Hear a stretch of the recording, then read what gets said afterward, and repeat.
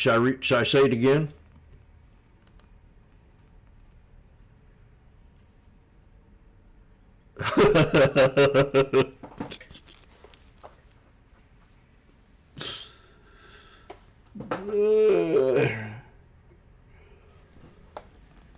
Born a left winger and died a right winger. Yep.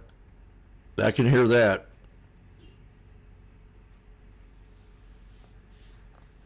I was a big hippie. I had hair all the way down to the crack of my ass.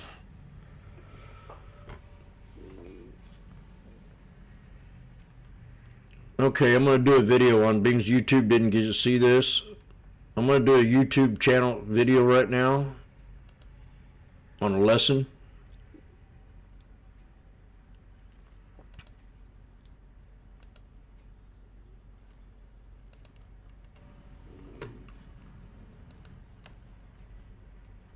Yeah, that's pretty bad news. I thought I was on.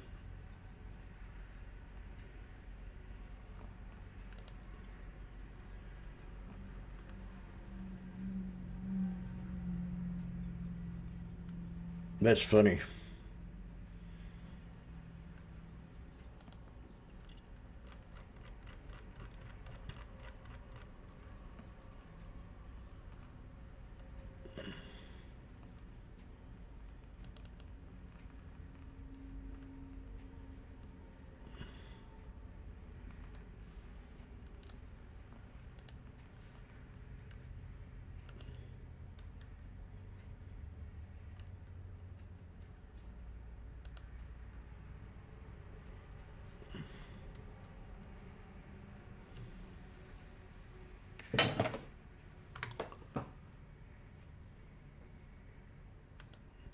Hello, my name's Washboardjim. I'm the founder of the Sneaky Snake Trading Strategy, where I talk about chart patterns, moving averages, and being in the now.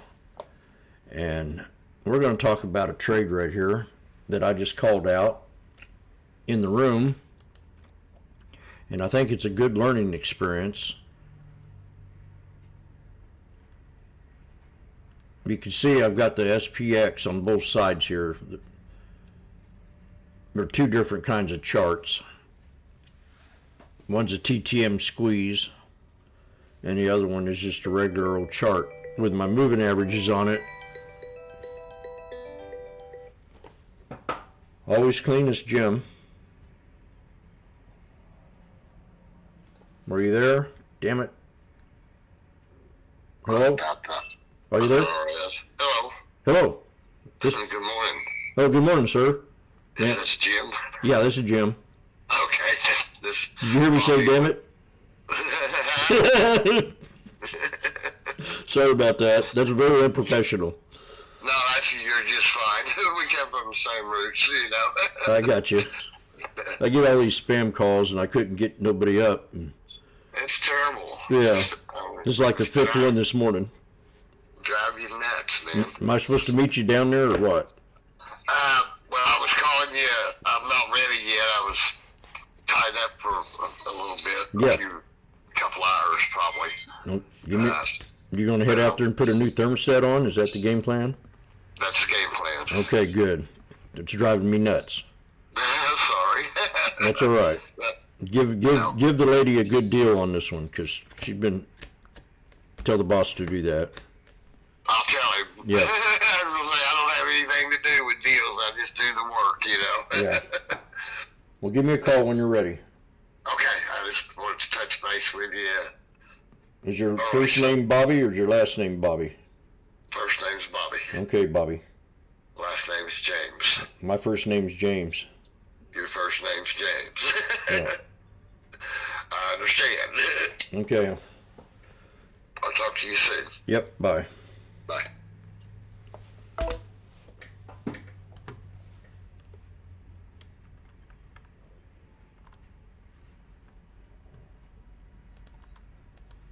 We'll start this again.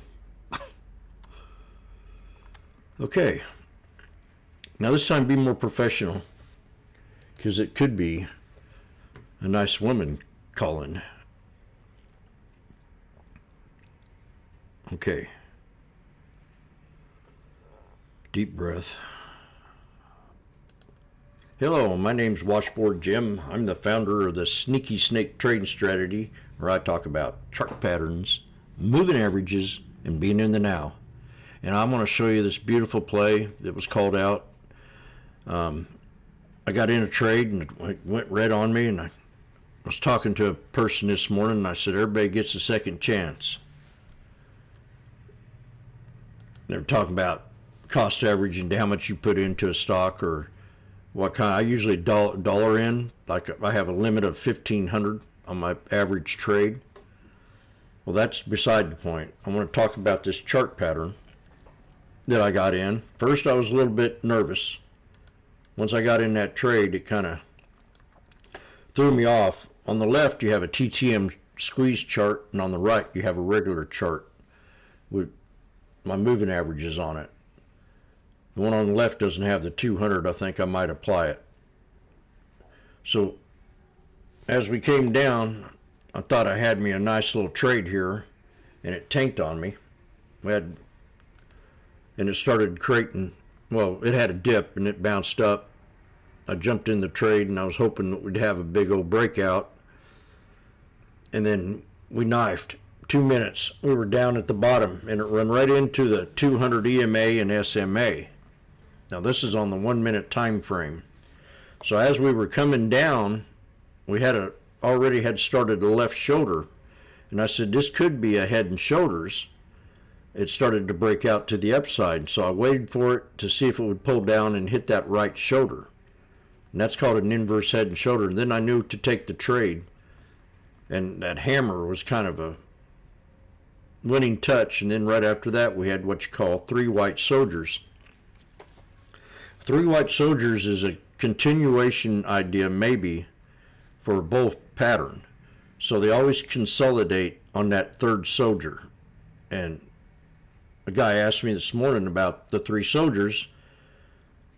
Do I usually stay in it or get out? And I said, I usually get out, wait for a pullback or wait for a retest. If I got stuck in it, I'd wait for a retest of the third soldier, and that would still tell me it was bullish as long as it stayed above the 9 EMA. So it did. I sold it, but it did pop back, and I got back in it, and it rubbed on up. And I had some at 81 cents. So it came back down again to this here trend line. But what I'm saying is this is a continuation run. Sell some of your trade because you're going to consolidate. And if it pulls back, it pulls back. But if it pulls back and hits solid support off that third soldier and hit the 9, and you're using the bodies of the candle, not the wicks. The wicks are the confirmation. And then it came up to a double top for a full exit idea. And this is what happens when you hit a resistance. A double top is a bearish pattern, just like a triple top or a three white soldiers, anything with three. So I have no saying, if you can count to 3, you can trade with me. If you can count to 4, you might make a little bit more. So the double top was an exit idea. This is just one trading strategy that I use a lot. I see it almost every day. It's just inverse head and shoulders with a breakout, 3 white soldiers, take some profit. If it holds support, add on and jump back in the trade. Usually take some profit or just get out. Depends on what you're doing. But within four minutes, I went from 81 to 129 to 135 and got out of the trade. That was on a big pump to the upside. Okay, that's it. Sneaky Snake Trading Strategy, where I talk about chart patterns, moving averages, and being in the now.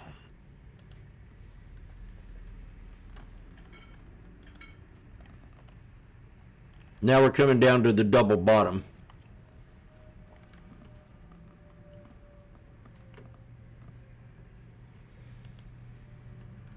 So I'm excited. I'm excited.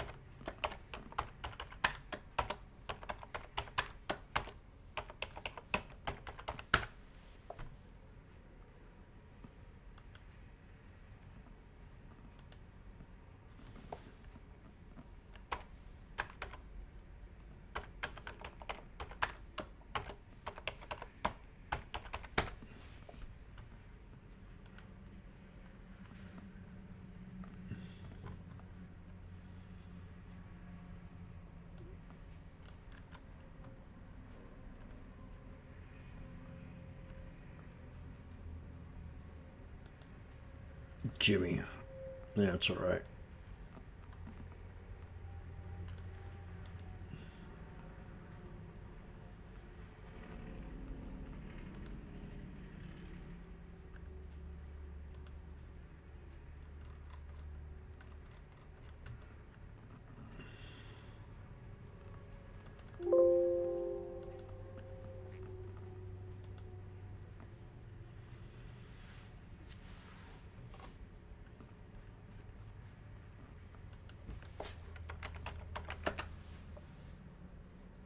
Oh.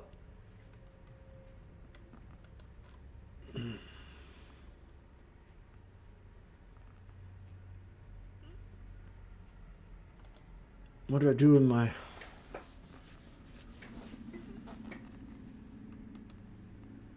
Oh!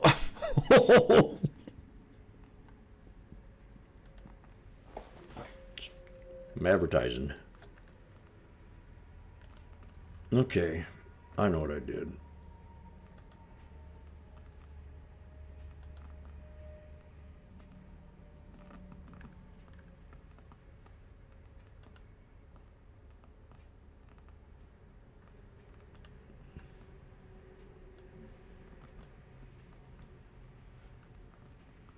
Sapphire Reserve.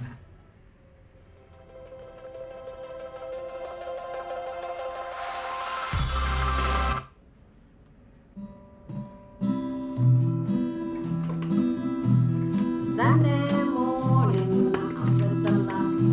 I think I take a walk in the park. Hey, hey, hey, it's a beautiful day. I got someone waiting for me.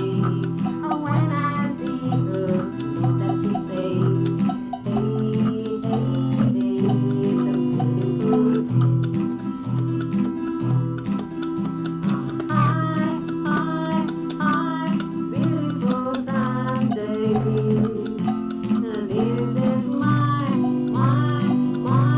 beautiful day. When you say that you love me. Oh, it's a beautiful day. Beautiful day. Was I singing by my side? Let's take a car for a ride. Hey, hey, hey, it's a beautiful day. We drive on and follow the sun, making Sunday go on and on. Hey, hey, hey, it's a beautiful day. Hi, hi, beautiful Sunday. This is my beautiful day. When you say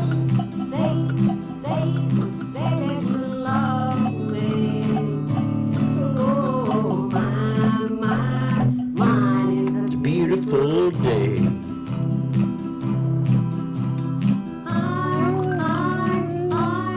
Changing keys.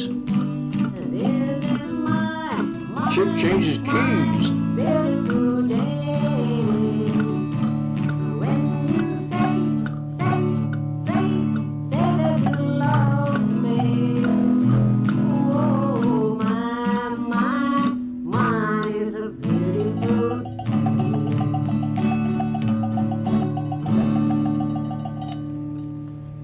Sweet. I love you. Oh. That was nice.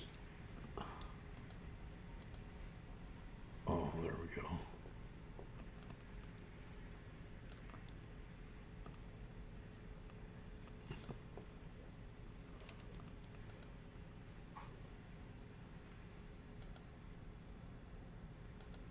We got a symmetrical flag.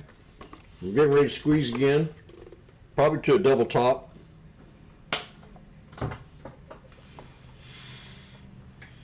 Give it another minute or two. My My, it's a beautiful Sunday.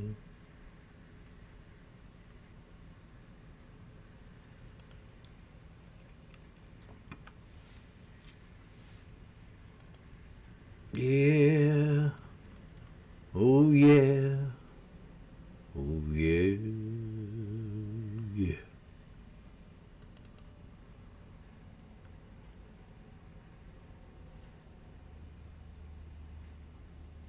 I'm wondering if they could hear me on. Oh, I better see if they can hear my video. I don't want to have to do this again.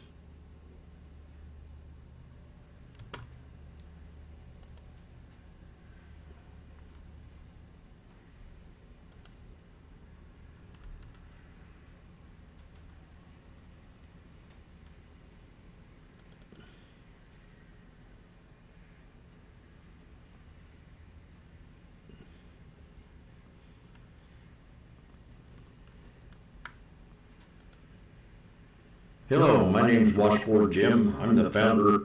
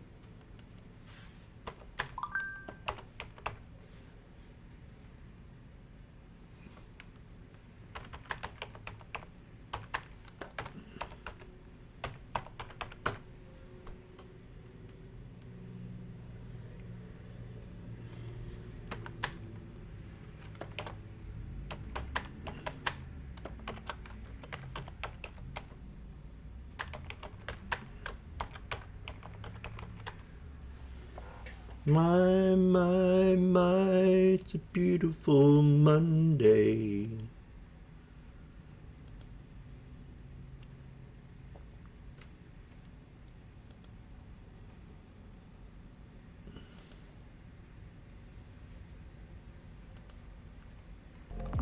Don't just...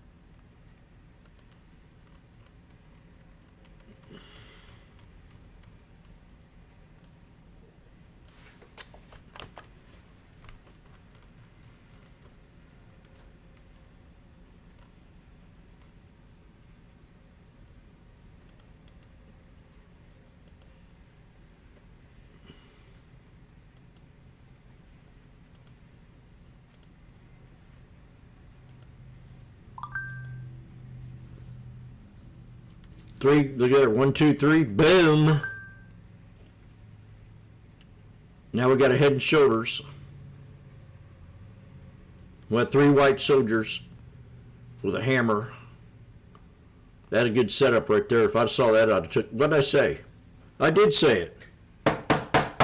Jim, while you were fricking around with that video and trying to log it into YouTube, you said that that stock would pull back and it was about ready to break out within a minute or two. Well, I'm here to tell you, good job, Jim. That get an A+. You called that symmetrical flag, and you didn't take the trade, you idiot.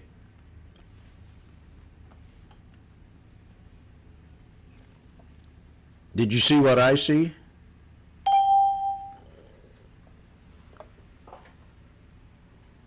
Symmetrical flag, see it?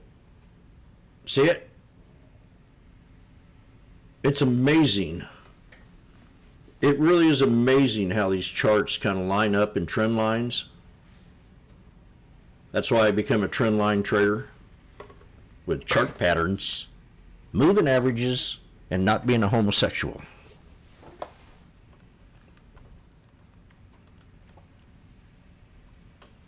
Hello, my name's Washboardjim.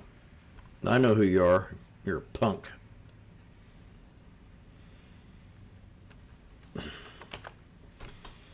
You're a tough guy.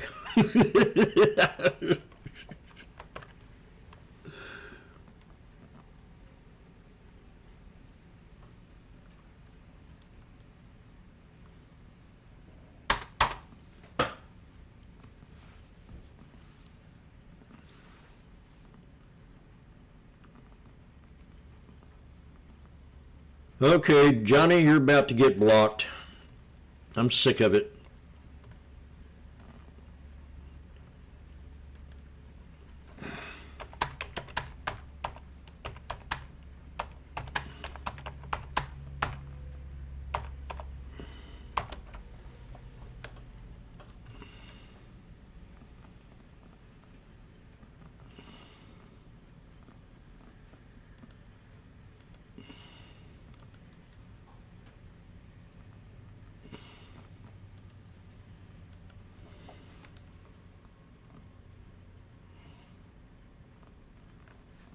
Okay.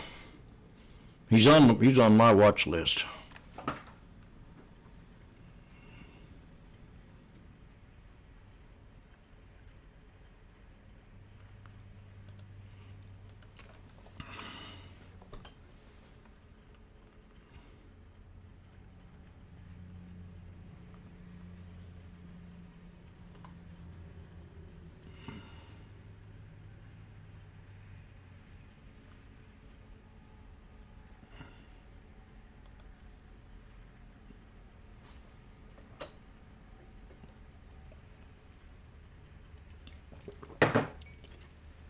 Okay. Calm down.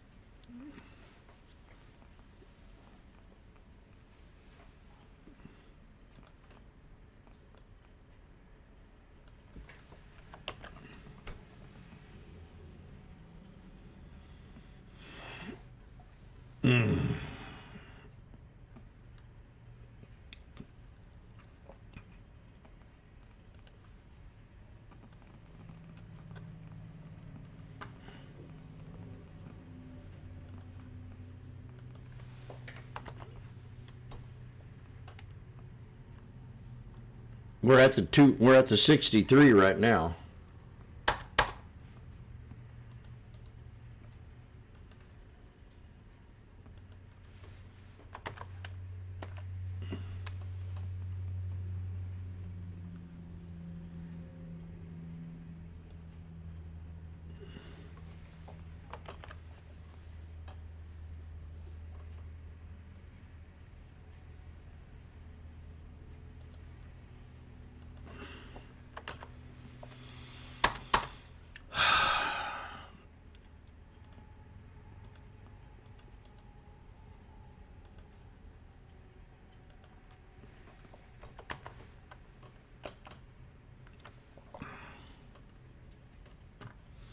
One, two, three, four. Three. We got 4 crows. There's your head, kind of head and shoulders. I don't know what you're going to call that. Have to get another confirmation. off the 100. Not really a solid support. Neither one of them are. The only thing going is a 1, 2, 3, 4.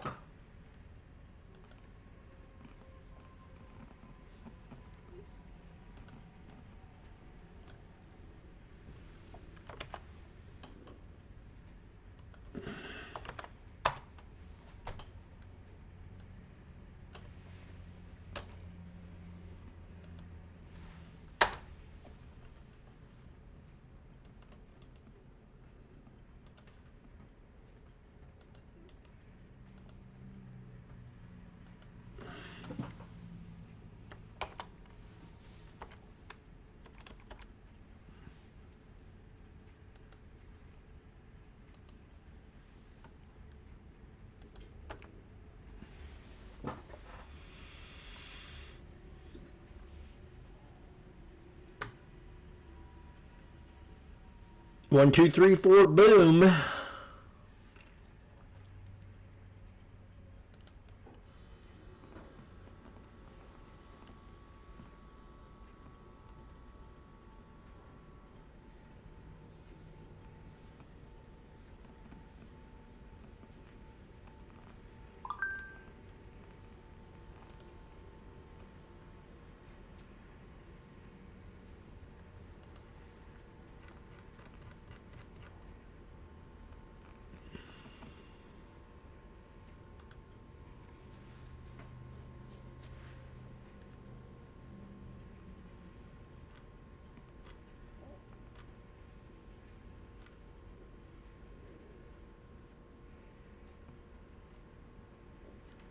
Boom. Off the 100.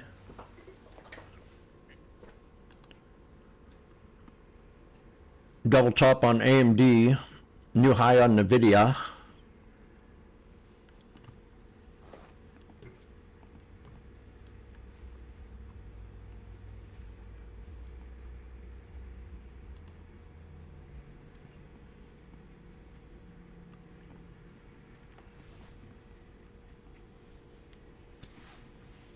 Well, I'm gonna go make my salad.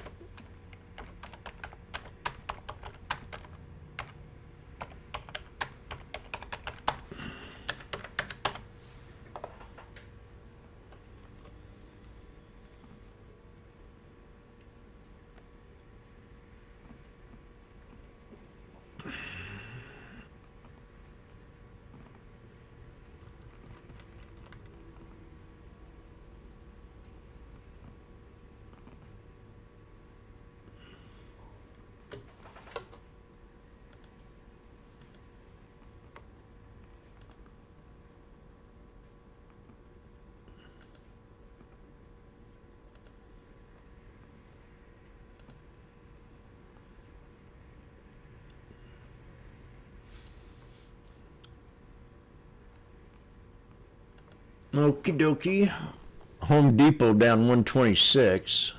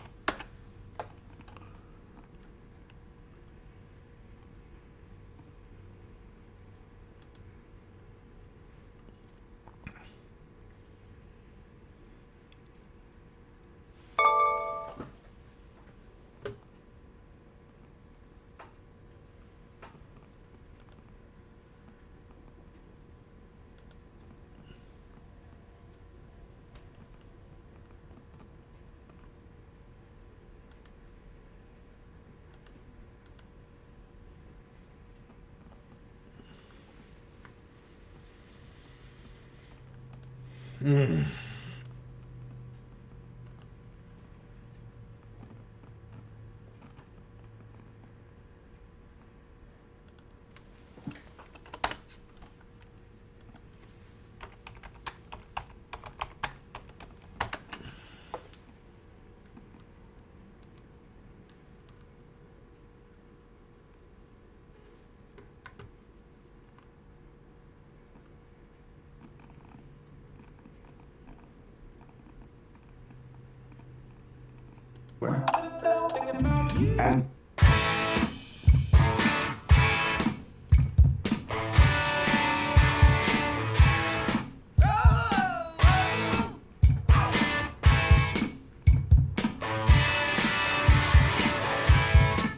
Then she stood in the street, smiling from her head to her feet.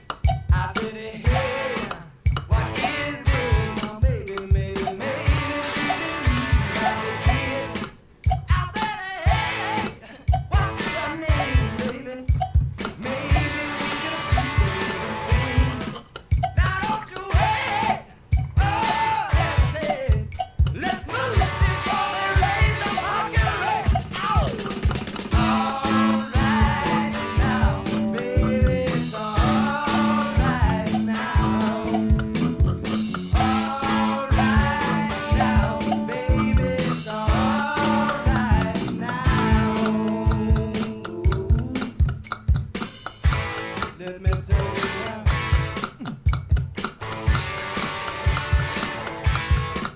I took her home to my place, watching every move on her face. She said, look, what's your game, baby? Are you trying to put me in shame? I said, slow, don't go so fast. Don't you think that love can last? She said, love of her. Triple top. Now you're trying to trick me in love. 1, 2, 3, 4. It's all You can make more. right now, baby. It's all right now. Now, It's all right now. always clean as Jim.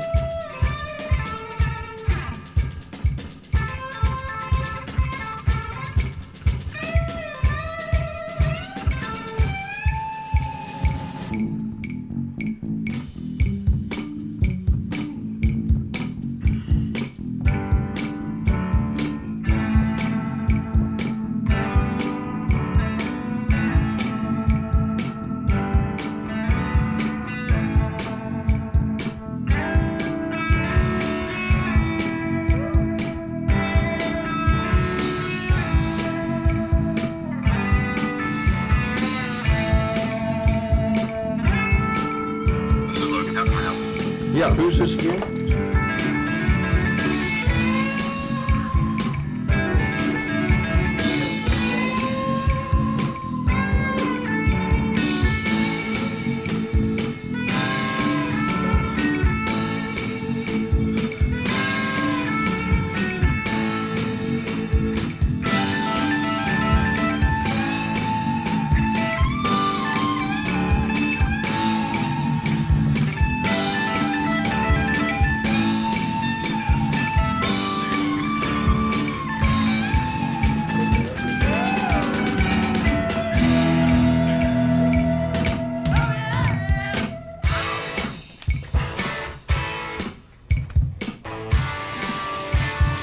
Let me tell you. So this is a triple top.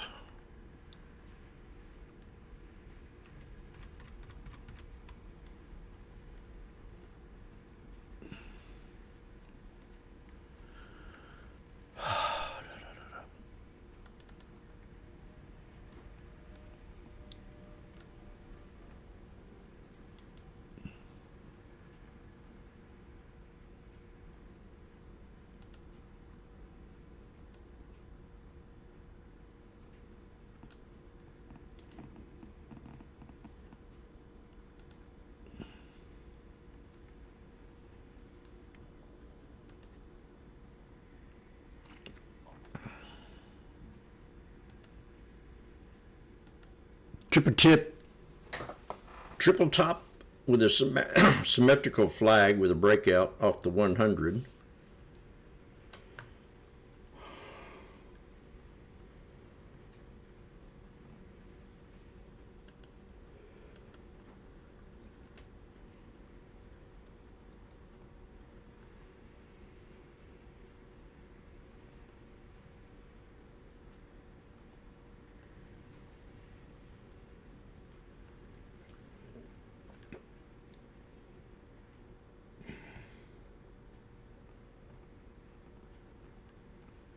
A plus setup only.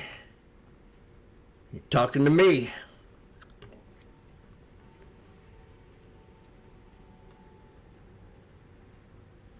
Welcome to the room, V Wiper.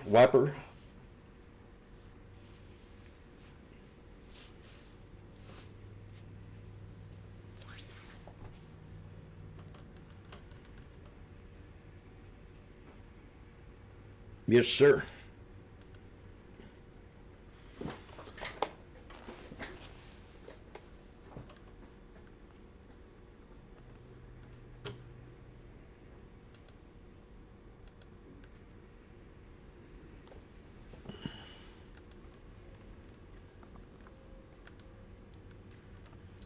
So right now we're kind of at a resistance.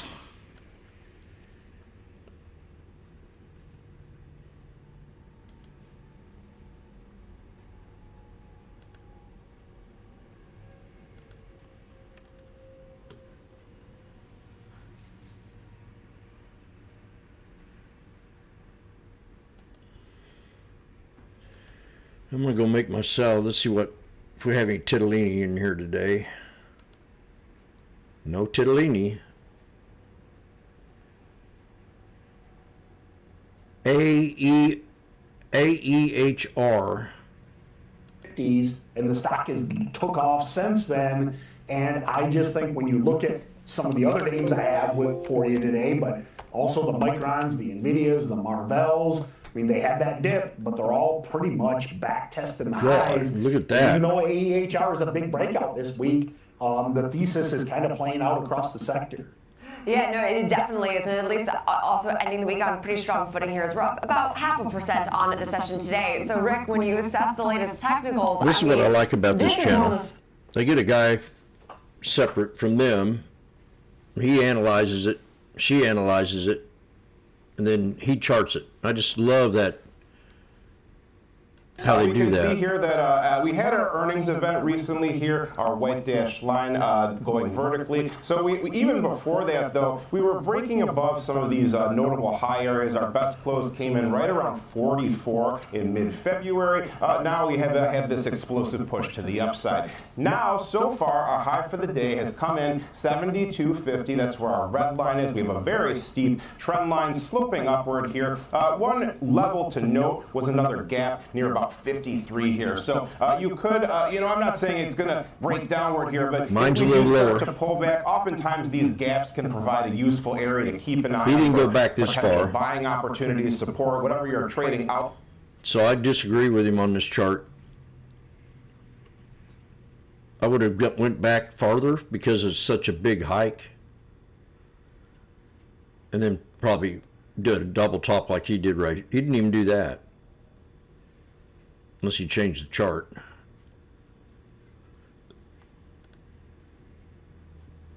This will probably pull back. It's a good short.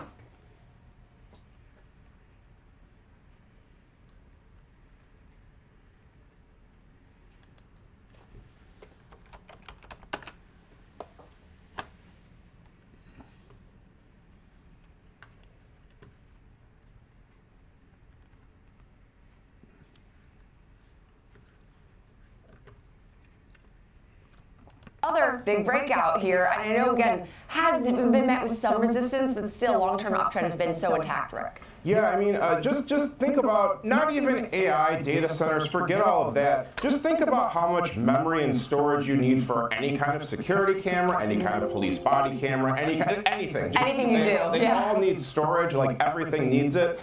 So when we look at this chart here, what we're seeing is another break to the upside here. We did have these highs around here near about 750 roughly here. 738 was another breakout level. 695 stood out to me as well, kind of a general high and low point. This is another of those charts where we have a very narrow, very steep channel to the upside here. We topped out just shy of 874. So again, keep track of the gap levels, keep track of any notable low points here. When you do have these explosive moves to the upside here, the pullbacks can be quite vicious. I'm not saying that's going to happen, just to be very clear here too. Just saying if you are having more of a bullish outlook, those can be prime buying opportunities for a long-term view, if that is what you're trying to go with in your trading here. Once again, we have our blue 5-day EMA quite close to our trend line here. Our teal 21-day EMA 706, a bit below there. RSI a little shy of our overbought area here, coming in near 68, but our red downward sloping trend line has been broken. The bulls would want to see price and RSI making new relative highs in tandem, and for the RSI to break into that overbought area, typically regarded as a sign of strength in a trending market here. Now, our volume profile study shows that we have dropped off significantly on our trading volume right around this gap level, which is kind of pretty much what you'd expect. So once we start getting back around like 710, 700, things pick up. The major node, though, around Tesla not 570 moving. to 670 roughly. A big range Amazon here. had That's the where big move the today. heavy trading activity was. These volume Amazon names and can Nvidia. see big ranges of notable In activity. the top 7. Okay, and last but not least here, as we do shift our focus to our last name, which is Intel. And so, Tim, how do you think about Intel, especially considering the stock has spent much of this year, at least so far, being pretty sideways? Yeah, so I first shared this stock on the big three after the government took their stake, back in September, October there. And, it was just one of those ideas like I actually dropped out of college to start a computer and internet company. We installed thousands, probably tens of thousands of Intel chips, but it was a company that kind of lost its way over the last few years. And then that government stake, and then what I love was the fact that they had kind of really committed to bringing that chip manufacturing back to the U.S., something that a lot of people said could not be done. I was always very skeptical of that. I just thought there needs to be a willingness to do this in the U.S., and we're starting to see that turn. And, it's kind of playing out now. Now, this stock, kind of collected a lot of I want to apologize for quote-unquote my haters outburst. as Keep it went to yourself. sideways for all of 2026. Repeat. I still want to held that, apologize for still my like the outburst. idea, Keep it to and then we got to yourself. follow through, about a week or so ago. And I just think it's a good story. I love, I'm obviously very pro-America, very pro, building things here. And I just think that this is kind of that turnaround start for Intel by capitalizing on that. And I think the chart going back to where the government took the stake has reflected that. Yeah, no, absolutely. And I will say, I'm saying this name stuck sideways, but hey, we're at least up 2.2% today. So good place to at least close out this week. And so last but not least, as we do look at the recent move we've seen in Intel, I will say that compared to past years of volatility and uncertainty, they've done a great job reshaping sort of the market perception of some of their earnings releases and just, again, overall day-to-day headlines. Yeah, a major computer chip foundry is not something you just wake up on a Tuesday morning and be like, oh, I'm going to start this, let's just, do this. Right. It's very intensive in terms of skill and labor and just everything. And government, Exactly. It's a very difficult thing, so it's very notable that they're one of the only big domestic suppliers here. Notable old high, 5460, gap level here, lining up with that same point. The gap began 53.27. Highs today 63.39. Very similar picture for these charts. Very steep, very narrow, upward sloping trend lines and channels that we've seen. So strong momentum to the upside in all three cases. Here, though, we can see that perhaps maybe starting to test that trend line. Still overbought, still very high. 76 is a pretty high reading for the RSI. Again, 5-day dark blue weekly EMA 58. 18 could be a point to watch out for. Finally, our volume profile study shows a tiny small pocket here near our gap level around 53, 54 or so. Trading really picks up much more heavily around 49. Okay, and Intel, actually, as we're speaking, paring back at least some of that strength, but still up 2%, in a name that has actually, I think, outperformed a lot of these skeptics' recent expectations. So appreciate you both, Tim Bone, Chief Technical Traders at StocksToTrade.com. Go get some sleep. And Rick Ducat, of course, thank you both so much for being here. Now, coming up next, we're going to spotlight the latest in consumer sentiment and really how the consumer is feeling given all of the geopolitical uncertainties still weighing on these markets and economic data.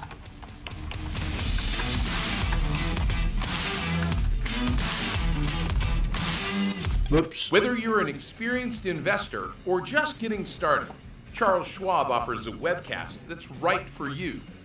The Platforms and Tools webcasts are designed to help you broaden your knowledge of platform features and resources available from Schwab.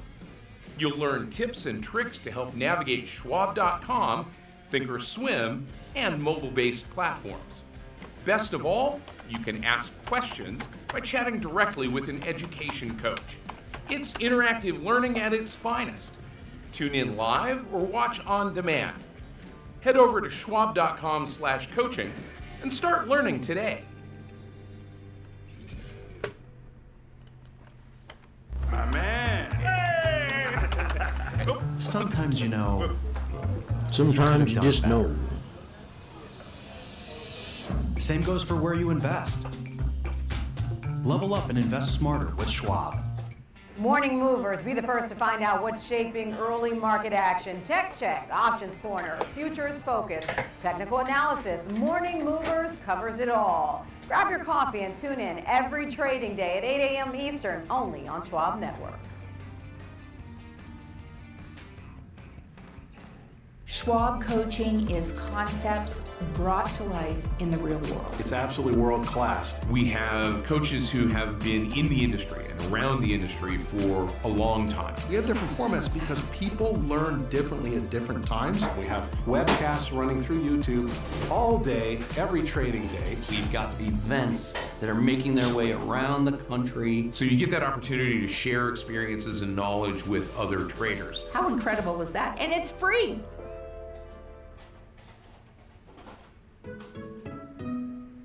Hey, Pop. Hey, Andrew. Last year, my dad had a stroke. Big shock to see this person that I've always seen as a force in our family be vulnerable.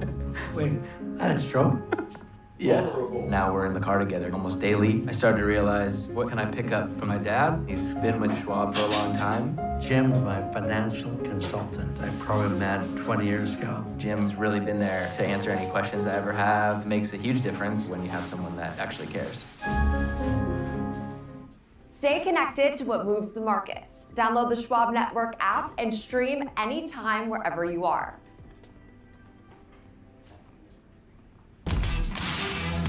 Welcome back to Net Trading 360. I'm Jenny Horn, live in our Chicago headquarters. Let's check out on these overall markets, though, as we are seeing some strength at least still trickle in. We are up just over about 0.1% in the S&Ps, the Nasdaq leading out in front, which has been pretty much all day, up 0.4%.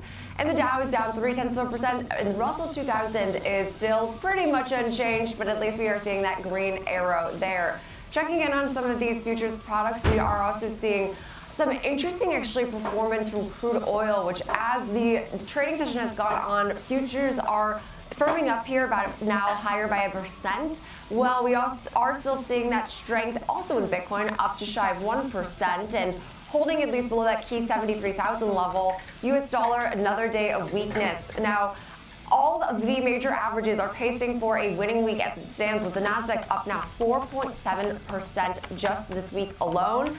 If we check in on, again, overall week performance, S&P's up now about 3.8%, while the Russell has also gained 4.2%, and the Dow, the smallest move of the group for the week, up still 3.3% as we brush off any concerns, but obviously looming deadline next week and a slate of earnings to get through next week. So we will really leave it there, and we will come back and discuss further really what to focus on here as far as overall market trends and some individual stock stories when Trading 360 returns.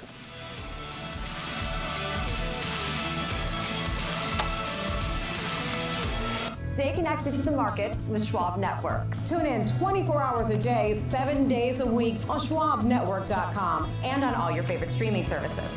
Schwab Network. Available anytime, anywhere, on any device for free. Whether you're an experienced investor or just getting started, Charles Schwab offers a webcast that's right for you. Do you like using charts when analyzing your stocks? Our technical analysis webcast series breaks down different charting techniques like trend analysis, price patterns, moving averages, oscillators, and much more. Best of all, you can ask questions directly to an education coach. It's interactive learning at its finest. Tune in live or on demand. Head over to schwab.com/coaching and start learning today.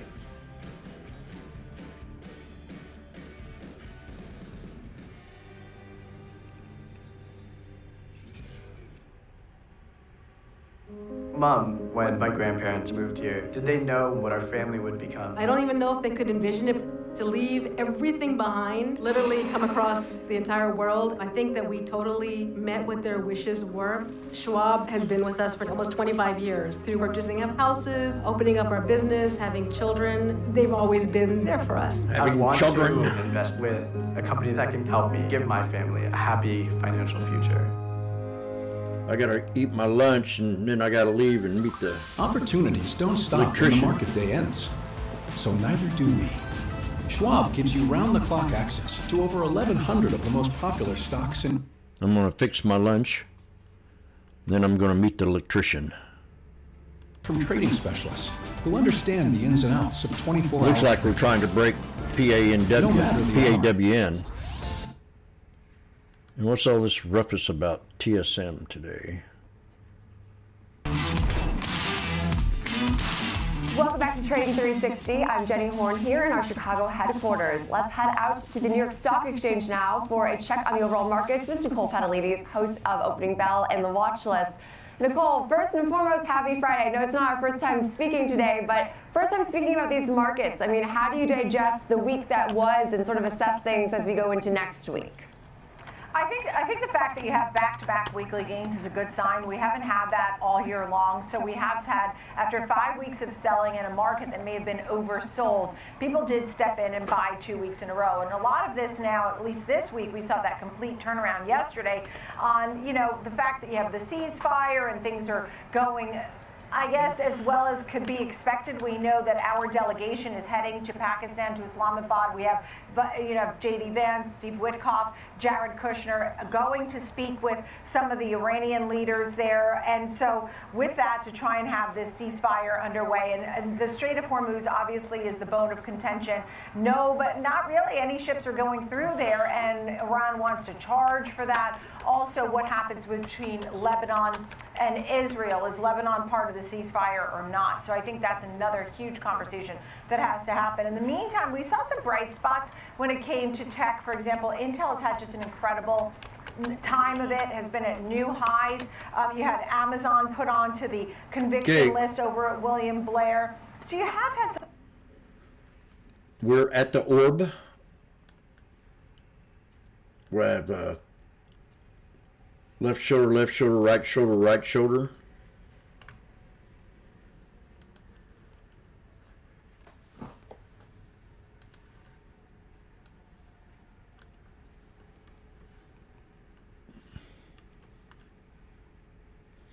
Randy, this is major support level. I can't believe that worked that time. Maybe that was a good idea to hit that button. I didn't know if it was a good idea or not.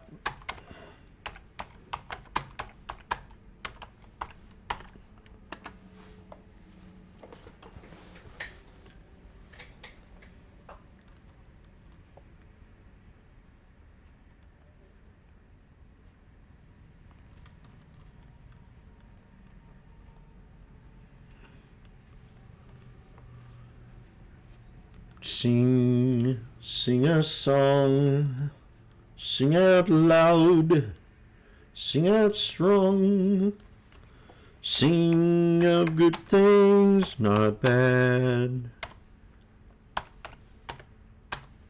Sing of happy, not sad. Sing a song.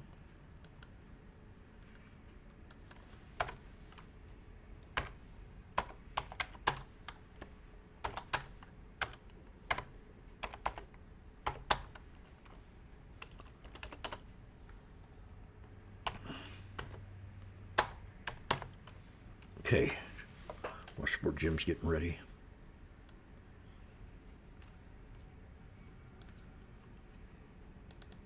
Get 5 first. Major support, double bottom, baby.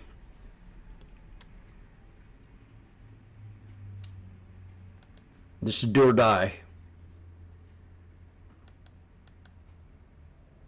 And I'm going to jump in and give it a shot. 72 cents. The 681s with a tight stop, because this is a solid support. If it doesn't hold, we're going to have a pretty good drop.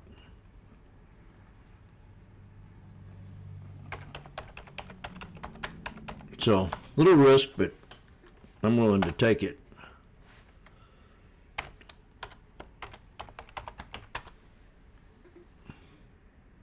$0.71.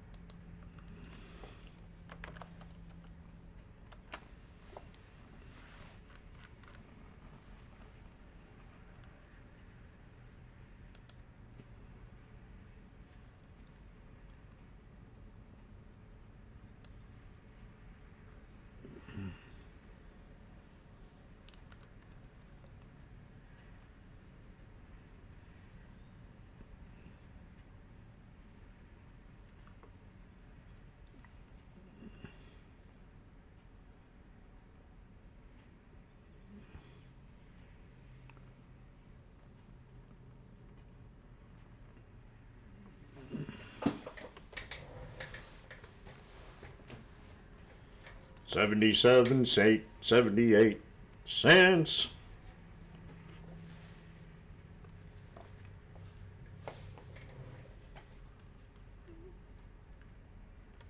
Gives me a little incremental fun and something different than what I did beforehand. And so that's what you're really seeing is that, in the beverage alcohol category, there's a lot of buzz around like people aren't drinking, the younger consumers aren't doing that. And you can see the data. Wine is down 7.7%, spirits down 4%, beer down 4% as of May 2025. However, you do have these new categories like beatbox beverages, which did $340 million in retail last year. 50% year over year, they sold 85% of their business to Anheuser-Busch for $500 million. And that is the harbinger of things to come, is that consumers aren't going to spend their nice-to-have dollars, which are shrinking, on things that they've had already. That's kind of all been done, and they don't want something like that. They want something new, and Beatbox is like that. It's a sweet and spicy chiladas. Go, baby! When was the last time you had a beverage like that? It's in a little container that you can drink off-premise versus at the bar. You pay a cover charge. and it's around music. And so I think consumers are just choosing different. Anheuser recognized that and bought that trend. I gotta go pee.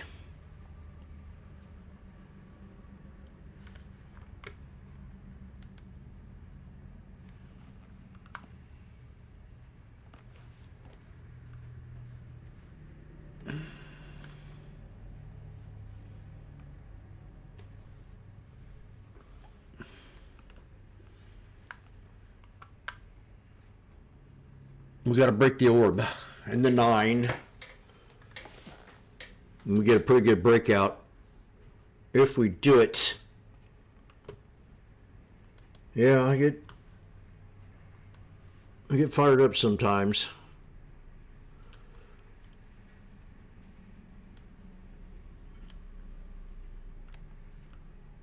Now we're talking 89 cents.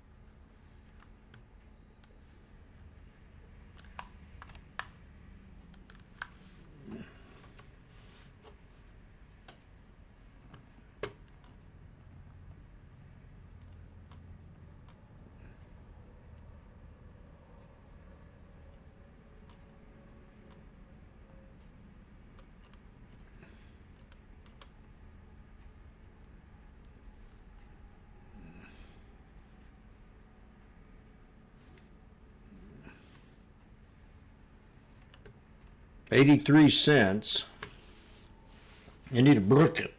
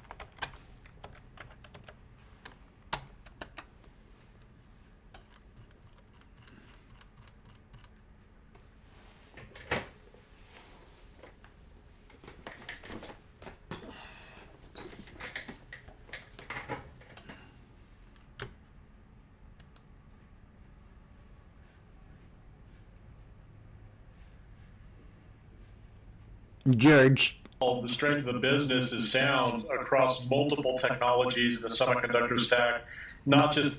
Okay, this is what they said. Earnings is next to make the deciding measure, which it's always earnings. Last time it was earnings, they tried to tank the market. So think about that. Because of Trump deranged syndrome.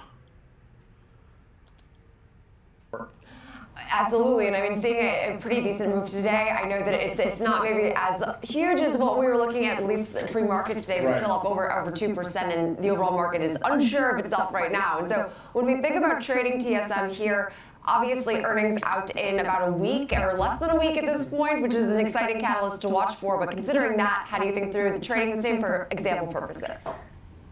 Yeah, look, there's clearly a momentum in the semiconductor name. So my trade here is going into next week with next week expiration is a bull debit spread. Because if you look at the chart, there's a gap and potentially a go up to the previous resistance areas of TSM around $390.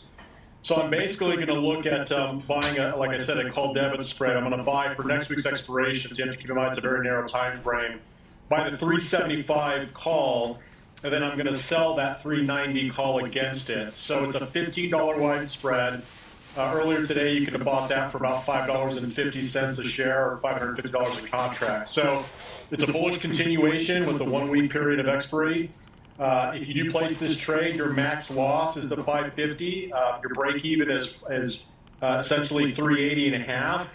And your max profit in this trade is 950. And that only occur if the stock hits 390 or higher by expiration next week. So you're effectively earning about $2 in return for every dollar of risk in this trade. But again, to achieve that max profit, the stock does have to hit 390 and at the very least, at least 380 and a half to get to break even. Okay, and a really good summation of everything we should watch for here for TSMC, of course, into earnings, and given the fact that it still saw some record revenue in the last month and the last quarter. Thank you so much, George Tillis, Senior Markets Correspondent for the network. But it's time now for the 360 round, and for that, let's bring in our panel to discuss the upcoming earnings season. Matt Maley, Chief Market Strategist at Miller Tavick Co., and Tom Essay, founder of the Sevens Report. So, Tom, we'll start off with you, and appreciate you so much for being here as we do ramp into what's going to be a busy week next week, I'm sure, but bank earnings kick things off. What are you most focused on hearing right now in regards to the health of consumer spend?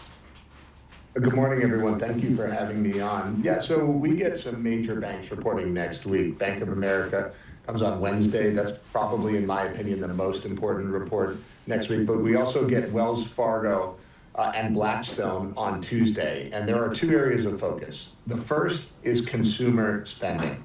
You know, companies like Bank of America and Wells Fargo, they're financial supermarkets. They touch little bits of everyone's financial life, and so they have their finger on the pulse of consumer spending. Never mind retail sales. Listen to what Bank of America is saying, and if they say consumer spending is healthy and the consumer is resilient, then we should believe them. The second part of financial earnings that we really need to pay attention to, or bank earnings, is private credit commentary. Now, private credit has been pushed to the back burner ever since the war started, but it's gotten worse over the past month. I mean, we're seeing more restrictions on redemptions, and I want to hear from these major banks if they are seeing any fallout, and if so, what it is. Because if they talk about it a lot as a negative, then worries about systemic risk will rise. This is it. And I think that absolutely is correct. And so, Matt, here to pivot to you, you've said you're more worried about banks than most right now. And so walk us through your rationale there and what really is driving us with that concern.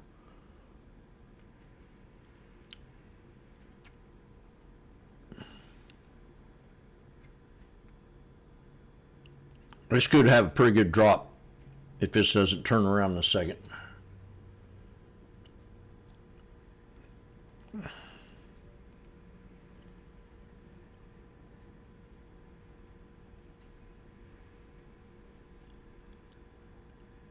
The /ES just on the 5-minute hit the 200 EMA. We've had 3 black crows, a long leg hammer, and then 2 more crows with inverted hammer. So that's kind of bearish.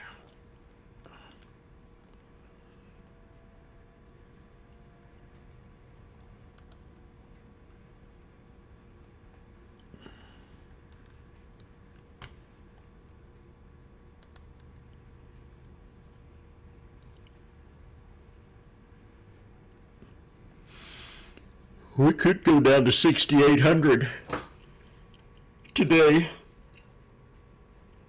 on the SPX if this don't turn around fast. And it could see 68.10. Let's go horizontal with these.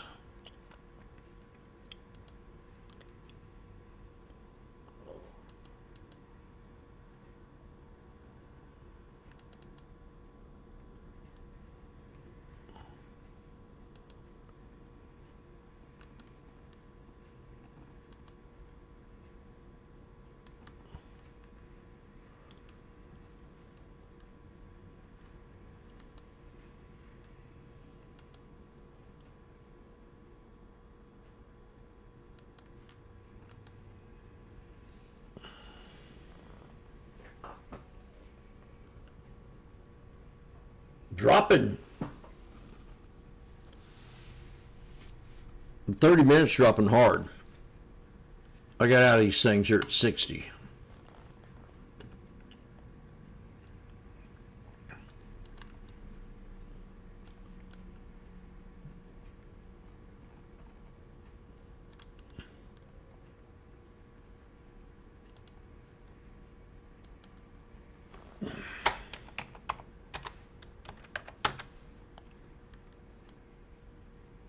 Oh, shit.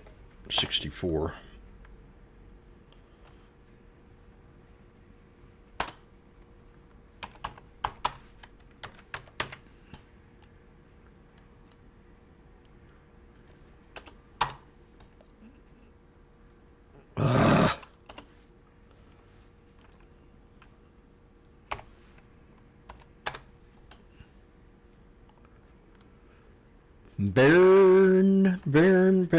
Bear. Only things can last so long.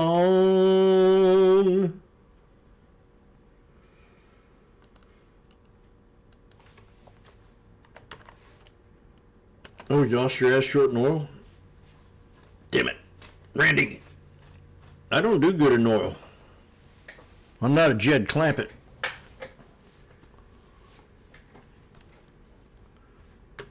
So,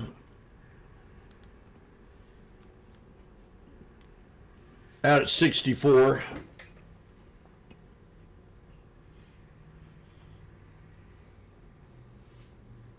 I'm going to get my lunch ready.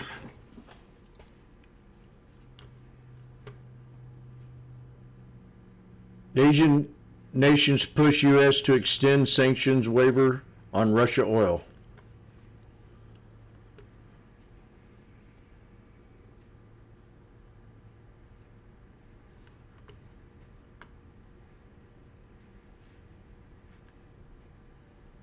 Maybe that would be the answer of stopping the war in Russia and Ukraine. Maybe, just a suggestion.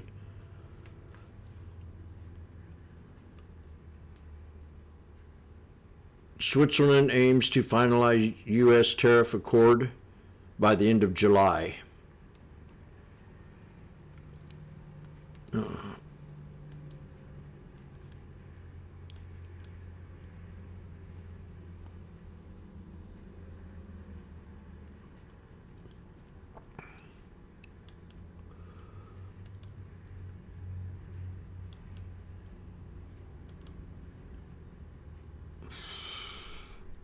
Let's see what I had for support on the SPY.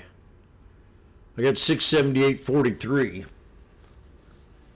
for the first support channel that we had from yesterday and today, like a Darvis box.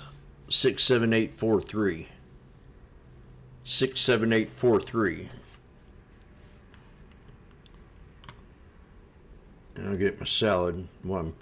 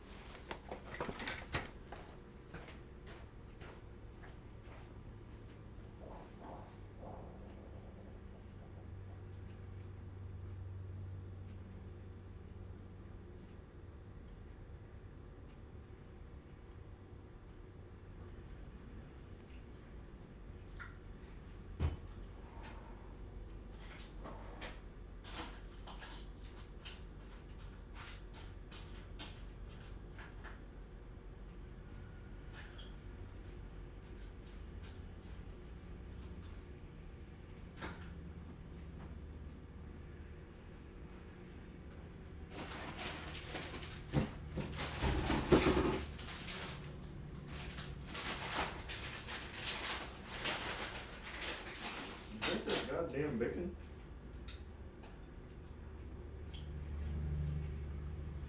That's some nasty shit.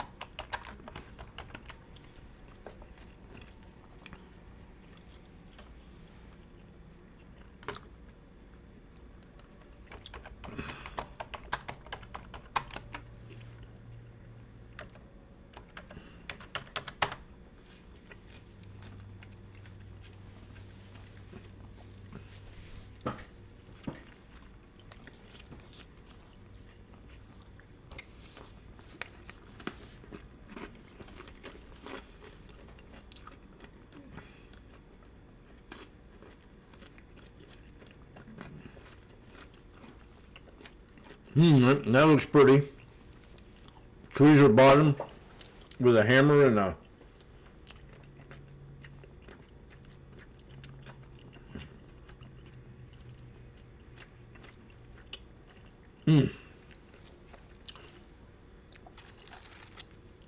We had a pretty good run.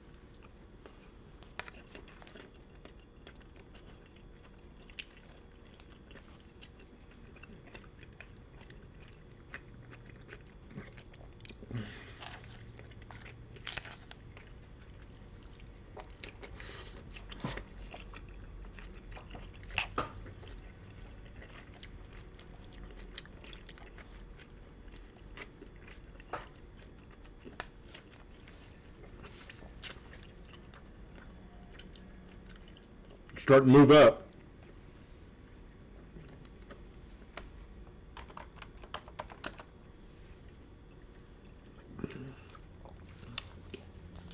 Breaking out of the snake.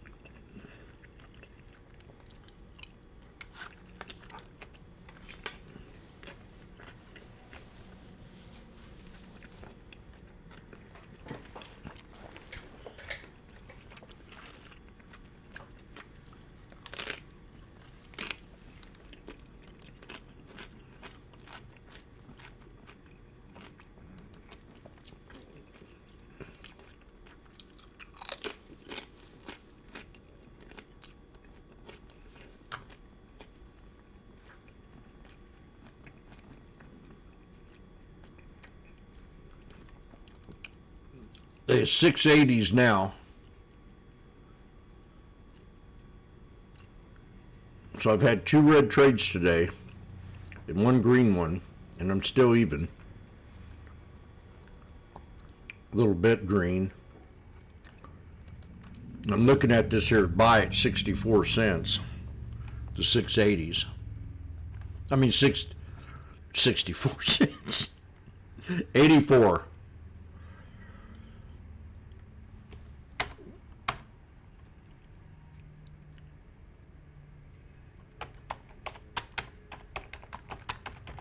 It's not an easy day to trade. If I can't, it's not easy for me.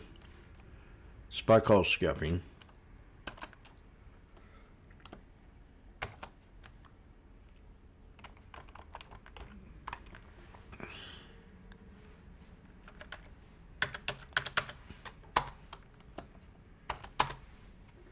.82. Okay, try it one more time.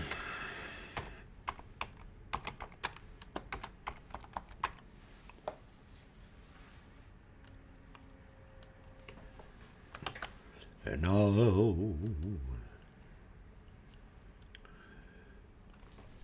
so this snake breakout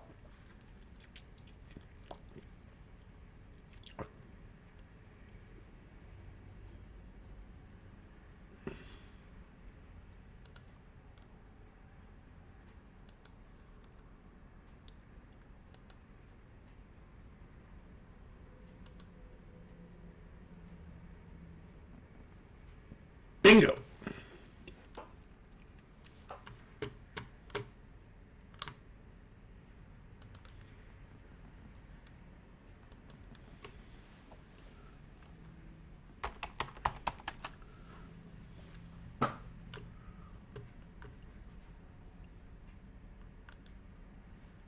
92 cents. 95.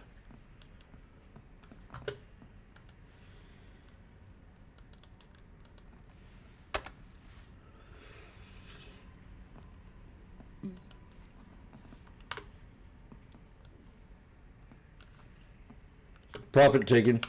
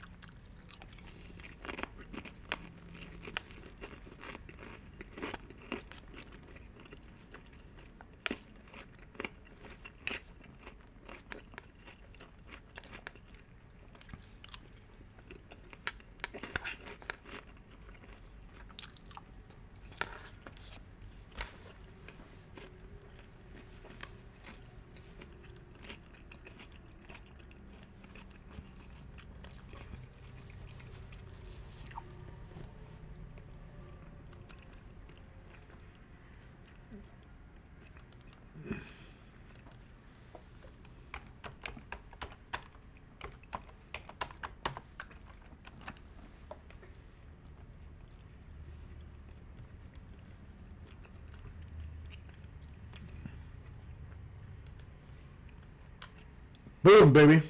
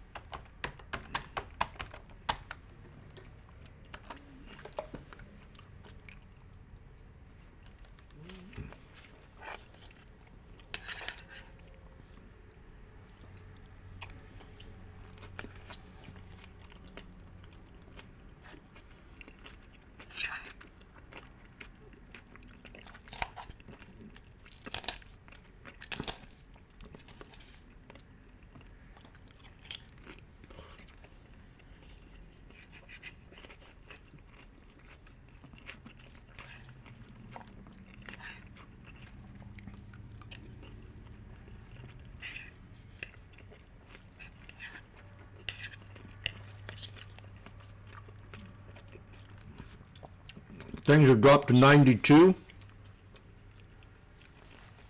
I'm out of them at 102.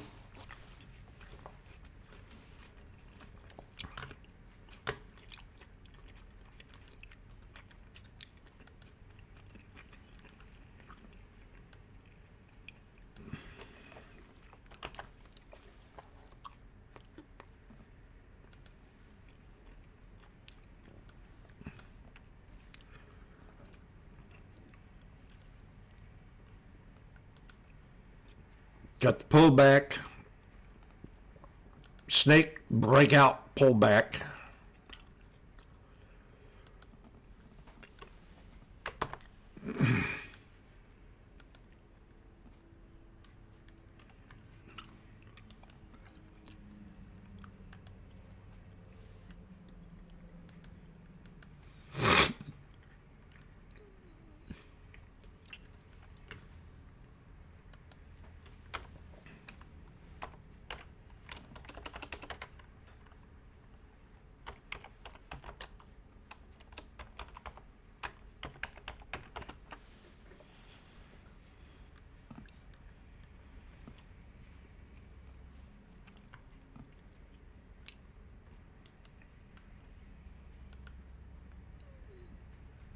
Okay.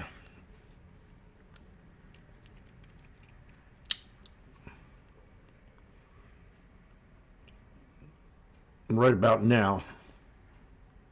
This is kind of risky. Been risky all day because I feel the choppiness.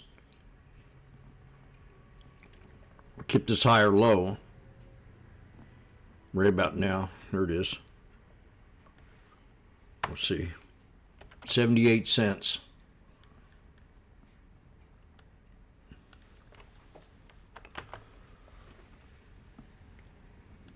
Tight stop.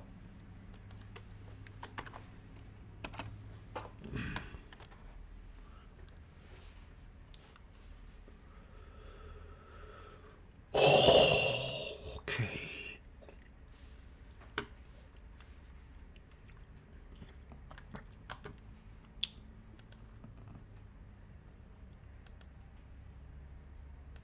Got to hold that right there, that candle. And that'll be an ascending triangle.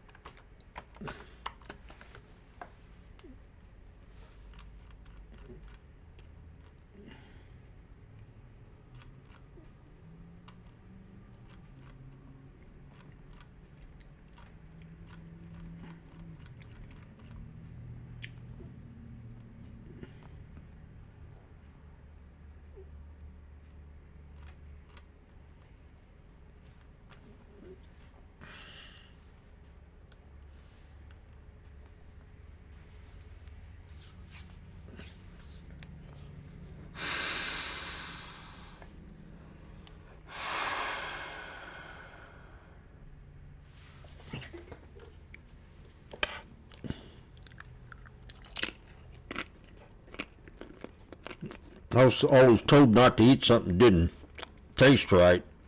The salad. I'm trying to figure out I'm thinking it's the dressing.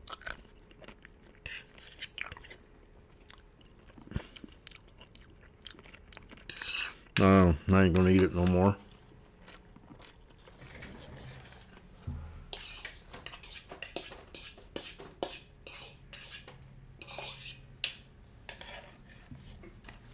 $90, yes!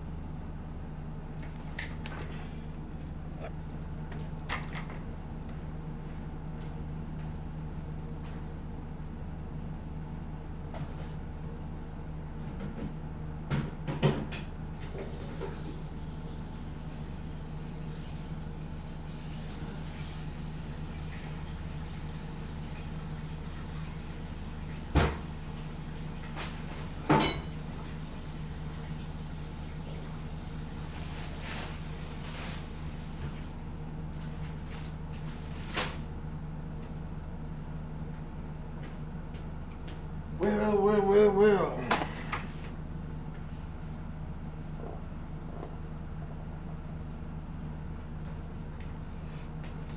I am going to be going out soon.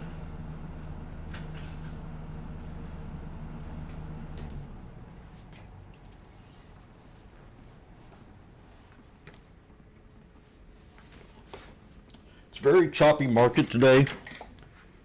I said that this morning. So we got to kind of be, it's Friday, and we have a lot of uncertainty still this weekend. One of these Hezbollah people could push the wrong trigger. So you just got to be very careful. I mean, we've had a great run because we hit solid supports and we had some kind of treat going on. But I still feel like, it's not all over yet. So I can get back in this trade right now, but I don't want to get stuck in this trade and have to deal with that electrician, so I'm going to wait.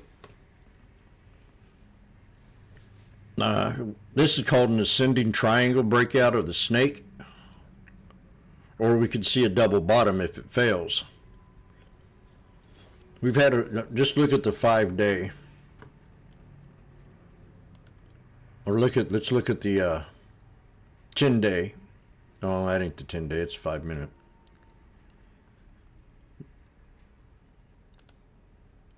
This is what you got to ask yourself. I talked about this yesterday. When you have a good pullback, then you had the head and shoulders, and then it's back and it broke the previous high on the 20-day time frame. So what took a month only took 2 weeks to regain back. So that there alone's a lesson. We had a double bottom, and I called that out.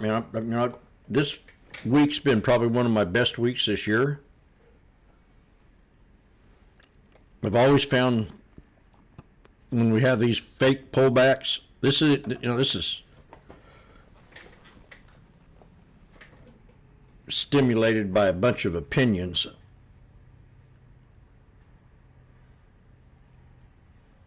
Because I know someone else that bombed 7 different countries and didn't have to go to Congress either.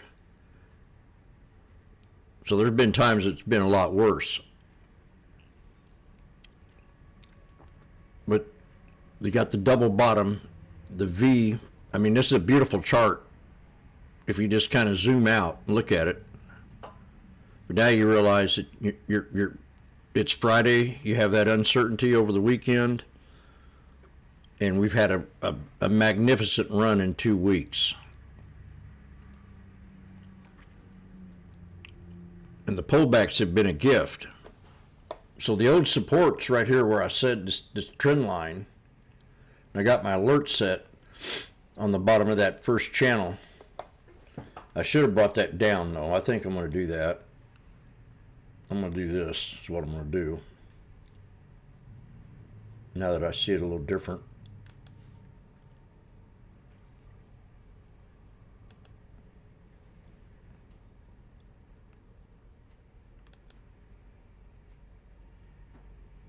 Yeah, that's right in there.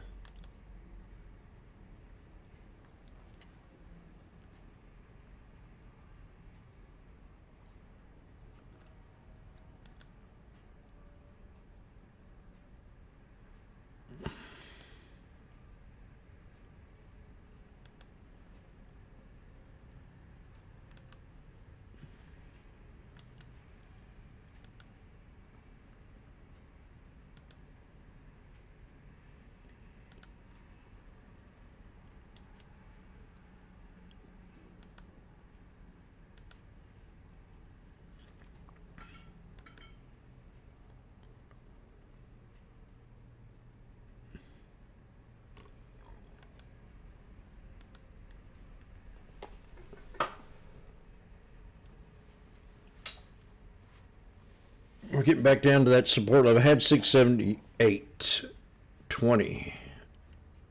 Or what did I have? 679.20.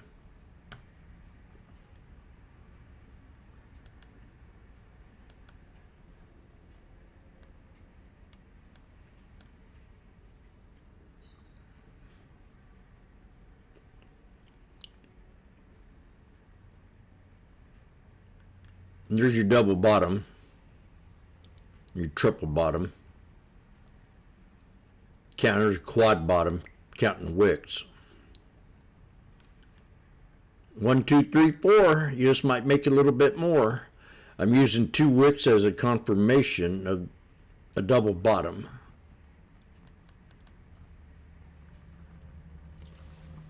That means I'm using the bodies as, right now it's a double bottom because of that body and that wick. Then you got 1, 2, 3, 4. That's your last support level. 68 cents.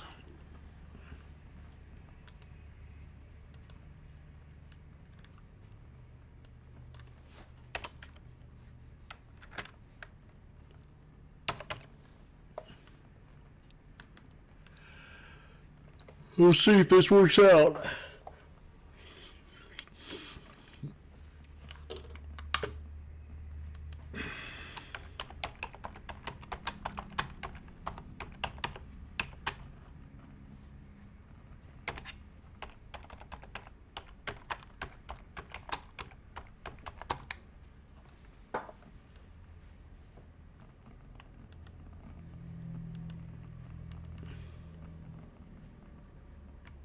Snake breakout pullback.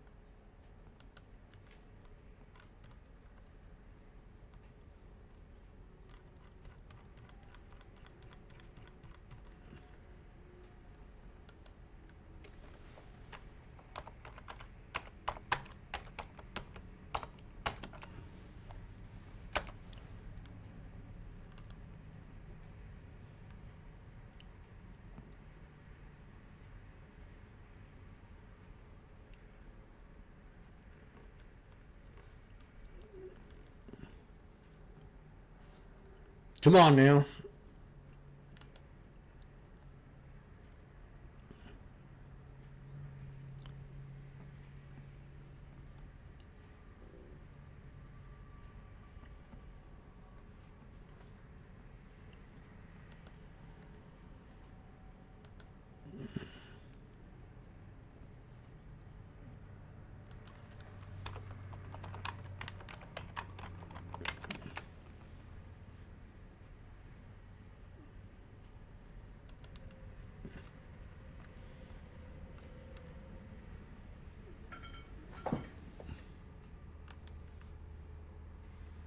the prison guys on.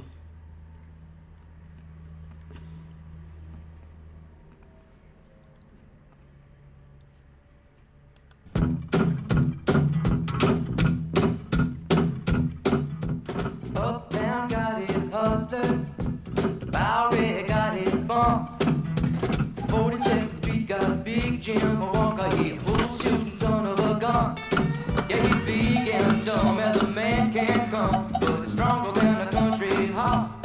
And when the bad folks all get together at night, you know they all call Big Jim Ball. Just Big Jim. And they say you don't tug on Superman's cape, you don't spit into the wind, you don't pull a mask off a whole Lone Ranger, and you don't mess around with Jim. But well, out of South Alabama come a country boy, sitting looking for a man named Jim. I am a bull shooting boy, my name is Willie McCoy, but down home they call me Slim. Yeah, I'm looking for the king of 42nd Street. He drive on a drop top Cadillac. Last week he took all my money and it may sound funny, but I'm going to get my money back. And everybody say, Jack, don't you know? You don't Oh my, don't have to get out. Oh, You don't pull the mask off an old Lone Ranger. you don't mess around with Jim. Boom, bye.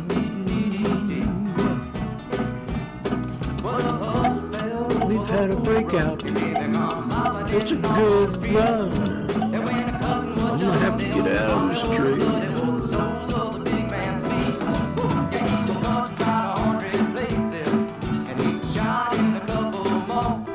I'm about to hit my support. Is it possible?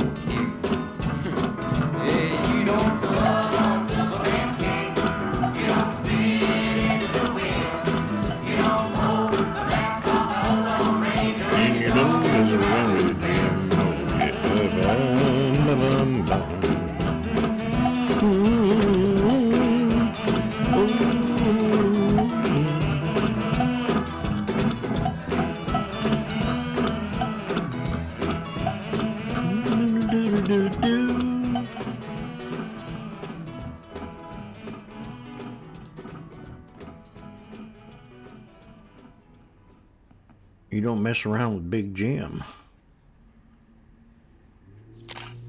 Having your tires used to really ruffle my feathers. That was before I went to Tyra. Oh, baby.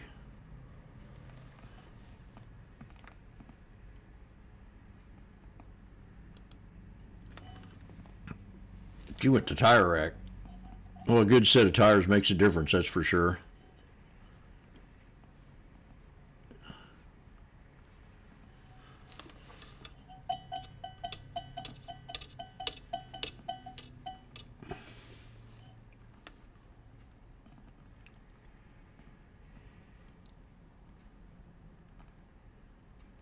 Come on.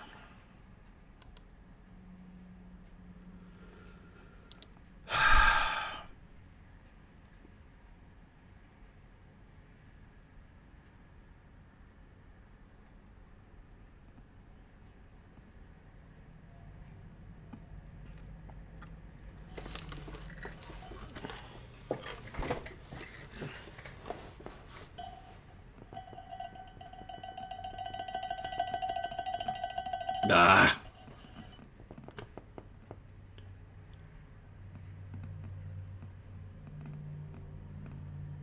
Okay.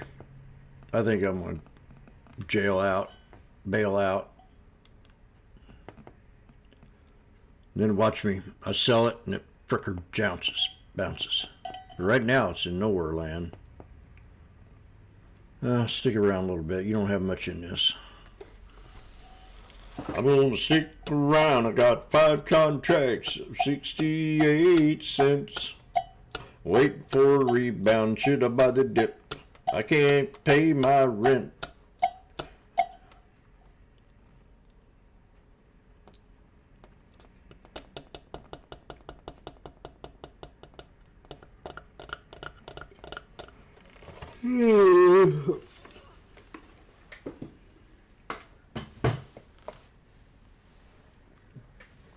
I'm gonna be the wind. Don't mess around with Jim. Boom, boom, boom, boom. I better make it. The guy says, "Uh-oh. Oh, shit. My phone's dead."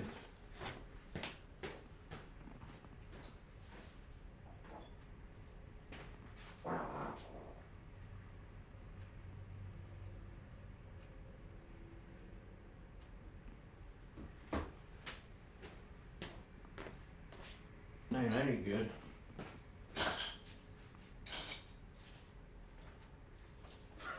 What's this? Where's my... Damn.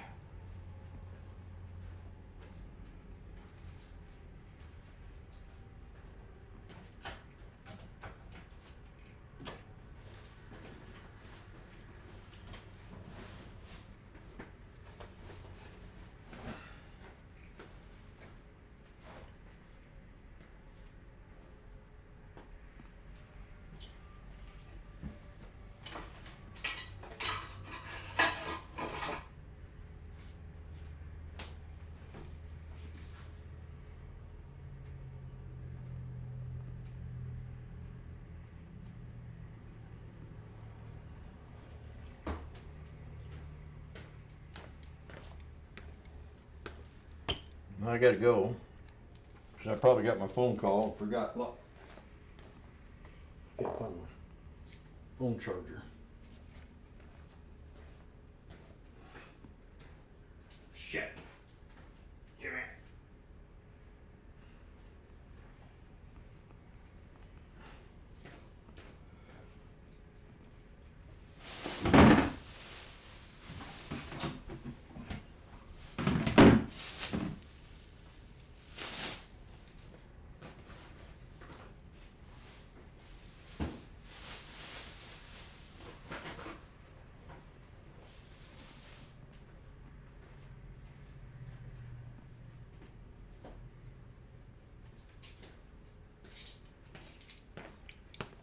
There it is.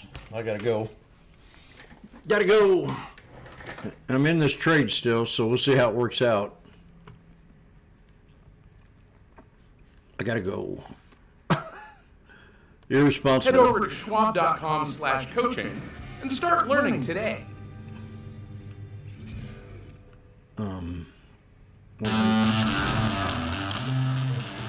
Welcome back to Fast Market here on Schwab Network. I'm Diane King Hall live on the floor of the big board. Before we get to the breakdown, let me give you a check of where markets stand as we get closer to the bottom of the lunch hour on Wall Street. The S&P 500 off by just shy of 0.2%. Dow a little soft as well, off by a little bit more than 0.5%. NASDAQ 100 flipped just below unchanged at this point. It was a little higher, now a little lower. Russell 2000 lower by just shy of 0.5%. Earnings season kicks into high gear next week, and the banks take center stage. Kicking off the week is powerhouse bank Goldman Sachs on Monday. The street is expecting GS to log earnings of $16.34 per share, which would be an increase from the prior quarter. It comes at a time when banks are having their worst performance to kick off the year since the regional banking crisis a few years ago. Now, shares of GS have recovered some lost ground over the past week as tensions cool in the Middle East. Time now for the breakdown. For that, let's welcome in George Phillips, senior markets correspondent, taking a look at Goldman ahead of its quarterly report card, which it releases on Monday. So expectations seem to be maybe high for this one. How are you looking at expectations for this, George? Well, I mean, first off, if you look at, for instance, the broader XLF, the financial sector, Goldman Sachs seems to be defying that performance, at least on a relative basis. So I think that the moral story for Goldman is this is a very nimble outfit, not necessarily tied to lending. and credit allocations, but relative to investment banking fees and wealth management, advisory backlog, as well as fixed income commodity currency trading. I think if you look at the aspects of their EPS numbers, as you mentioned, $16.34, they're expected to grow that relative to last year at around 16.7%, on revenue up about 13% to $16.9 billion. I think what analysts will be looking for to sort of match the performance or to continue the performance that we've seen in the past 52 weeks with back in 2025, return on equity is a key ingredient to, I think, the margin expansion as well as the progression of the price of the stock going forward, to match at the very least, perhaps beat the 15 to 16% return on equity the company published in 2025. I think if you look at some of the standout areas of the business, the growthier areas, not the largest, but the growthier areas are investment banking, with expectations at around $2.42 billion. That number is expected to be higher by 26% year over year. Equity, essentially advisory fees, 19% higher year over year, and fixed income and commodity and currency trading, 14%. Now, one of the more stable areas of the business now and more durable is asset management and wealth management. That number is expected to be the least growth area of the business at around 10.6% at $4 billion. So pretty balanced in terms of the revenue growth amongst their four major divisions. But keep in mind, investment banking going forward is the growthier area of the business, and that also might generate some higher return on equity, considering demand for investment banking and underwriting we're going to be seeing going forward based on some exceptional IPOs coming to the market, including companies like SpaceX. Exactly. Yeah, that's one of the things that was the expectation was we would see increase in activity in the IPO market this year, and that would bode well for Goldman. There is some concerns about that now because of the war with Iran, which I know we're in a truce period. Quick final thought, George, on expectations for Goldman, especially like the analyst view is they're largely in the hole camp on it right now. Right, and I think that the reason being is if you consider perhaps price relative to valuation, and got a little extended. And this occurred across the board for all the other financials, but nonetheless, again, the core business right now in terms of the advisory and equities trading business, that has done exceptionally well. So if they can maintain those levels they had on a trailing basis for equity trading, fixed income and commodity currencies trading, but they also, again, improve their investment banking revenues as a holistic total of the corporate revenues. That actually might be a catalyst, but I do suggest that the internal metric that analysts will be keying on is return on equity, because that's the key ingredient to generate the gearing effect of margin expansion for the entire business. Okay, key is return on equity and maybe also some uptick in IB. Right. Thank you, George. That's George Sillis, our senior markets correspondent, with the breakdown on Goldman ahead of its earnings. Let's get Tom back in here for example trade purposes. Tom, any thoughts on Goldman ahead of your example trade? Yeah, George mentioned investment banking. That was at levels that we haven't seen ever in their history, 4-year highs, leadership position in that space. And then throw in M&A activity. That was robust from 2025 into this current quarter that they're going to report on. That was up pretty significantly, 42% increase over 2025 in M&A activity, and that was pretty robust. $1.2 trillion worth of deals worldwide in M&A, and they're the leader in that space also. So they've got a bunch of levers that they can pull, and then throw in the addition of volatility that we've seen throughout the last 6 weeks or so, Diane. Trading revenue. They'll probably report something decent there, and then you start looking at net interest income also will be key components to watch. But the stock has pulled back about 8% from those all-time highs that we saw in January. A lot of financials were hitting all-time highs there as the outlook was pretty good. But we've rebounded after the stock hit its 200-day simple moving average just a few weeks ago, and we've been in an uptrend again, even though it's down just a little bit today. So I looked at a strategy that's relatively neutral in here, taking advantage of the high implied volatility going into this report. It's a high-priced stock, right? $901 a share. So you want to stay risk-defined on this example trade that I'm looking at here. Selling short iron condor. We sometimes call this one an short iron butterfly because I'm selling the same strike on the call and put on this strategy. So let's break it down. April 17th, monthly options that expire in 7 days. You'll capture that earnings event on Monday. We're going to sell the basically the at-the-money 905 strike call and sell the 905 strike put. So you're selling a straddle there on the 905 strike, and then against it, we'll buy on the downside the 865 put, $40 below the strikes that you're selling. And then on the upside, buy the 945 call. So $40 wide short iron butterfly. You're going to collect roughly about a $27.50 credit. It's probably trading above $28 at this point. So remember, there's some price discovery warranted on positioning like this, where there's wide bid-ask spreads on the individual options that make up this short iron butterfly. So keep that in mind. But if you collect that $27.50 credit, that's what your potential profitability is, $2,750 per spread. Now, where does that take my break-evens? This is a neutral strategy. I want it to remain between some break-evens on this one. Break-even on the downside, $877.50, and then on the upside, $932.50 on the upside. So you want the stock to remain in that range. Now, your potential reward I mentioned is a credit that you collect, so around $27.50.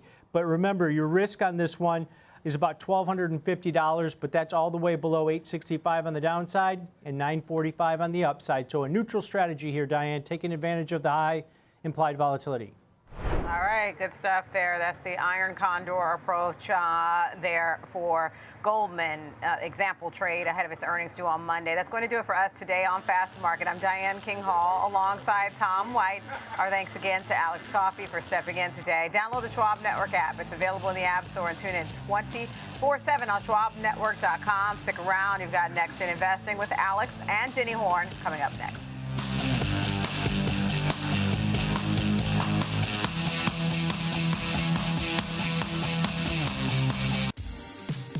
So what is unique about Schwab Coaching is the community. There's a lot of energy, like-minded people are learning with you. You can just see and feel all the excitement around getting to learn a new topic. Some of you want to get everything face-to-face with you and 400 or 500 of your closest friends. Some clients like to be in the privacy of their own home on an online workshop, but still having that live interaction with the coach. As I'm talking, questions are coming in from that live audience, and they help me fill in those gaps as an educator. People learn differently, but all those ways we actually teach it all come back to the point of making a difference and helping you make progress. And so that means not just giving you theory, it means giving you the practical implementation using our platforms. So we want it to be fun, we want it to be informative, and most of all, we want you to walk away with a skill set and independently be successful in achieving your goals.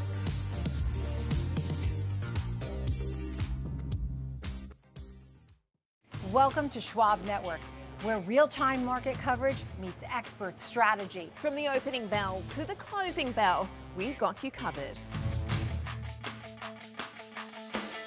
Get inside the minds of pro traders. My point is that they're getting a higher rate of change in sales based on their guidance, but not the same rate of change on EPS. Follow the biggest headlines, live analysis, breaking news, and sharp trade ideas minute by minute. With shows built for action, we break it all down in real time with speed, accuracy, and precision.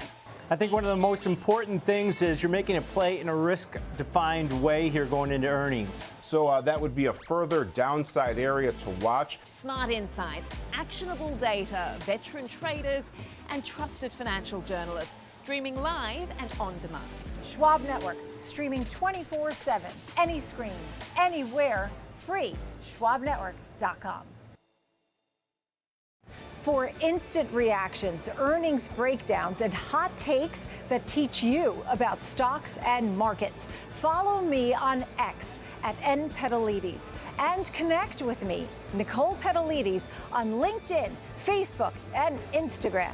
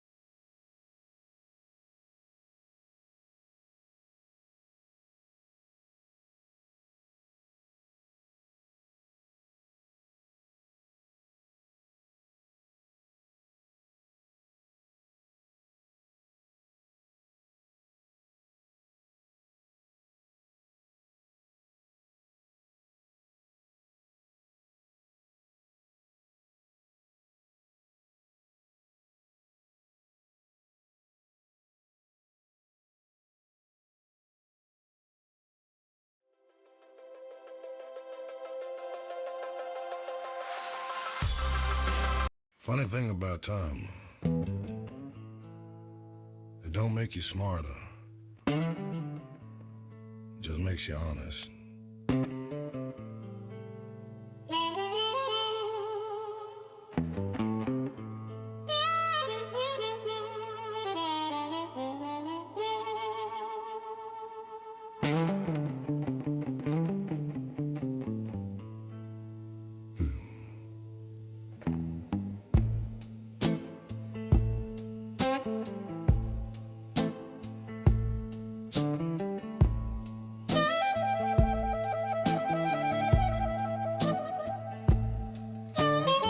Used to lose sleep over words said by people passing through.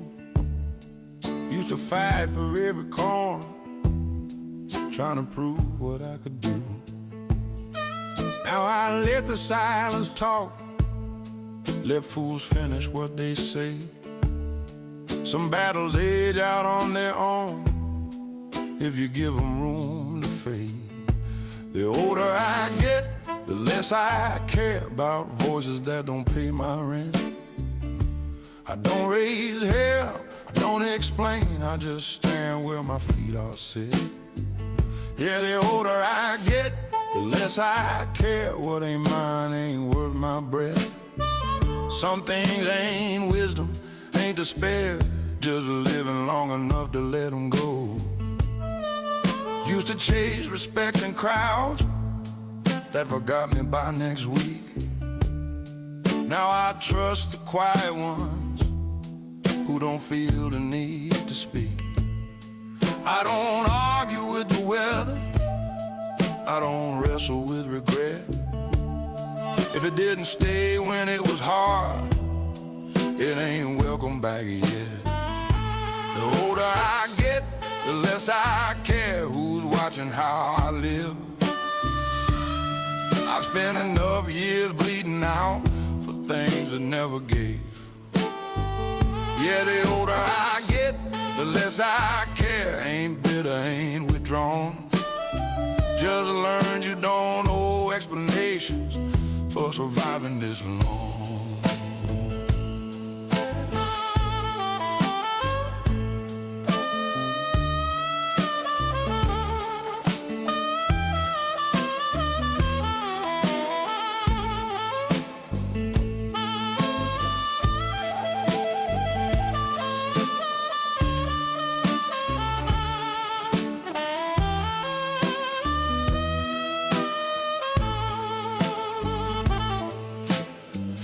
Get fewer, truer, chairs get lighter, nights get long.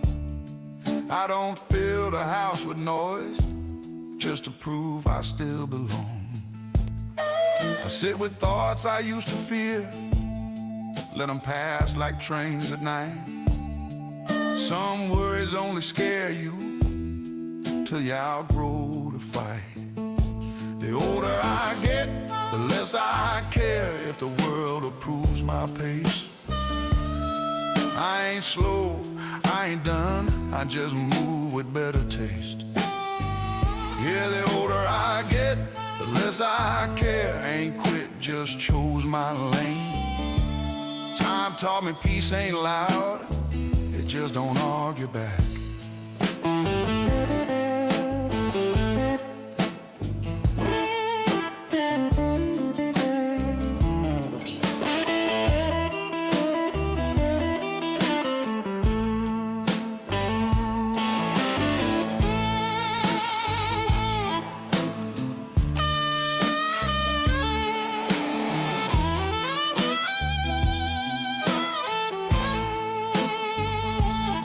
I still feel things deep inside, still love hard, still feel lost. I just don't carry every weight like I'm scared of what it costs. If you see me walking past without saying much at all, don't mistake my quiet steps for a man who didn't feel the fall. The older I get, the less I care. What don't matter fades away. I keep what's real, I keep my name and let the rest decay. Yeah, the older I get, the less I care. That ain't weakness, that's proof. Some peace only comes with time, and I paid my dues. Still listening, just not to everything.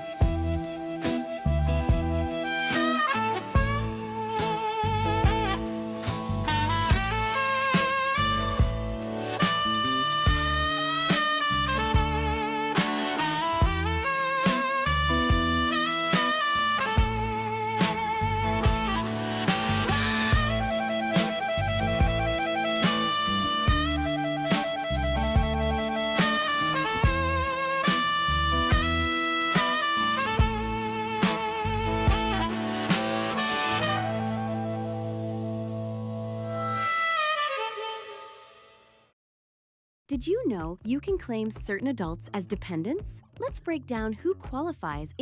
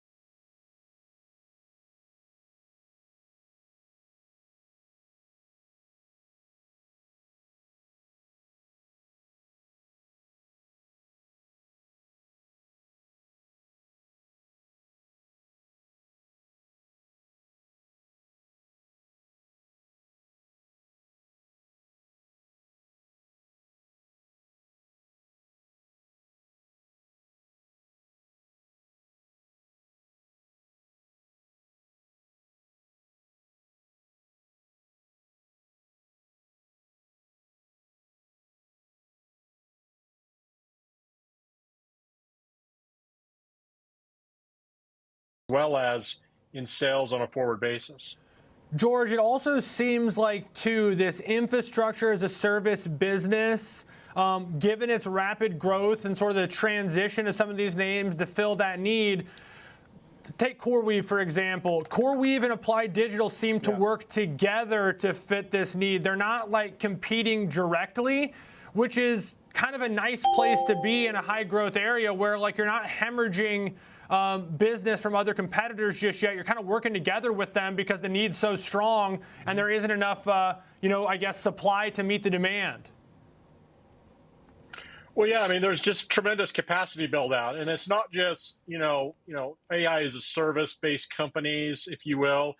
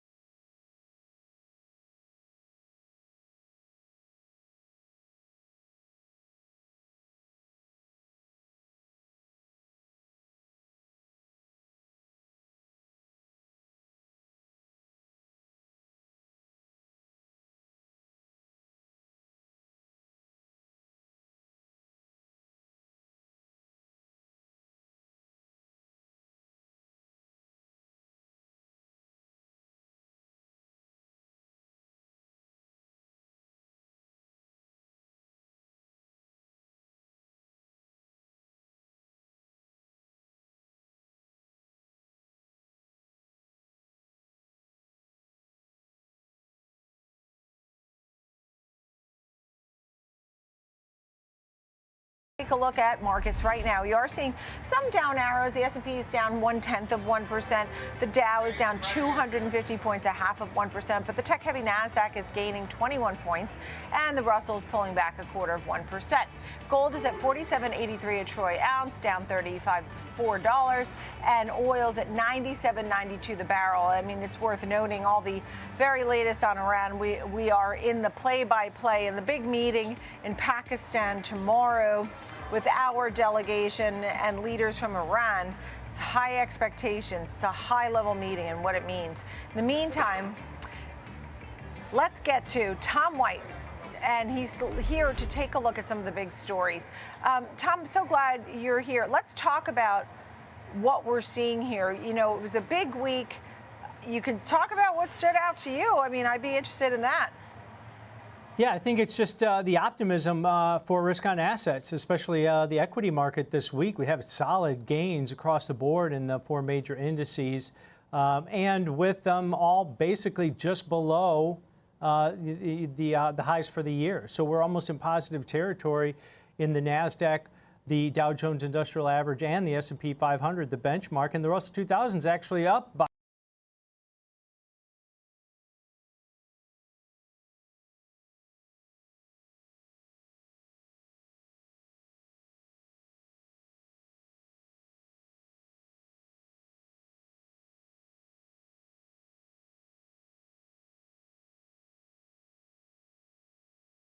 because it seems like some people have been unwinding hedges over the last couple of days. Now you look at the oil market, hovering right around this $98 a barrel level, still elevated. And you mentioned the CPI data, which came in basically, I'd say almost in line, 3.3% on the headline year over year, 2.6% on core.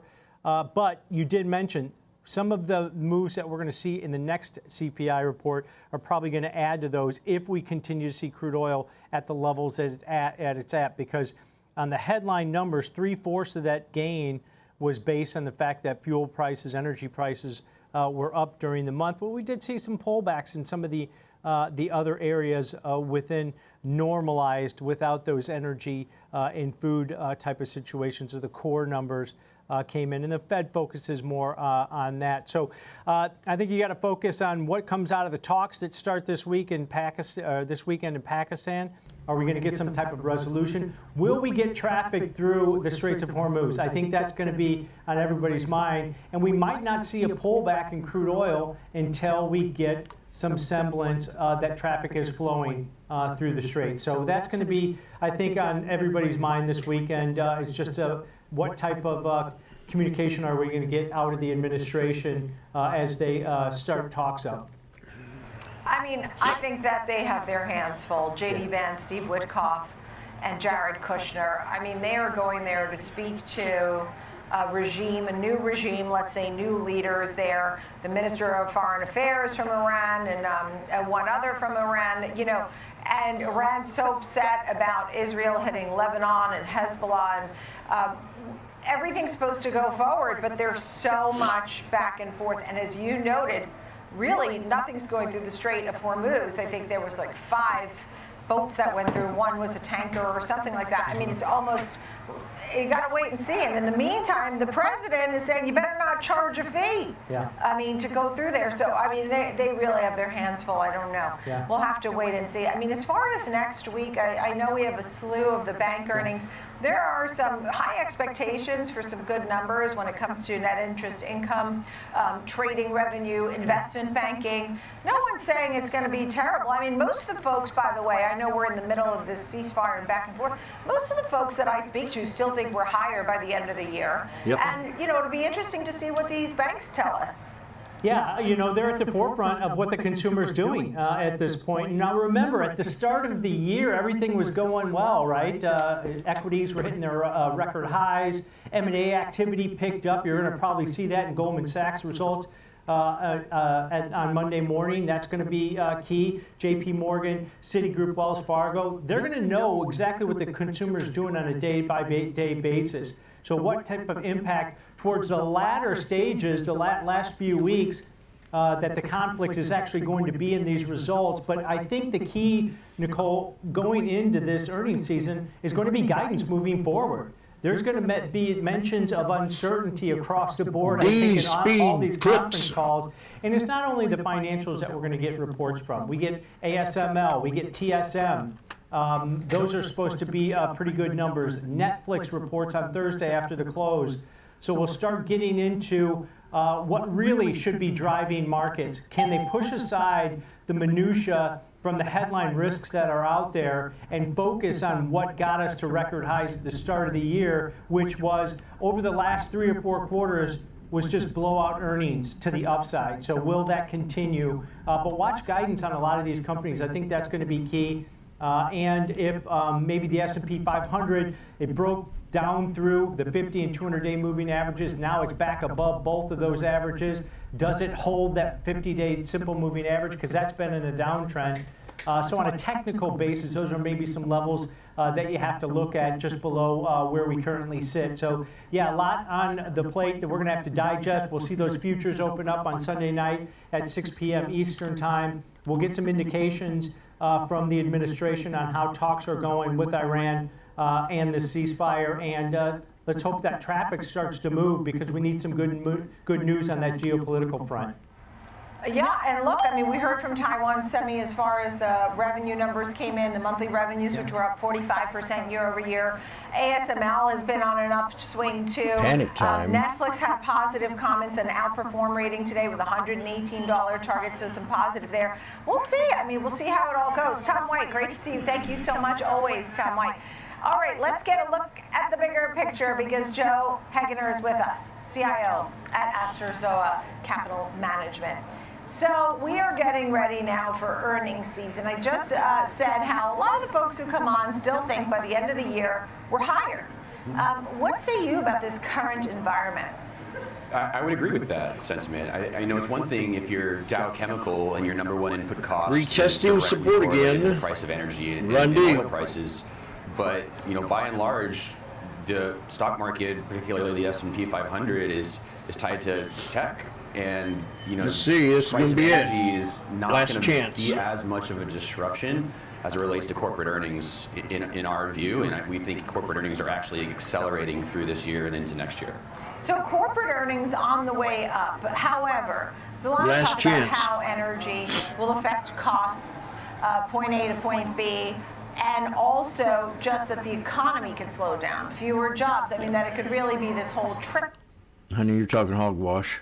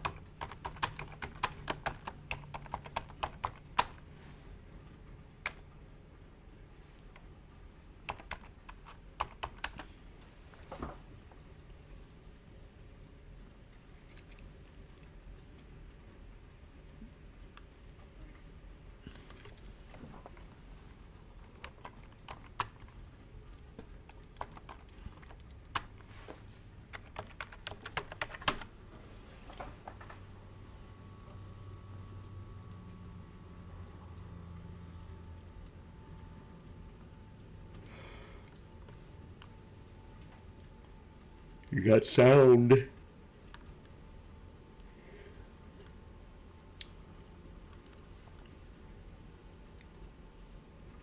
Y'all got a boom? What am I missing? What am I missing? I'm in spy.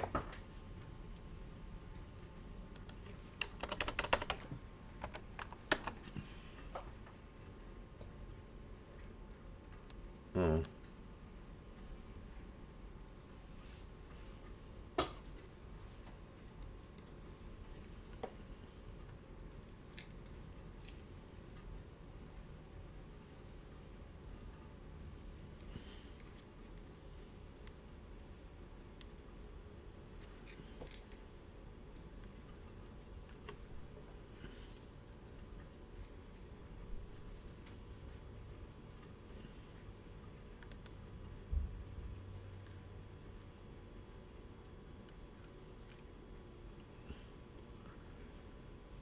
Come on, plumber. Guy. I'm thinking about running down there.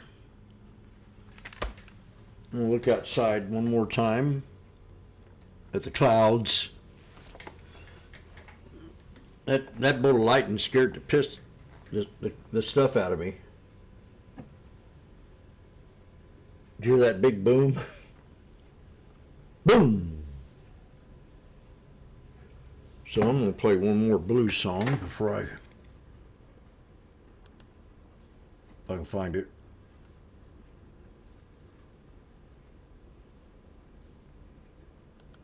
I don't care if you don't like me. That's what it is. I love dirt. I love I'm a dirt. dirt nerd.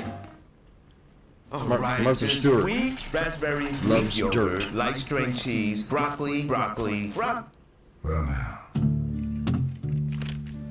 a man lives long enough. He quits arguing with the mirror.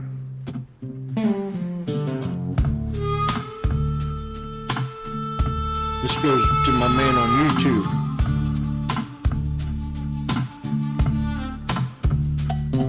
Been a loud man in the corner bar, been the quiet one watching rain. Had folks swear they knew my story, never walked a mile in my pain. I burned bridges, I built a few, some still stand, some fell in line. These days I sit on the front porch steps, let the evening take its time. Take its time. I ain't worried who don't like me now. That train already left the yard. This life moves quick and time moves quiet. Deals its hand without regard. We're just lanterns in the midnight wind. Let it blow. Blow wild and dim our flame. So pour that drink and laugh out loud. We're all just passing through the same. Love some people strong as thunder. Lost a few I thought would stay. Some walked out without a reason. Some just slowly slipped away. Tears don't fix a crooked road. Truth don't always come out clean. But a man sleeps better at night, saying exactly what he means. I ain't worried who don't like me now. That train already left the yard. This life runs fast and hearts run fragile. Every mile's a weathered car.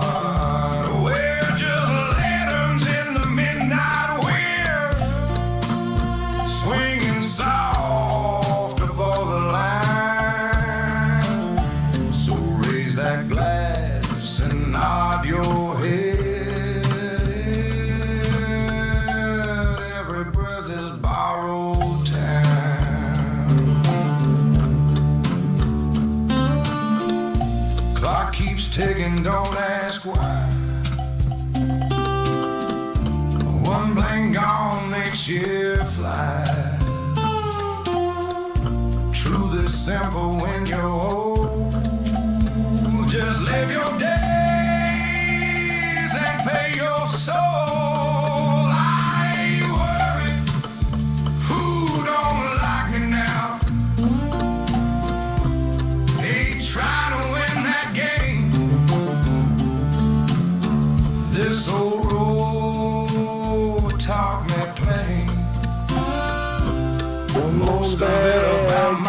name. Well, just letters in the midnight wind, signing waiting before we fade. So laugh tonight, speak your truth, then walk away unafraid.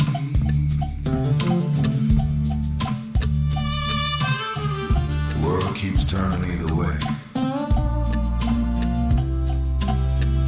Might as well enjoy the ride. When a man lives long enough, he quits arguing with the mirror.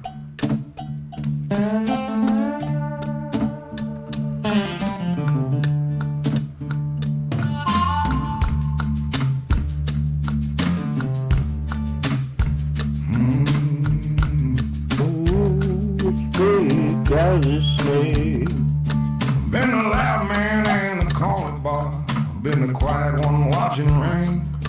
Had folks where they knew my story, never walked a mile in my pain. I burned bridges, I built a few, some still stand, some fell in line. These days I sit on the front porch steps, let the evening take its time. I ain't worried who don't like me now, the train already left the yard. This life moves quick and time moves quiet, deals its hand without regard. We're just lanterns in the midnight wind, blow wild and dim our flame. So pour that drink and laugh out loud, we're all just passing through the same.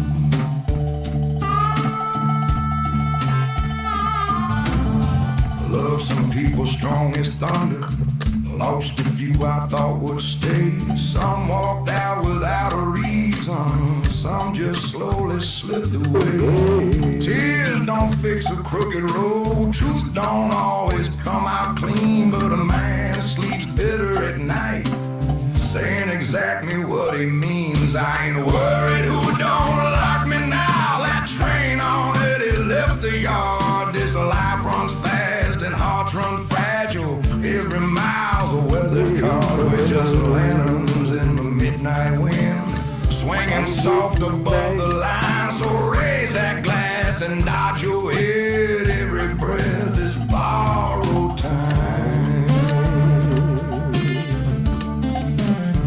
Clock keeps ticking, don't ask why. One blink gone, next year flies. Truth is subtle when you're old, just let your days can pay your soul.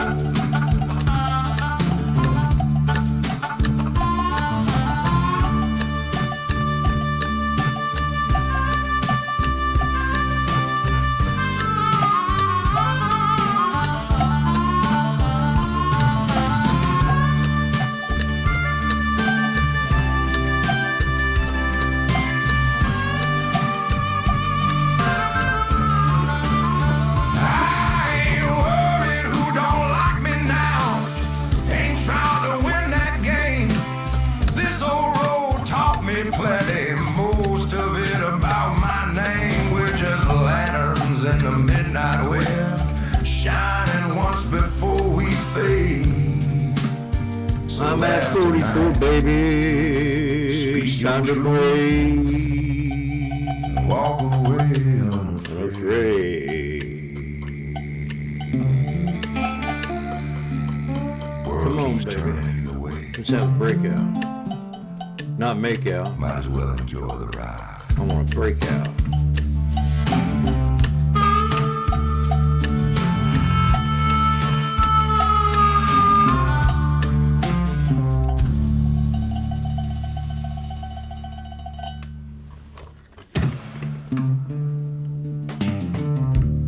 Won't this guy ever give up?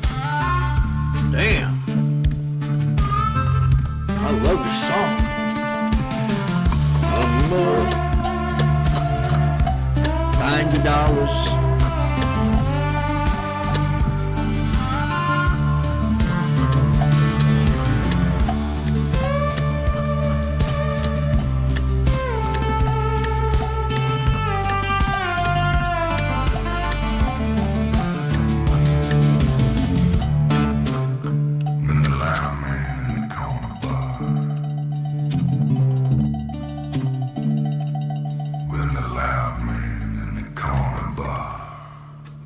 start again. Welcome to Freddy's. Dang, how long was that song?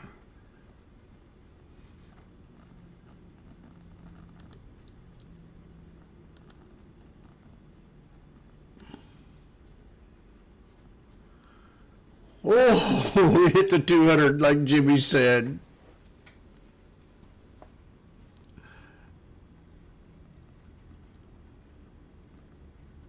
Well, took so long to get there. We got solid support right below it, and we got to hold this here trend line, and we'll start really getting bullish. But you hit the 200, that's an exit idea.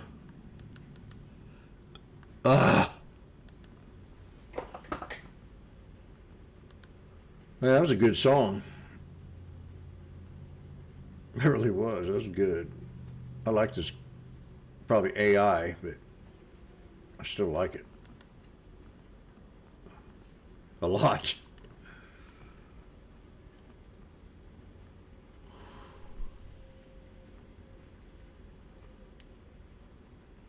Well, come on, you cockroach.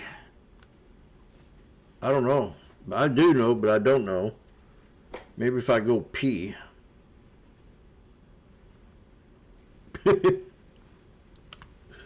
More room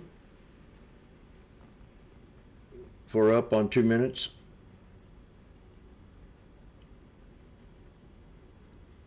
Two-minute chart looks bullish.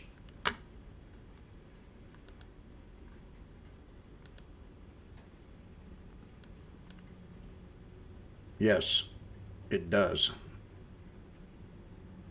Retest. Retest right to my support line on the 2 minute that I just created. Does look, he's got a triple bottom of the 2 minute.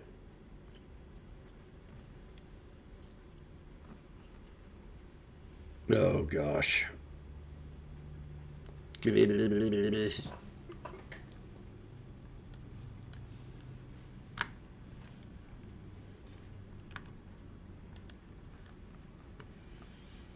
That was pretty good, that song.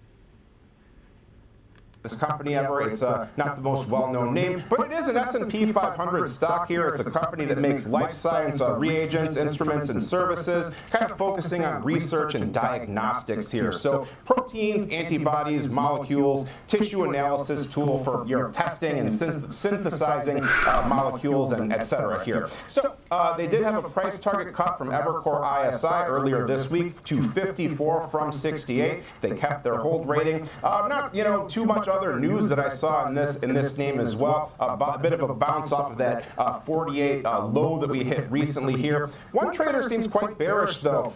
This trader in question, plus 5,000, May 15th, 55 strike puts at a 350 debit here. So this would be a trade that's 35 days out here. $1.75 million debit paid for this one here. Max profit would be about $25 million, $26 million rather, closer to that if it were to go all the way to zero in this name here. Break even 51.50. It would need almost a 7% move to the downside to break even here. The expected move for this time horizon is about 14%. So, we can't really speculate on why someone might make a trade like this. There's no real clear news angle here. I do notice that earnings are coming up on May 6th, though, so it seems like perhaps this trader may be looking for some downside after our next earnings event here. It was paired with another similar closing type of trade. These two trades together accounted for about 10,000 of the contracts that traded hands today, virtually all of the volume in this name. It was only 10,028 at the time I checked here. The sizzle was the highest of all in the S&P, 32.5. Rick, thank you so much for all of those in Options Corner today. Really appreciate it. Rick Ducat.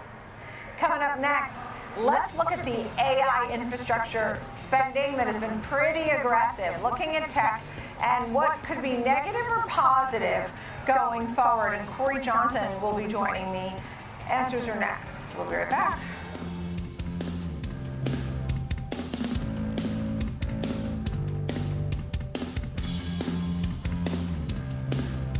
Whether you're an experienced investor or just getting started, Charles Schwab offers a webcast that's right for you. Do you like using charts when analyzing your stocks? Our technical analysis webcast series breaks down different charting techniques like trend analysis, price patterns, moving averages, oscillators, and much more.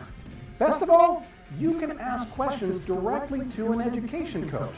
It's interactive learning at its finest. Tune in live or on demand. Head over to schwab.com/coaching and start learning today.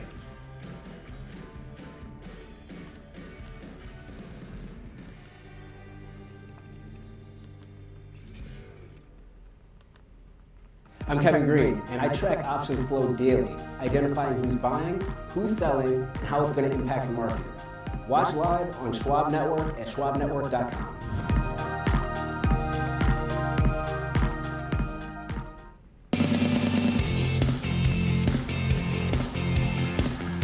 Welcome back to the Watch List. I'm Nicole Petalides, and we're live on the floor of the New York Stock Exchange. Want to take a look at the few movers here in the market right now. How about ServiceNow, which hit a 3-year low today after UBS did downgrade this stock to a neutral $100 price target. The firm is no longer confident that ServiceNow is better positioned for the AI era relative to some of the other software names. Stock's down 9.3% at 81.45. Shake Shack. Well, Shake Shack is at its highest level in over a month after Mizuho upgraded it to an outperform price target 120, citing increased marketing, expanded value offerings, and a focus on app adoption as key drivers. Shake Shack is up over 20% so far in 2026 when you weren't looking, right? That's a nice performance. In the meantime, getting back to tech and AI, joining me right now is Corey Johnson, Chief Market Strategist at Epistrophe Capital Research. Thank you so much for being with us. Every day we do this great Inside AI series on Schwab Network. Yeah, it is great. We talk about Meta, Anthropic, OpenAI, the IPOs, the battle for which ones are going to lead AI, and now, you know, the threats on, you know, how they're finding all the intricacies with Mythos and cybersecurity. There's so much that's going on. Tell me how you've been feeling about all the news that pours in on the daily. Why don't you phrase it that way? Because it does feel, you know, when I come back to the New York Stock Exchange and I think of my life earlier, and it does feel like the start of the internet. It feels like this really pervasive, massive change is right ahead of us with AI. And the investments happening from all these companies is looking exactly like that. We're seeing huge investments both from the companies that are building these things, obviously the data center build-out that I've spent so much time writing about and covering as an analyst. You know, we see just incredible amounts, unimaginable amounts of money going after these opportunities right now. Yeah, and I think about, I mean, we even just had CoreWeave and Anthropic, another deal. I mean, every day there's another deal and a lot of cyclical spending, and that, in theory, is supposed to fund our economy, too, right, and have GDP hold up and all of that with the CapEx spending on AI. Are we in the early stages of that? I think what we see really clearly is that money is being spent on CapEx, and the notion that, when you and I talked a few weeks when I was in Los Angeles at the Optical Fiber Communications Conference, and I was demonstrating that this week, Randy. I found myself banging the table on spending happening, because spending is happening. We had a good 2 weeks of being a bull. lots and lots of money not now. to secure the places where AI will happen in these data centers. And so the data center build-out is absolutely happening. It is not slowing down.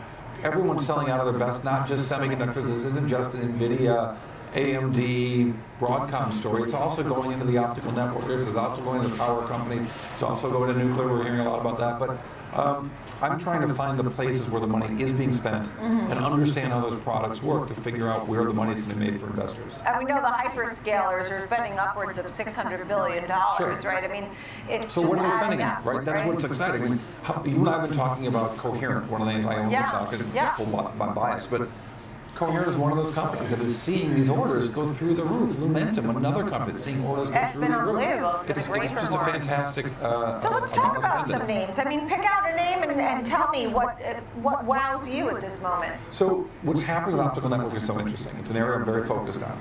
But the notion that you need to connect semiconductors at the bottom of a rack to the top of a rack at the speed of light is just an incredible thing. I mean, think about that. Electricity is not fast enough. Copper is not fast enough that you need optical to carry so much more over such a short distance. Right. It's an incredible technological moment where the data is so robust that it needs processing within a rack to be moved optically. We're also going to see that, we saw it go sort of scale out and scale up across a rack, scale out within a single sort of rack of semiconductors. But you're going to see scale across, connecting one data center to the next. And that's going to be really exciting for other companies So like what Corning. names are we talking about? Yeah, I mean, because you mentioned Yeah. Lumentum, you mentioned Coherent. Tell me about Corning, GLW, Well, before we go right? to that, we should also mention Fabrinet, the company that makes the stuff that is sort of the contract manufacturer. the tickers for are optical being thrown out FN too. is Yeah. that Fabrinet is Okay. getting the orders from Lumentum and from Coherent. Then another company where the stock is quite controversial, but the stock has been off to the races, including today, is AOI. The company's called Applied Optoelectronics. mentioned that Ticker's last time. AAOI. Yeah. It's not a recommendation at all. I Right, but happen it's to one own to some stock, watch, but and it it's is- at a new high today. it's El Fuego, as they used to say. It is just on fire. And that's what's happening in the data center and to connect some of the data centers. But I think you're also going to see, not the same with the stock action perhaps, but the business opportunities for companies like Corning. I say companies like, there's only one other company like Corning, the European competitor. So Corning is going to get these What is orders it, for sir? this new fiber to connect these data centers, and that's going to be a really exciting field as well. What did you think of the GTC conference when you were with NVIDIA and out there? I mean, what were the big takeaways? Is NVIDIA still a favorite of Wall Street? Well, look, the stock has done quite well in the last year. It's not what it had done in previous years. Once you've had these years where the revenues are quadrupling and quintupling on a year-over-year basis at a very big number, it's hard to follow that up with more of the same. But NVIDIA is still central to the compute world. I do think that there's going to be, I don't think it is a fact, that semiconductor usage for not for training was one thing. That was all NVIDIA. And training is going to continue to happen. But inference, the actual use of AI, there's going to be other chips that will use less power, that will sit in the edge of networks, and that provides new opportunity for public companies like AMD and Intel that haven't been in the game as much, as well as privates like Positron that are starting to get some real orders for inference that use less power. Right. So maybe the AI build-up won't be as slow as some of the skeptics are guessing, because the power needs at the edge of the network are not as great as they were at the core of the network. How about Apple's foldable phone that seems to, we've gotten sort of some mixed reports whether or not that's going to go and come, and they can sort of really tout this in September along with the iPhone 17 that you and I both are holding Yes. here today. You have the orange one, I mean the ever popular orange. I didn't think that was good for my on-air set. Well, it's either the color of for the San Francisco Giants or our president's face. I'm not sure which. So, but I don't know about the foldable phone. It's supposed to be part of a big launch, and apparently they're having some issues with the hinges or displays, according to at least one report. yeah, I mean, But Bloomberg they refuted didn't that. really- Mark Gurman's as good as it gets as a reporter. Samsung owns the foldable phone market. It's less than 3% of their sales. So I don't expect this to be a huge mover on the top line for Apple. But it's might be a cool product, and I believe Mark Gurman at Bloomberg, if he says it's going to happen, it's going to happen. Right, and it's supposed to be a brand new phone. They're not using the old models or things like that. So I think that's part of the story, is that it's a new phone, so they have to really go through all the steps. In the meantime, what about a name like Meta? So it's interesting. I think that of all of the companies spending money in terms of an AI data center build-out, that's the most interesting one, because their AI models aren't necessarily out there to be used just as AIs, to be used within their platform of Facebook, Instagram, and presumably WhatsApp. And yet they're spending like all the other companies that are selling access to the data centers in AI. I think it'll be interesting to see if they do get that return on investment. We've seen from Mark Zuckerberg that he's willing to spend money on things that don't pay off and has made some huge multi-billion-dollar mistakes, if we can go as far as to call their metaverse a mistake. So we'll see what we get out of this AI. So in a few years, are all these stocks, for the most part, higher than where we are today? Yep. Do you think? Don't we hope so? All right. Not all of You're going to be more Love positive for my than short negative. seller friends, but you know. Corey Johnson, Chief Market Strategist, Epistrophe Capital Research. Thank you so much for being with us. Really appreciate it. All right, still ahead, we'll take a look at some of the supply chain issues around the Strait of Hormuz, high oil prices. Can we get everything from point A to point B? Yes. Supply chain issues that really could affect your wallet and your investment. So we'll get some details. Tim Pagliara is next. We'll be right back.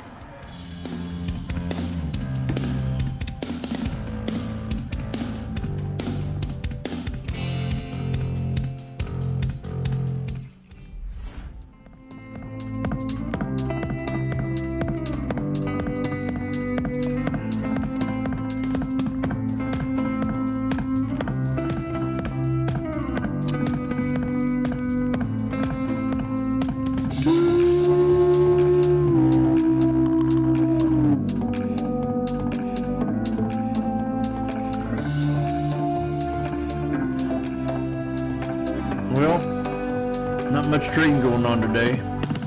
Microsoft, Apple, Google, Meta, and Goog all went red. One leading one right now is the NVIDIA.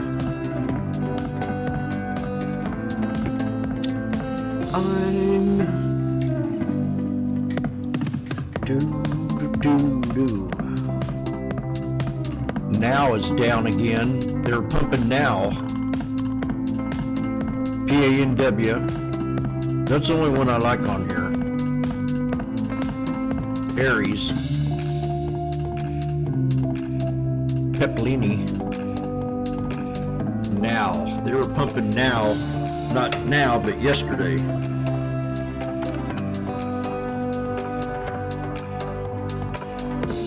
So if I was to pump now, and I'm going to do that now, I'm going to go to this chart. Oh my. 2 hour time frame. Let's go to the 3 year. Oh, this looks good. Service now. I mean, this is what I get. Okay, I'm going to kind of sum it up.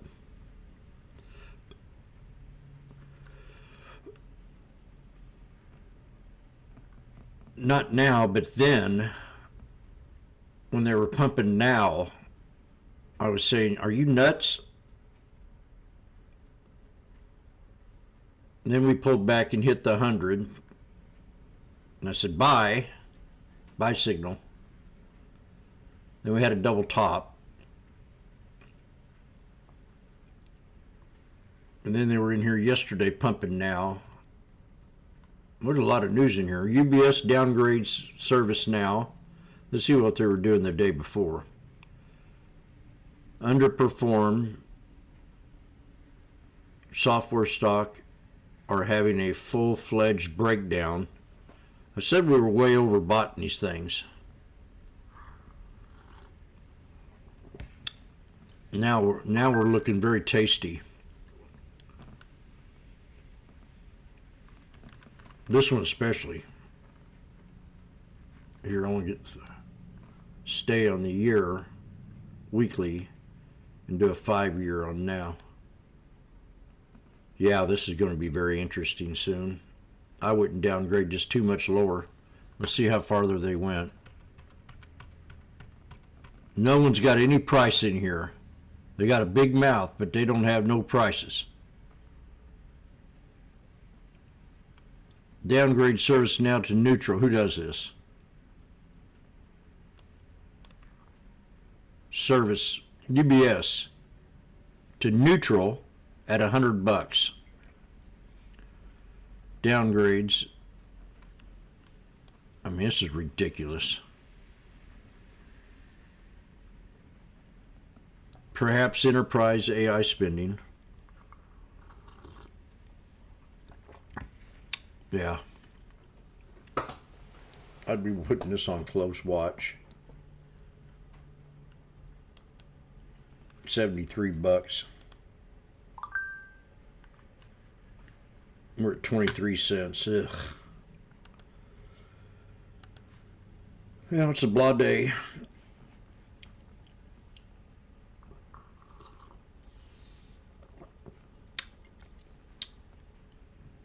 I wonder how much Biden injected in now, if he did.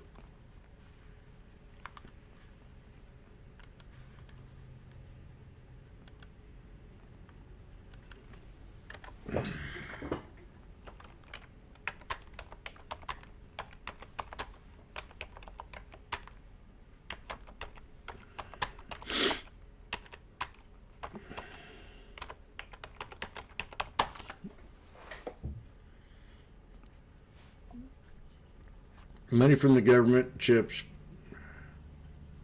52 billion investment aimed boosting domestic semiconductor.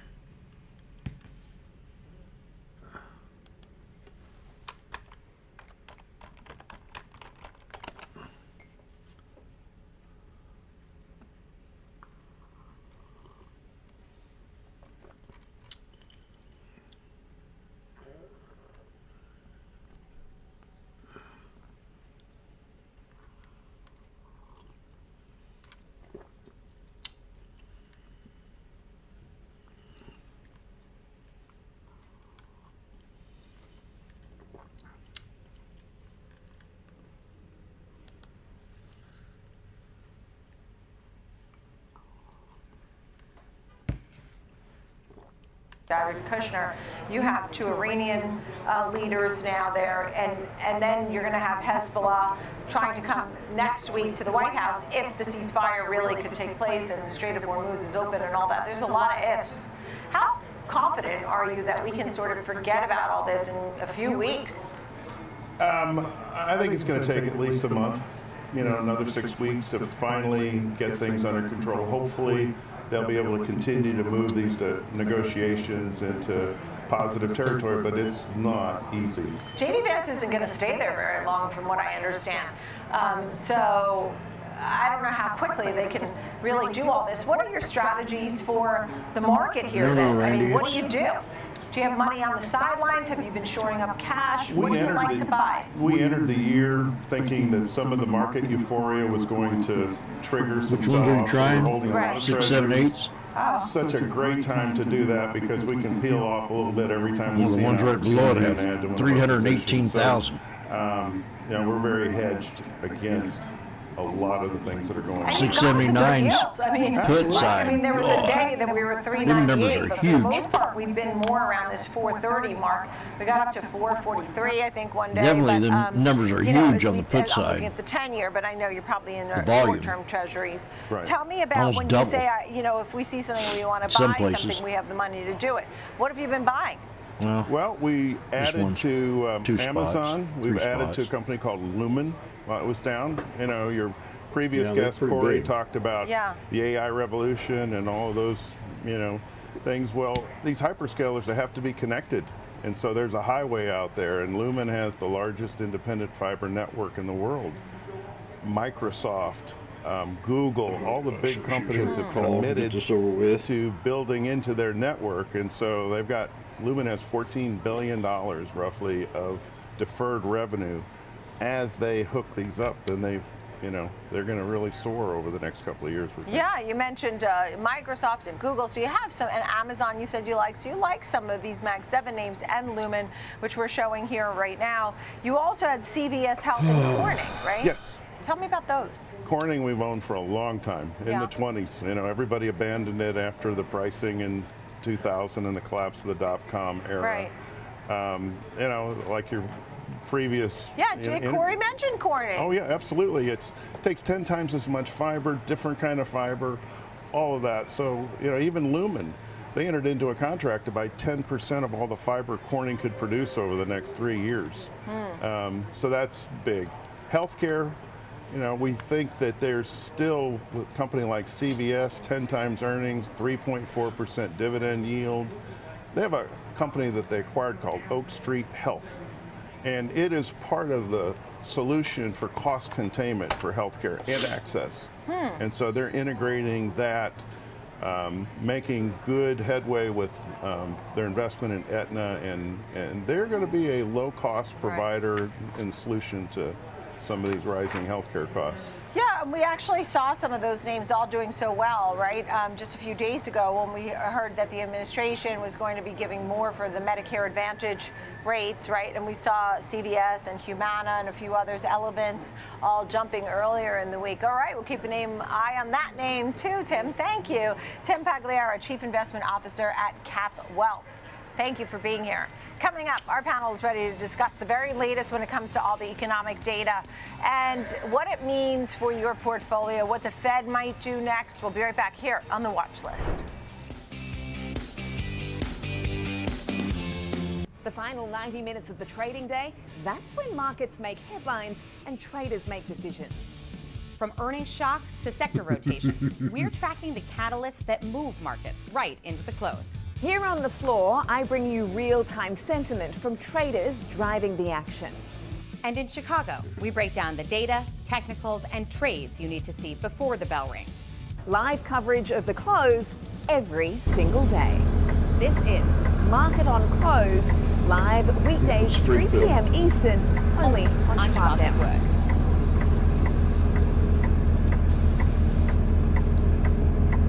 I'm Sam Vardas, live from the New York Stock Exchange. When the market moves, we're on it, getting the reaction, the strategy, and sentiment in real time. Stream Schwab Network at schwabnetwork.com. Got to move. Got to move.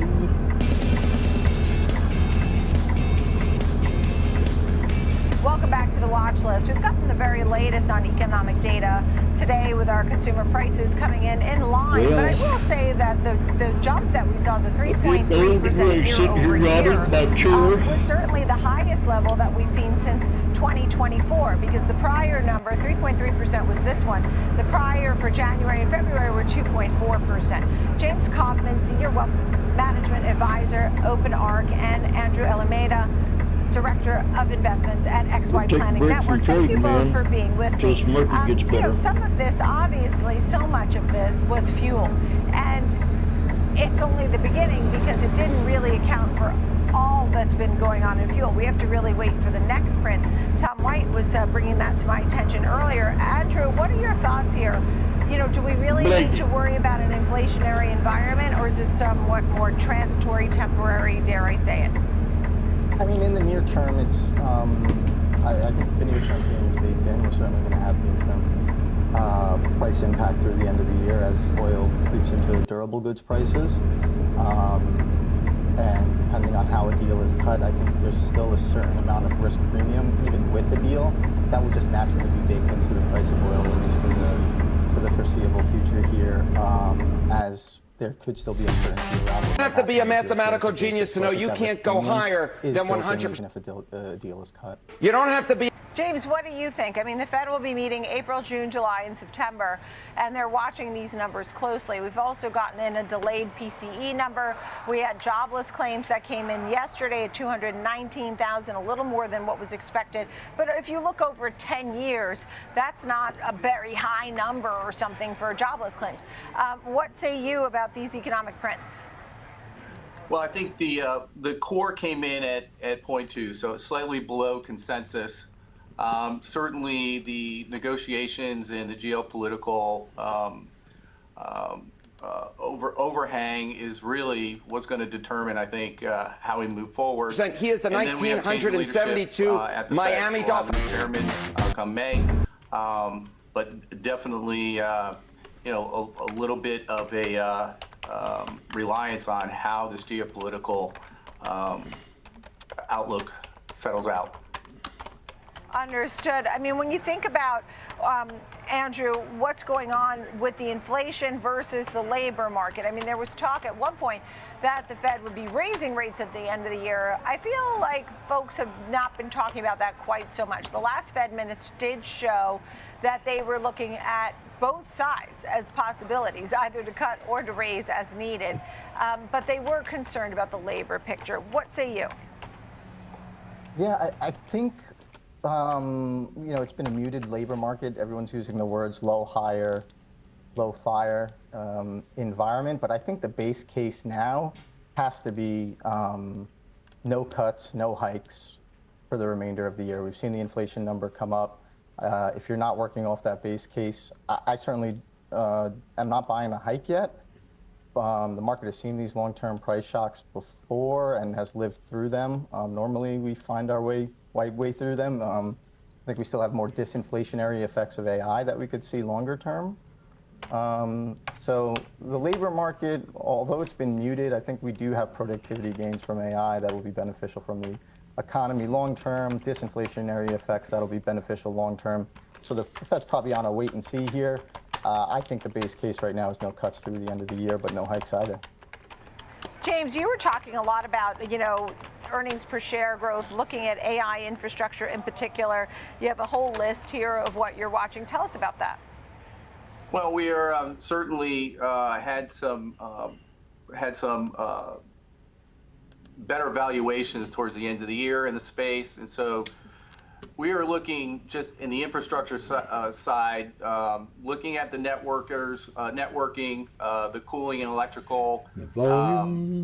We are super constructive on this. This is really the part of the market that's pushing up and down, and so we are trying to be diversified. We are accessing in a non-publicly traded way some of the names that aren't publicly traded. So certainly it's a big part of our portfolio construct here at OpenArc.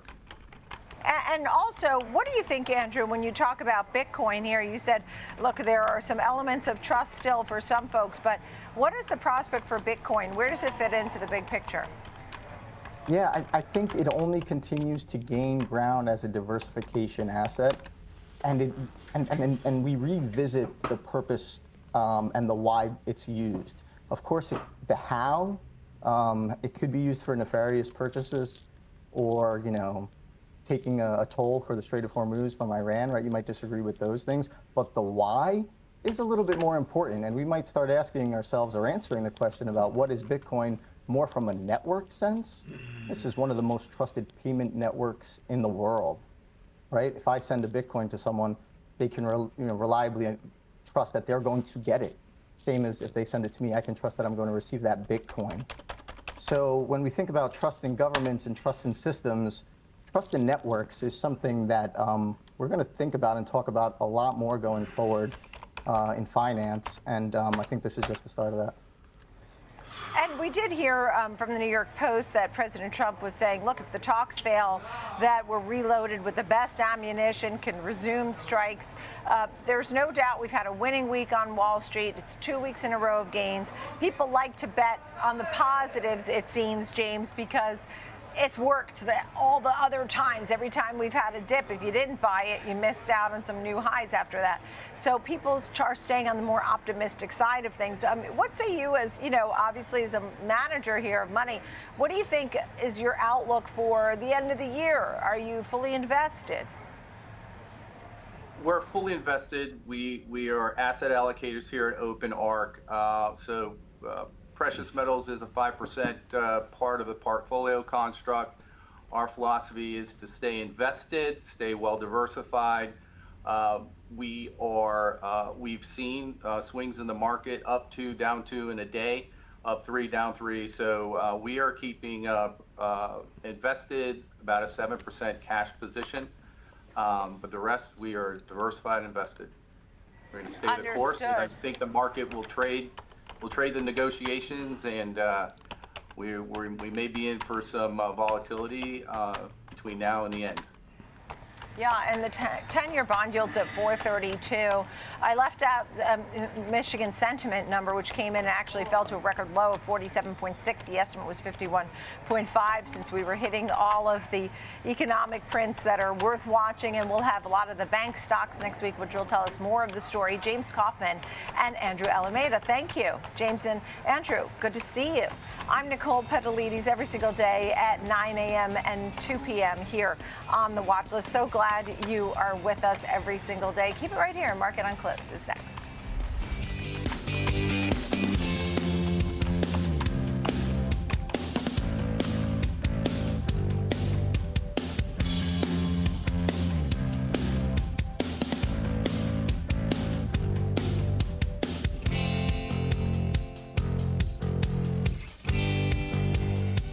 Schwab Bank Investor Checking, the checking account built for investors. Named highest in client satisfaction by J.D. Power for 7 years in a row. With Investor Checking, you get the award-winning features of our checking account, plus cash management solutions, all designed for investors like you, with unlimited ATM fee rebates for cash withdrawals worldwide, no overdraft fees, and enhanced security features to keep your money safe. Also, because your investor checking account is linked to your Schwab One brokerage account, you can manage your checking and investing in one convenient location. Moving funds between your accounts is easy. Cash moved to your brokerage account is available in seconds. That means you can stop waiting and start investing in stocks, bonds, money market funds, and more. Get more with Schwab Bank Investor Checking, the checking account built for investors. Good job, Randy.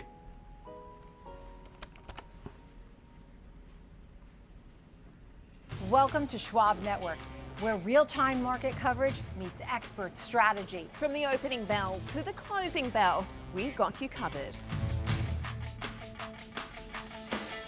Get inside the minds of pro traders. My point is that they're getting a higher rate of change in sales based on their guidance, but not the same rate of change on EPS. Follow the biggest headlines, live analysis, breaking news, and sharp trade ideas minute by minute.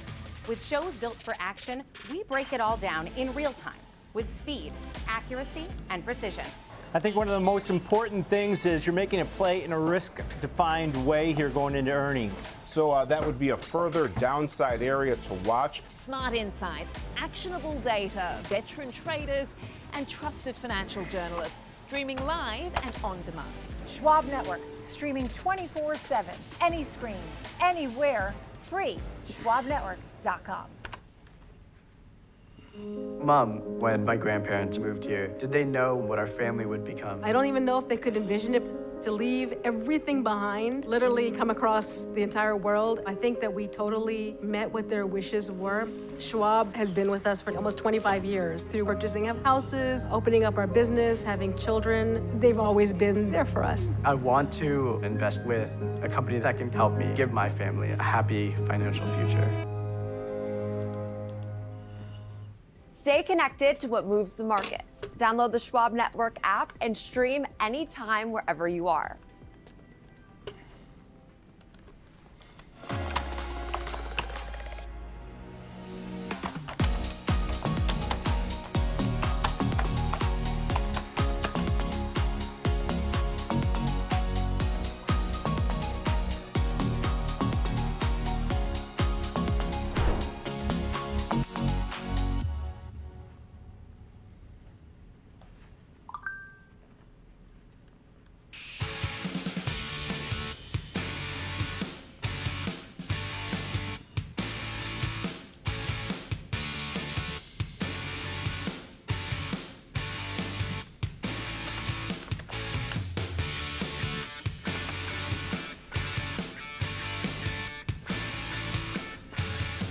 Good afternoon and happy Friday. We got an hour till we're closing this thing down for the week.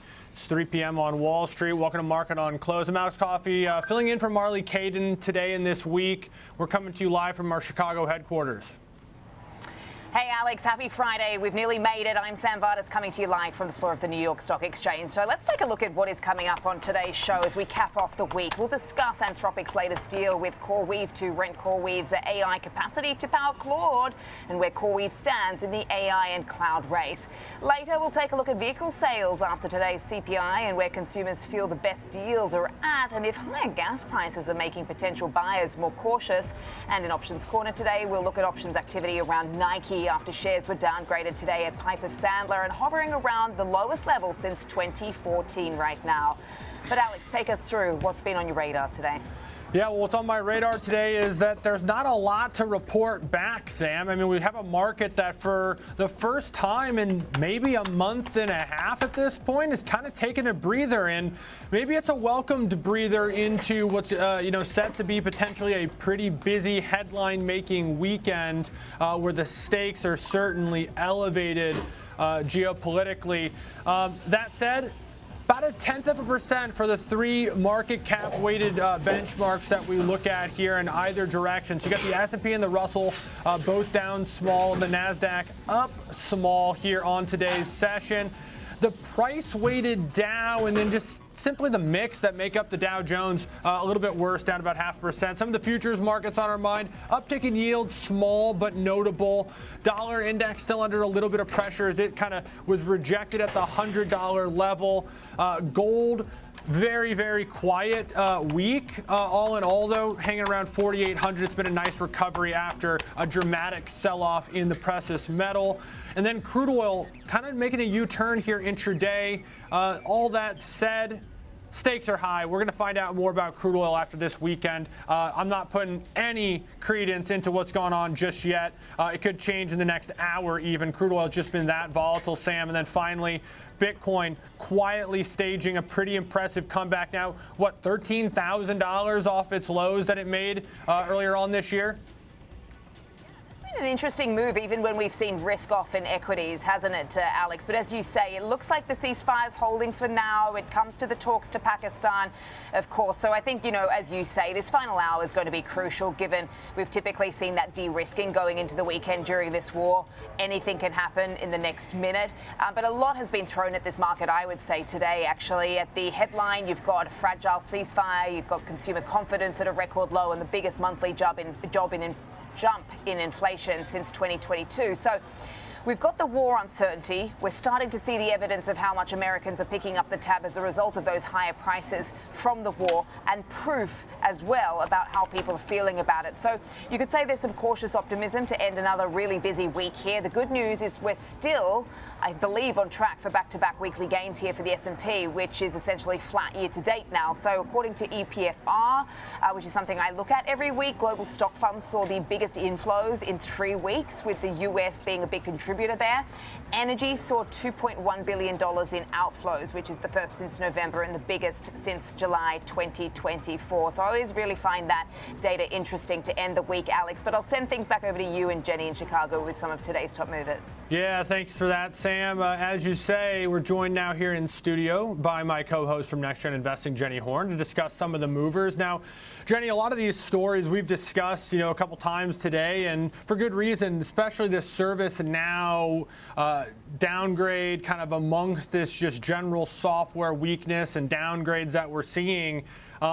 Hey, the SaaS apocalypse, I know it's become almost annoying to say that at this point, but you can't ignore it. It's very real. It is very real. I mean, ServiceNow is a great example of that. Stock tracking for its worst week in nearly a decade, tumbling about 18.5% and cementing its spot now as the S&P 500's worst performer for the week. And so, I mean, today down another 7.5%, and we've seen the markets move back and forth. It really hasn't changed much of the pessimism, though, today in ServiceNow. UBS downgrading shares to neutral from buy. Price target was cut to $100 a share from $170, saying that they're no longer confident in their position for this AI era compared to some of these other application software names. Also hearing more anecdotes of some of these non-AI application software budget pressures. So they expect, for that reason, skinnier than normal beats in the coming quarter and some more limited upside as far as guidance is concerned. So yeah, I mean, this has been a story of pain for quite some time. We made the same point earlier on Next Gen Investing today where we were saying, you know, it's been this like downturn in a lot of these names that were just like really high beta, high growth, really caught up in the AI trade. Now we're picking more selectively the winners and losers in the space. It's not going to be a widespread boom for all of tech. I mean, just to understand the technology of AI, you understand the competitive moat it eliminates for so many of these more software type players. Now, as far as the valuation of like a ServiceNow is concerned, it does trade at right now a forward P of 20 times. So it's still, again, not so expensive when you look at the rest of tech, but Street is amazingly still very much bullish on this name. If you look at the overall conviction, it definitely still skews to the buy camp. And what was it, Citi, that had the, it was Tyler Radke, I know the analyst name, who had the kind of the 6 names that downgraded. Autodesk was amongst them. But what really stuck out to me within these 2 notes was the channel checks that these banks are doing, or these analyst shops are doing, suggests that the corporate budget that these big companies have towards software enterprise, and that as a service, it's not going to renewing contracts or building on them and getting the add-ons and the fancy bells and whistles. It's fully being just plowed into AI and research on that front. And so unless you're seen as the winner or kind of an Anthropic or an OpenAI or Gemini maybe even, and something that you can build some of that infrastructure off of, not finding new dollars right now. And it's tough sledding. It is, and it's not just, again, for ServiceNow. It's names like we saw a major pullback yesterday in Zscaler, totally different part of software, but equally as important, Adobe, I mean, even Salesforce. So it's wide-reaching. Zscaler falling again today. Cybersecurity has been kind of a brutal trade, an uneven trade this week is a better way to put it, actually. Yeah, very interesting moves and pretty vicious moves, too. But there's been enough strength in hardware and sort of the AI-centric infrastructure that it's offset at an index level. Makes the argument that it's follow some of these benchmarks sometimes, unless you're good at stock picking, I suppose. But speaking of stock picking, William Blair, they're making a pick conviction list for, hey, Amazon. I'm surprised it wasn't already on there. I know. Adding to their conviction list after we saw that 2025 shareholder letter released by their CEO, Andy Jassy. So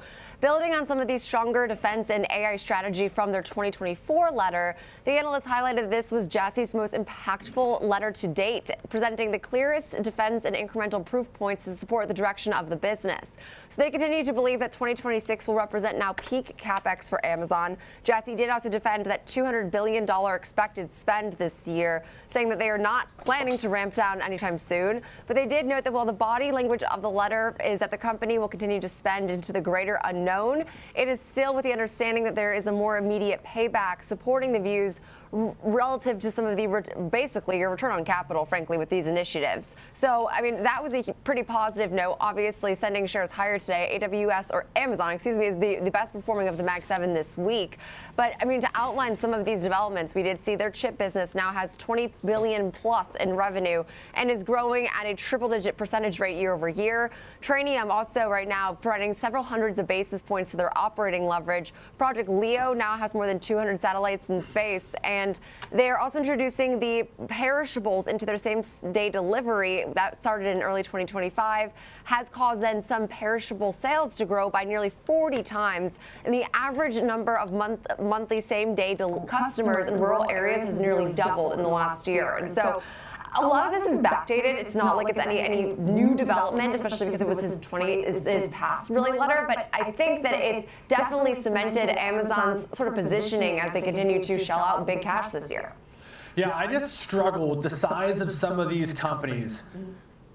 If they're really going to have some major setback in like what value they bring, like either something dramatically disrupted, like how the infrastructure and business of the world is done, or like I don't want to know what the economy looks like. Like it's you know, we used to use that term too big to fail around some of the banks. Like Amazon is too big to even be considered too big to fail at this point in my mind, but doesn't mean that it's a good investment. Amazon's too big to fail. It can be outperformed by other things.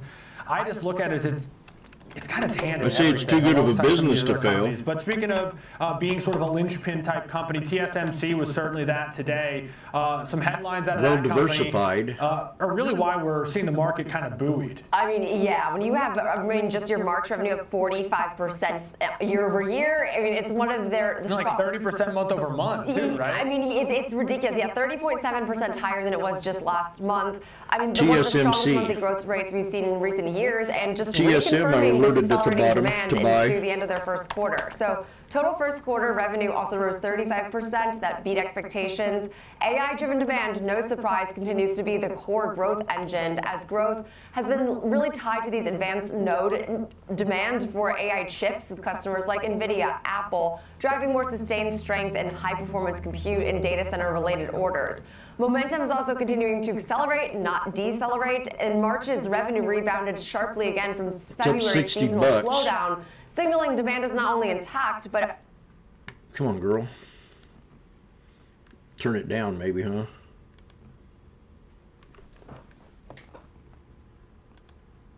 God. $59 to $300, up 600% in 4 years. Just... market's just way overbought. I can't express. I mean, this stock could fall back to 240.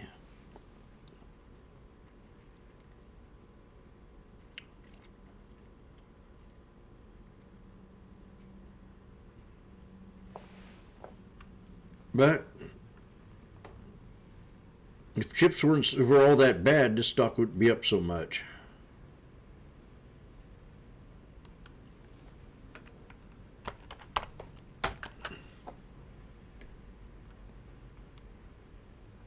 Meta pulled back to a perfect support. I called that one out. 1 bits, 2 bits, 3 bits, 4 bits. Boom! To the 60s. So that's at resistance. That's at resistance. And it could hit the head and shoulders at the 50. So you still have another 676. Another 50 bucks. Right now you're at a solid resistance at 63. This one here I always like to catch on the bottom. And it hit the 200. This is a good trade here. Come in Monday, I'll look at pawn, because I really want to get into this one. This one's got a lot more room to go.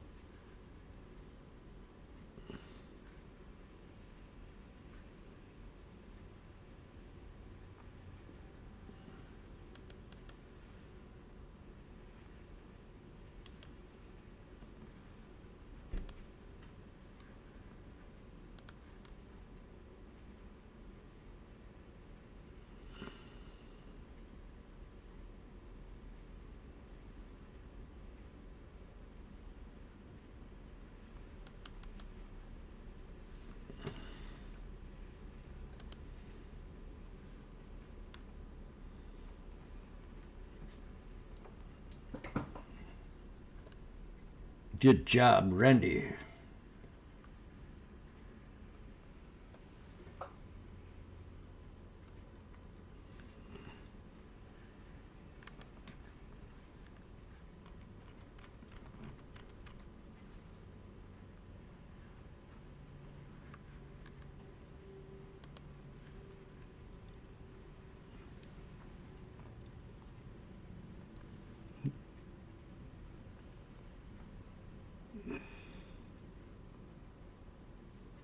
As of 2026, the U.S. government is actively injecting billions in funding into semiconductor companies.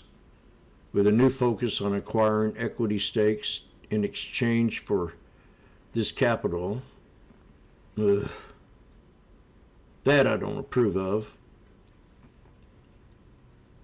But I don't approve of it. Intel.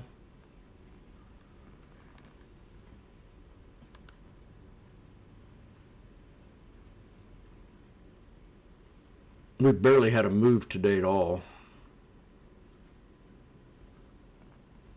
Just some profit taking on that big gap up, I think. Create an anchor indicator.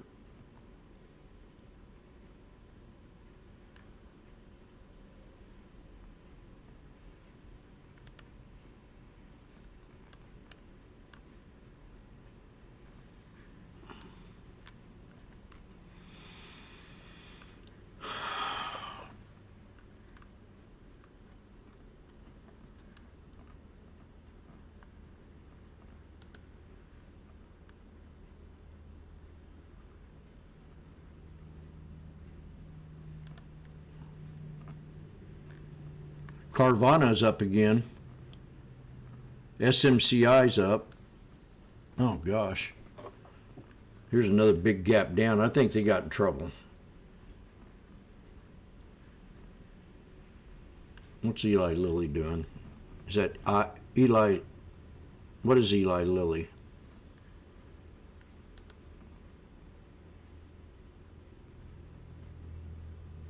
Linux is about 50% recovery.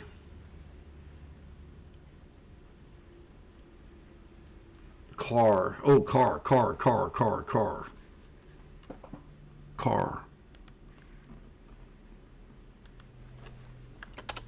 We got two of them.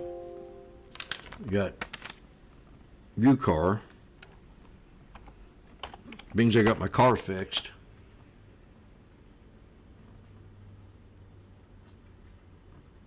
Hit my resistance today that I had on car.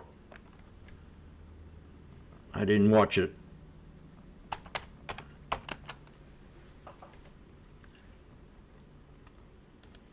My option's at 40 cents now. Unbelievable. Come on. 19 to 40. Randy. When Trump tweets really hurt the market. We're at a double top, right where I said it'd go. Come on, break it.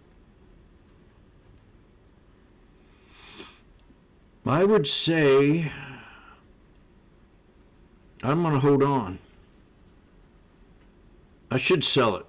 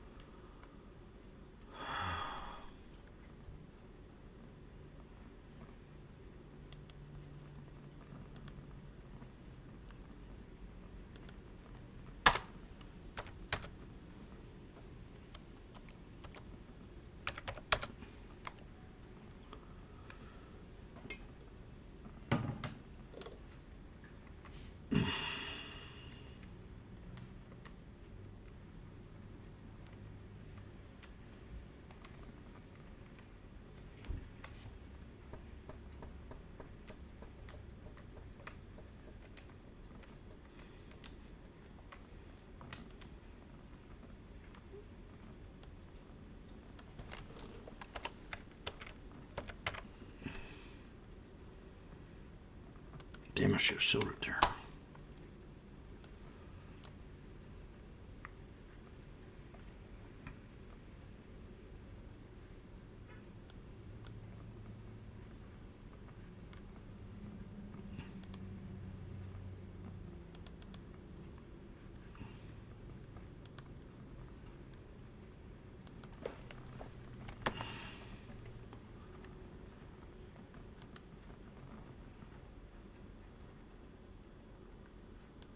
There we go.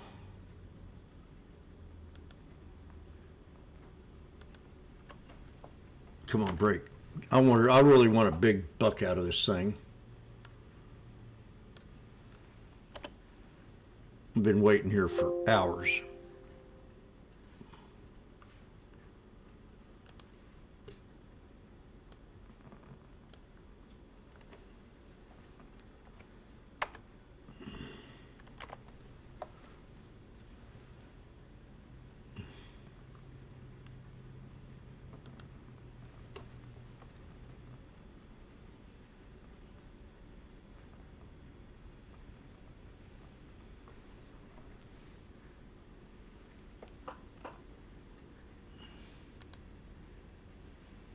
AMD's held up well, NVIDIA's held up well. Apple's kind of consolidating. It's funny how they work the opposite anymore. Apple's probably more diversified. NVIDIA, AMD,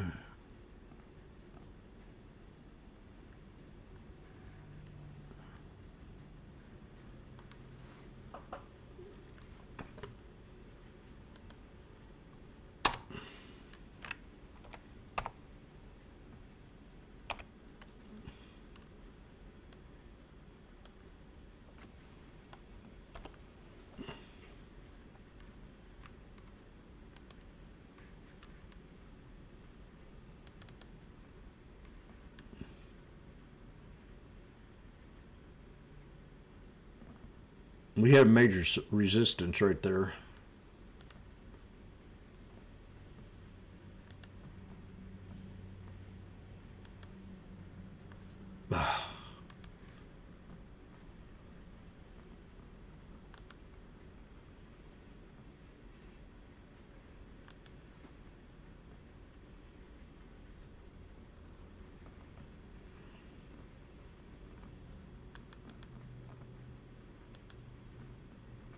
That's a pivot point, definitely.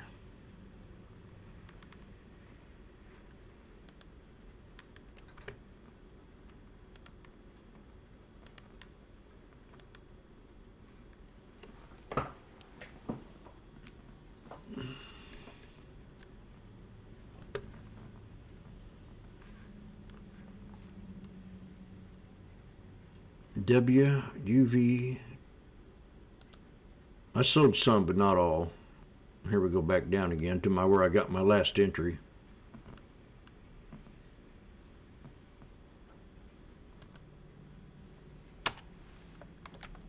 I think I'll get out. Well, just hold on, Jimmy.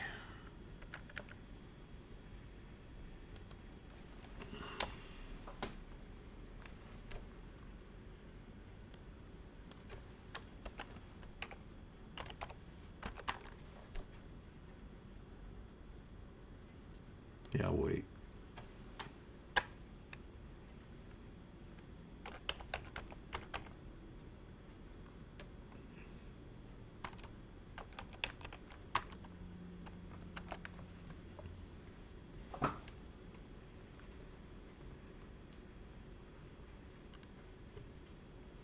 Oh, no, they will never suspect. Oh, now I know who the Whopper is.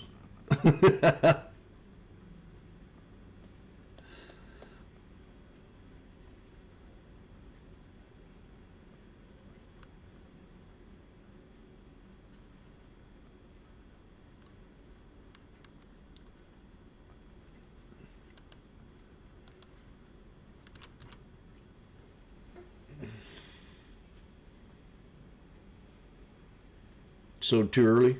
Well, at least you're taking profit in a real choppy, scary market at the top.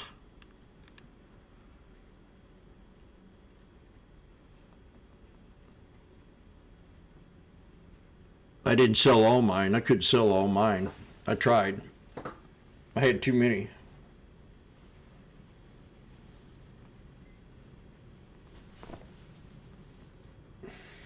Right now I'm up $60 on the second buy.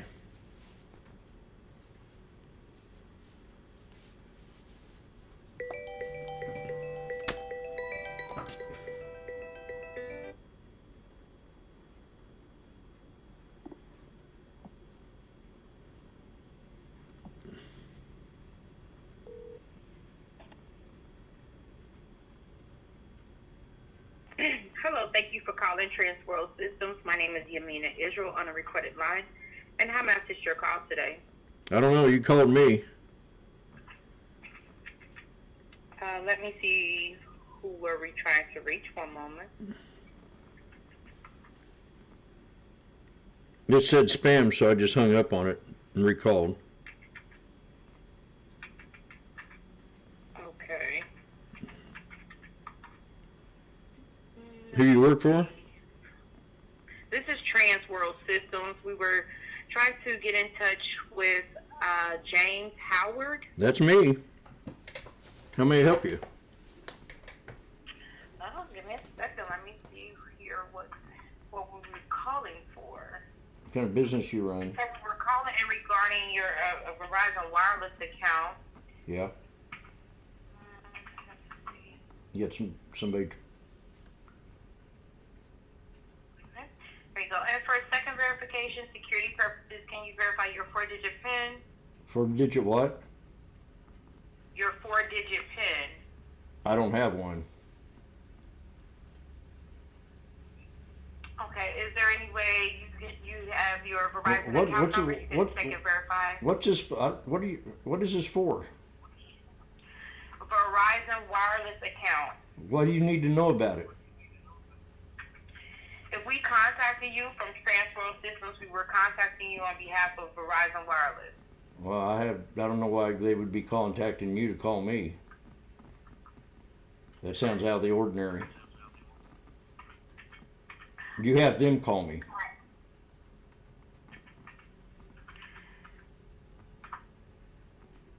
All right, Or I'll turn this number in. Verizon Wireless. All right, on behalf of Transworld Systems and Verizon I have no Wireless, clue. everyone, I have for no the rest clue of your what. day. I have no clue what Trans World System is.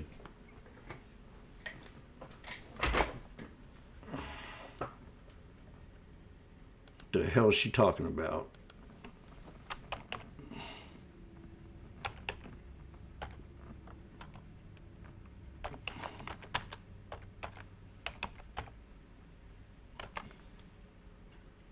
Transition World is a global network and platform aimed at fostering a substantial, equitable, and humane shift of society amidst growing crisis.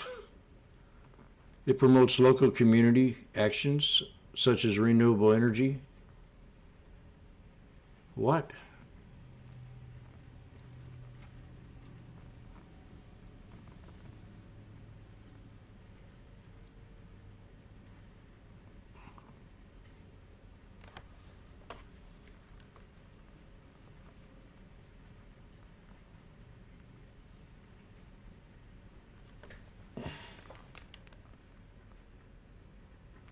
Oh God, I'm just full of crap, dude.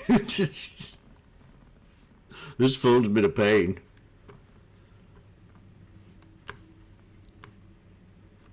Ugh.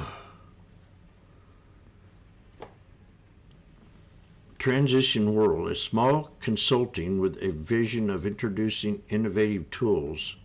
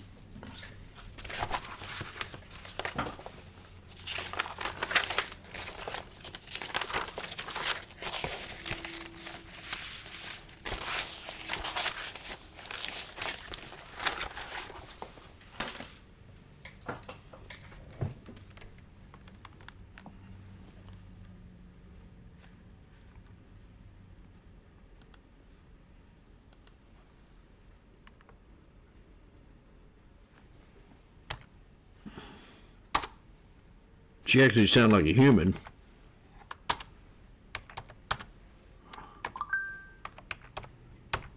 I ain't giving her my code. She's nuts.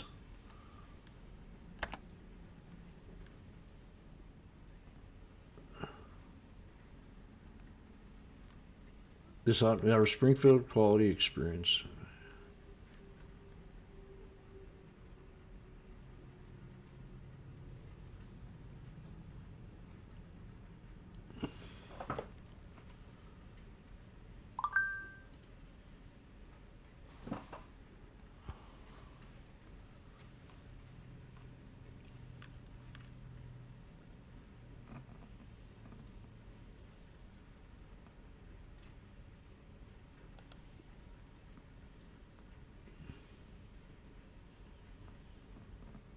This is Complete Automotive, Springfield, Missouri.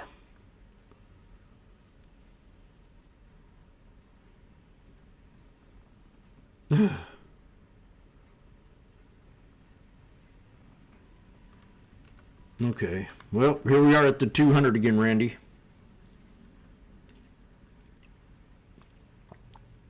What time is it? 2:31. We've had higher highs and higher lows. 200's definitely been a pivot point now since the breakout before.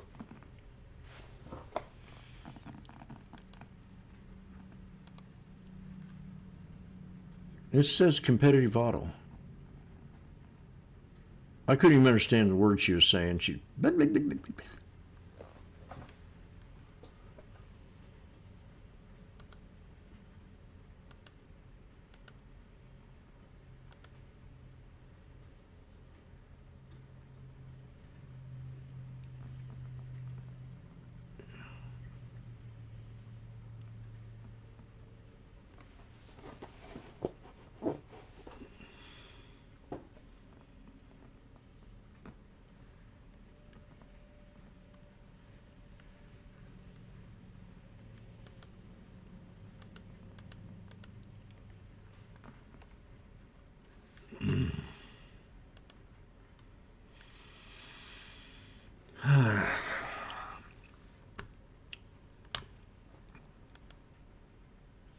Well, I ain't gonna worry about it.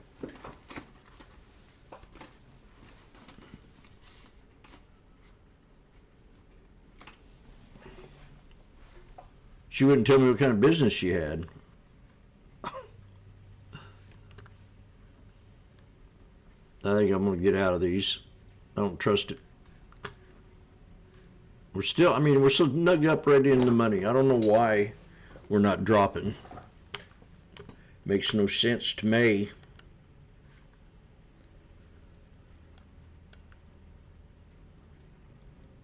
Man, let's just wait it out. We're so close to the dollar here. We're holding 200. So if I get, 550K calls on this thing. Almost 560,000 calls. For having such a small volume day, I don't see why this volume is so crazy.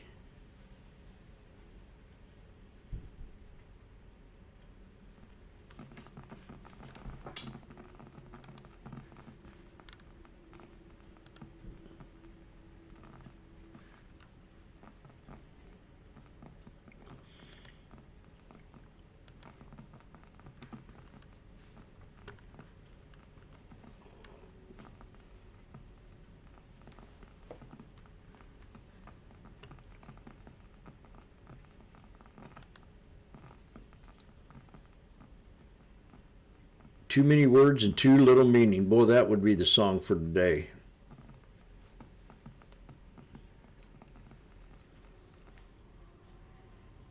How long is it?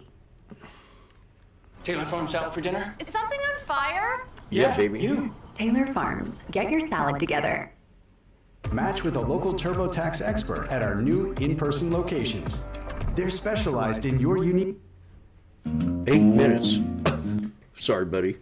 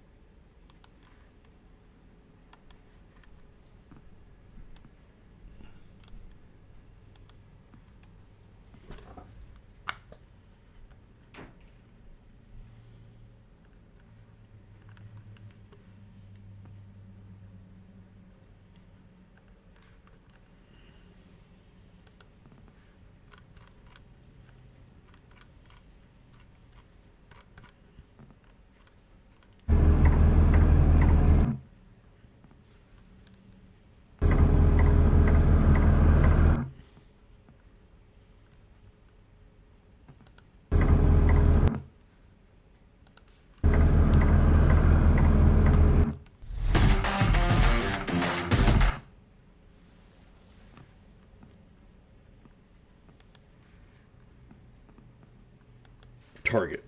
I want to see what Target's doing. Might start liking Target. No. No pullback on Target. Citibank. Up still. Walmart. WMT. Still up. Baba. Burry said he was going to buy Baba.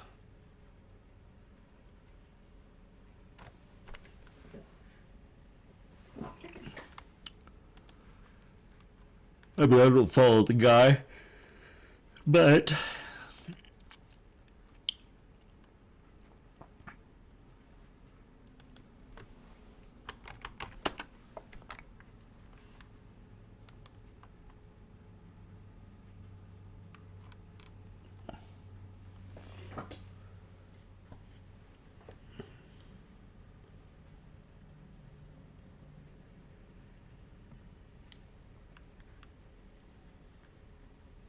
Alibaba reveals it is behind rival AI video model.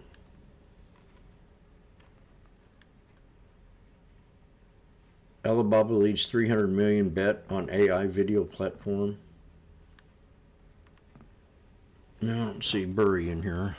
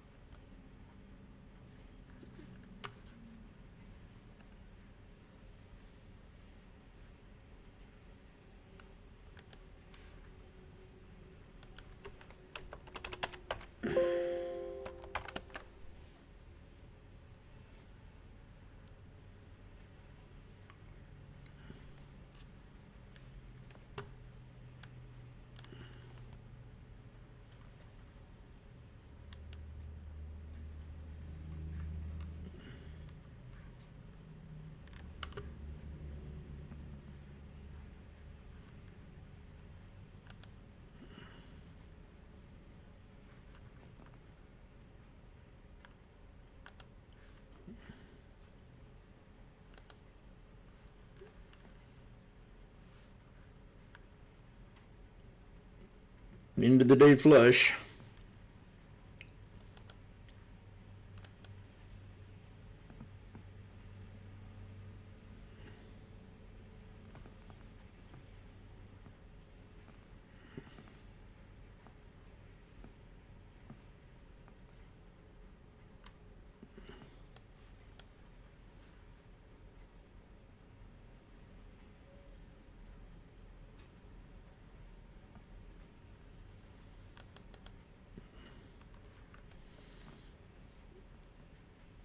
Definitely a pivot point.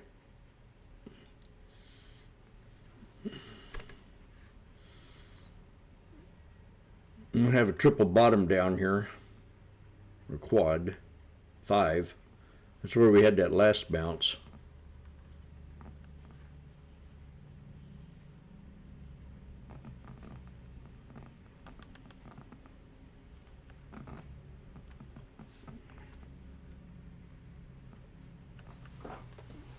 I think so too. Man, not really. I expected it. I said it from right at the morning that we were going to have a choppy day because of all we've had such a huge run. You got to look at the runs that we had.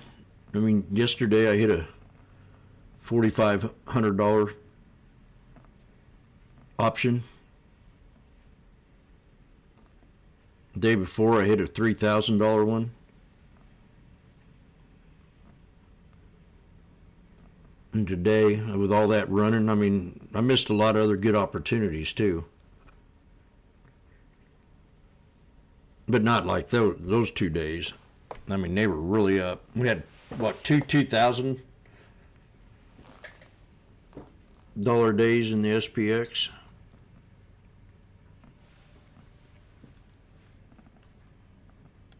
That's a neat looking roof. What do you think about them metal roofs? Them little shingles.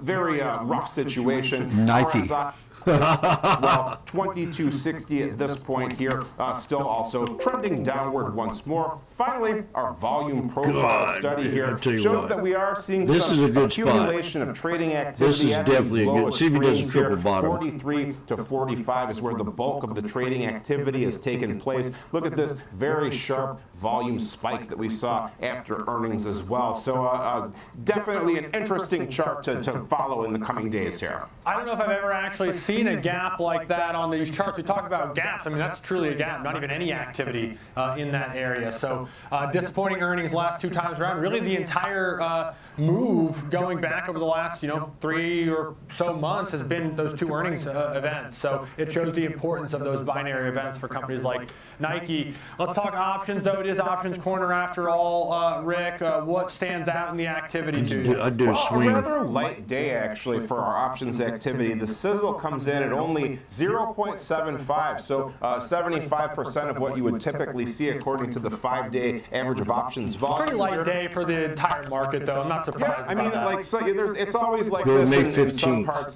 some parts are heavier than others. May always 15th, here. $45 But this is a strike. particularly light day for Nike here. We can see as well that 145,000 options trading hands roughly today. About 2/3 were calls here. The most active for open interest, the May 15th expiration, about 15% of all open interest is found there. Our one notable trade I saw, July 17th, plus 2,000, 42.5 strike puts, about a $672,000 debit.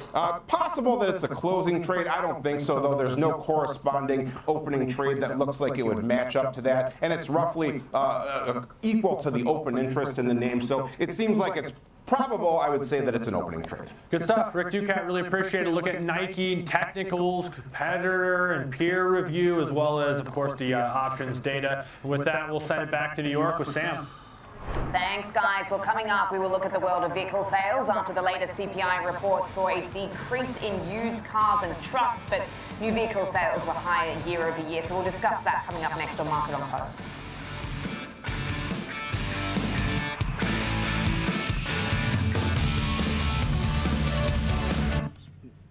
This is a smart move right here. Nike switches up its innovation leadership. That's what I've been talking about for months. That they missed it. They missed the boat. I mean, I don't even want to take the shoes I got off on. I mean, Brooks are the most comfortable shoe I ever put on my foot. And I got 3 pair of them that I switch in and out of. They're not the same kind, but the Super Max. I don't even know I have shoes on when I'm walking. And I was told a couple years ago, them loft shoes, they're not good for your feet. Oh, they're a lot better. I've been wearing them for 2 years now. They're real nice on my feet. I feel like I want to get Nike because of the triple bottom. So I'm going to do it and just swing it. Now that I read that news, this could be good. May 15th. Nike Chief Innovation Officer leaving after less than 1 year. Nike switches to its innovation leadership. Company veteran. Well, the first thing you did is they went woke. And that was a big turnoff.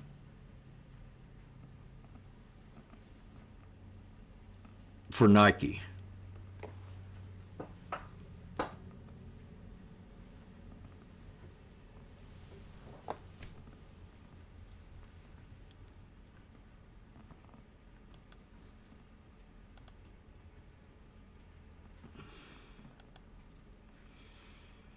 Nike to end Adidas. Oh. What? Oh, they're so stupid. Nike could suffer from peaking fashion trends. You just now figured it out.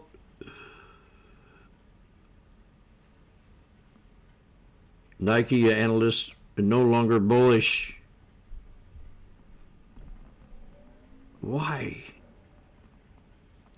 God, these people are so stupid.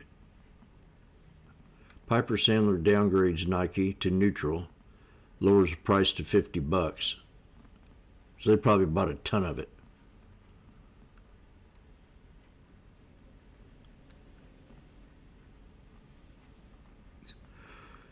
Nike ahead of earnings.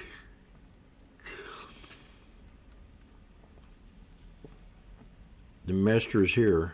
Could golf stocks be a portfolio hole-in-one? No. Tech is. Downgrades Nike to market performed from outperformed. Means they're a little bullish.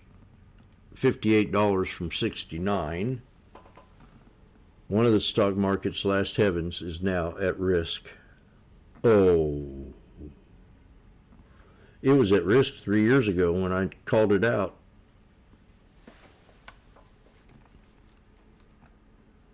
Nothing in here about woke.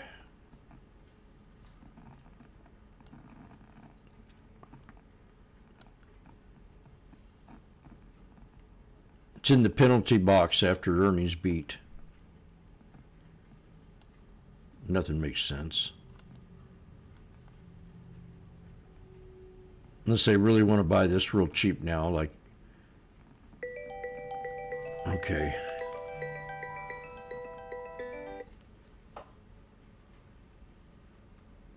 Always clean this gem.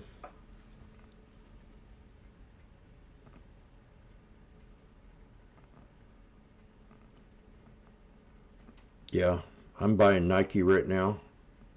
Triple bottom in a week. We had a nice pretty pullback here. Yep.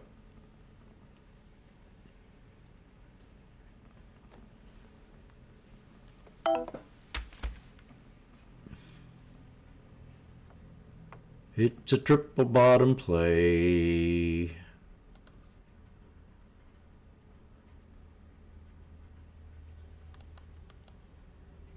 This will be the only swing I've done in a while. I don't believe they're crap. Now they want to downgrade it finally, and I want to upgrade it. So I don't get these kooks.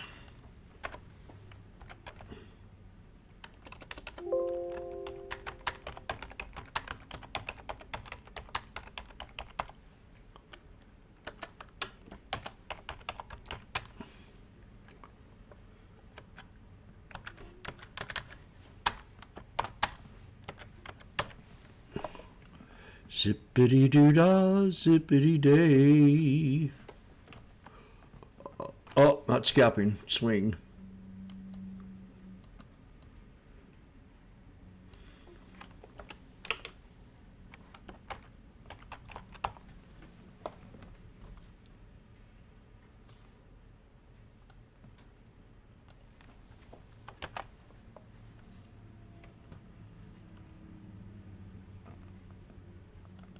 Pretty expensive. Oh, they can't. I don't want it. We'll get hail around here. I'm just trying to figure out a good little roof for about a 12 by 12 off-grid cabin.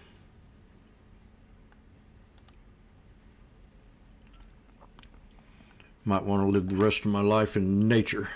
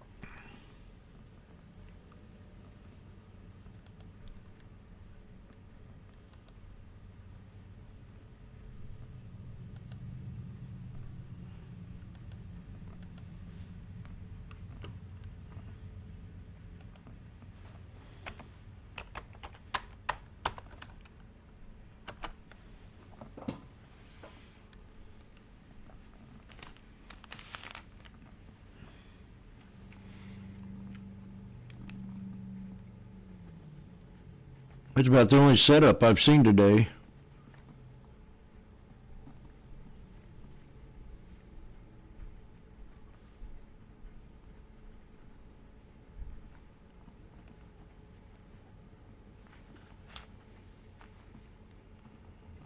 Why did I put lotto on there?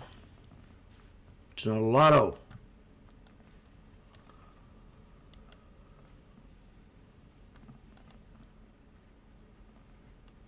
Put it down my logbook.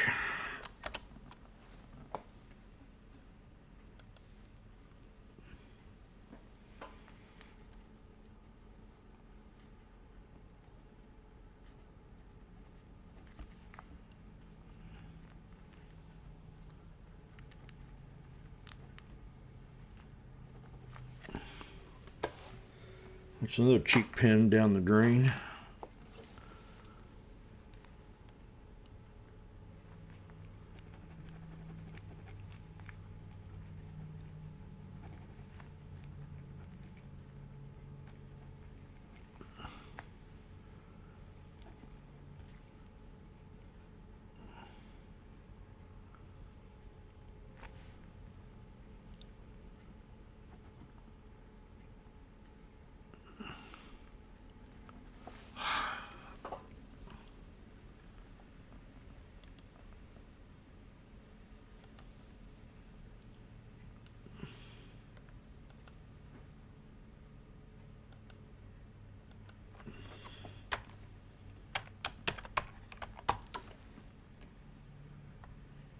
Him and I had the right call, though, May 15.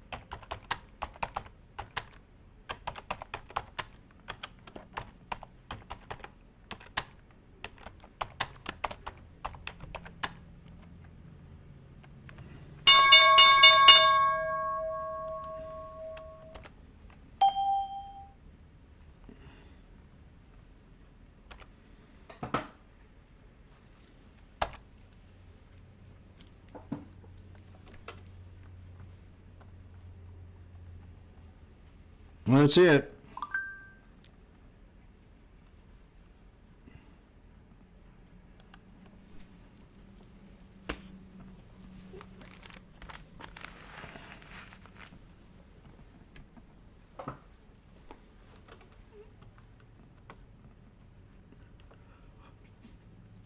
Today, I really want to explain today the way I see it is we've had 2 weeks of just outstanding run on every single dip that the bears tried to feed us, to where I made probably more money in 2 weeks than I have in the last 4 months, 3 months. 3 months and 10 days. I've been trading a lot less on this downturn and under the war.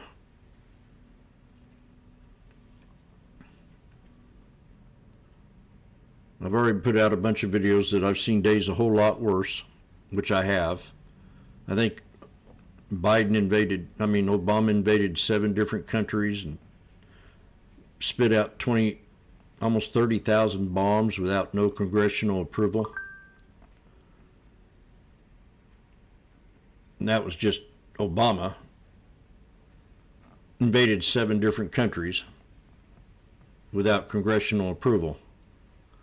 And then we had Biden, which was half asleep, and the market ran like a tank. I mean, it dipped. We had a 30-40% dip in 2022, and I called the bottom out on it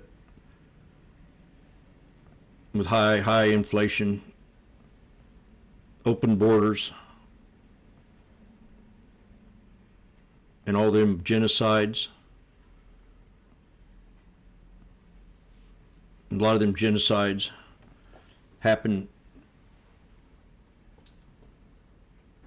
even after we gave them billions and billions of dollars to buy the weapons.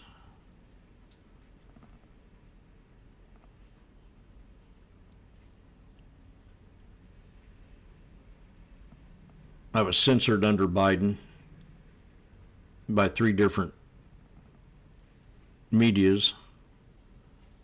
I was told to get a shot or I couldn't work, so I got the shot. I didn't want the shot. I was too scared. By that time, I was scared to death. I mean, it was mandatory for everybody to take the shot, and I just wish I wouldn't have done it. So there's times a whole lot worse than what we're seeing now. A lot of terror has happened in the past 20, 25, 30 years since Carter from the Middle East, and it hasn't stopped. So I'm kind of, I'm at ease with it. I feel quite comfortable what we're doing. Who uses women and children as shields? Who slaughters their own people? 30,000 this year.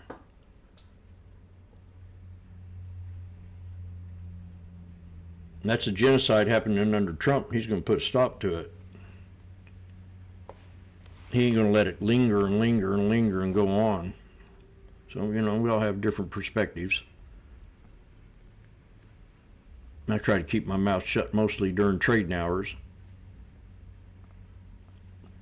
But it's starting to get to me a little bit. Just the rhetoric makes me want to go on my own and just trade on my own sometimes. Because I've been here before and things have been a lot worse and nobody bitched and whined and complained back then.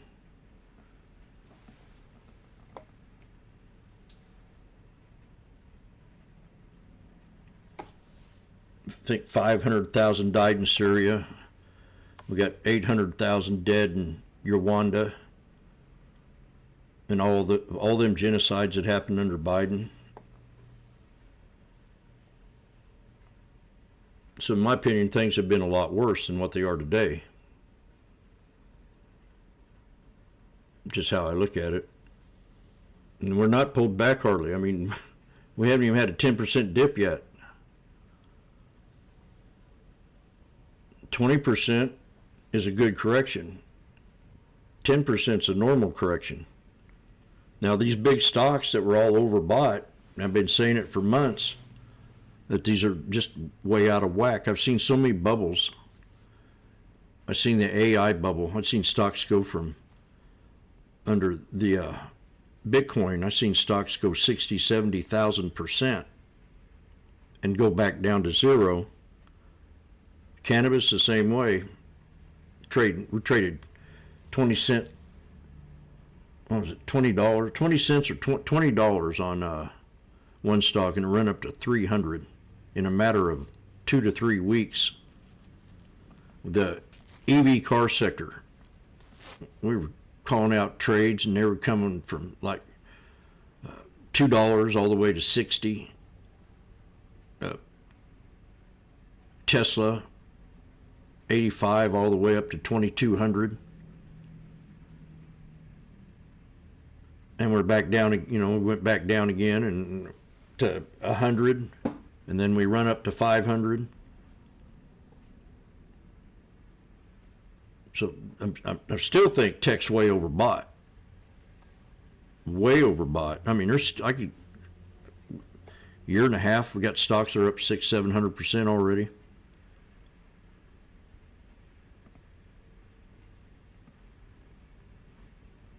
So, reading the charts, I trade better by reading the charts than listening to the news.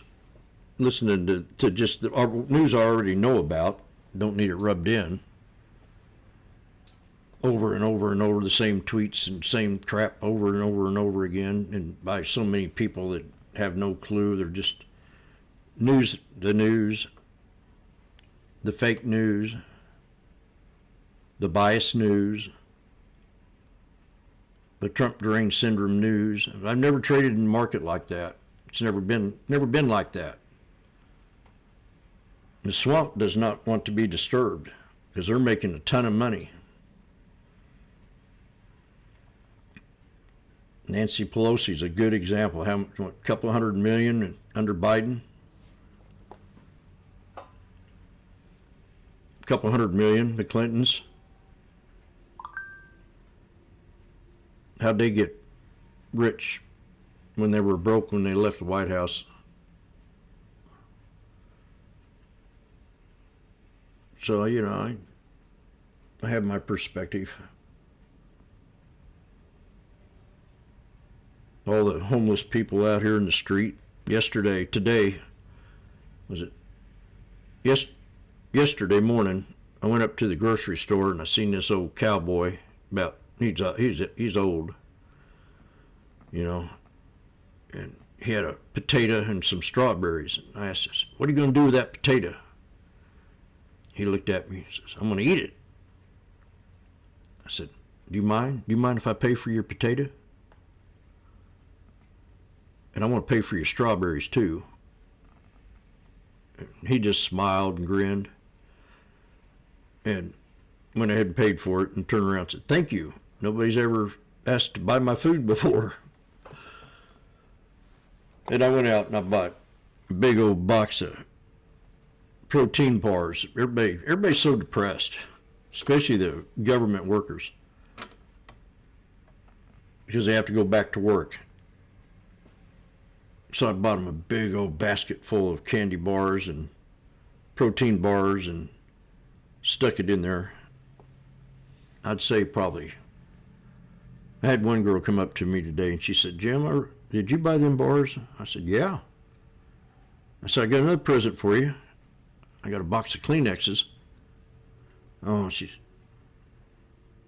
and she says, "Well, I was real pale and I was getting like losing energy, and I went in there and grabbed one, and I want to thank you for that. In return, I'm going to get me a dozen eggs from her farm." But I do that all the time. I'm out buying stuff for people. I bought my nephew a car, bought my sister a car, put a house on in Nigeria. I bought him a roof.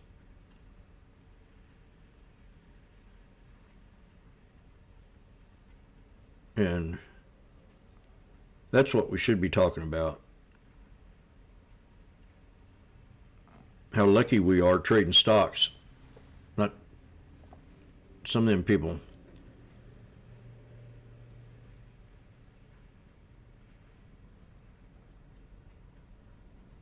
I had one girl come up to me, "Jim, how far is the market going to go down?" A couple of weeks ago, or about 3 or 4 months ago. And I said, "It ain't going to go down, it's going to go up. Don't worry." And it went up.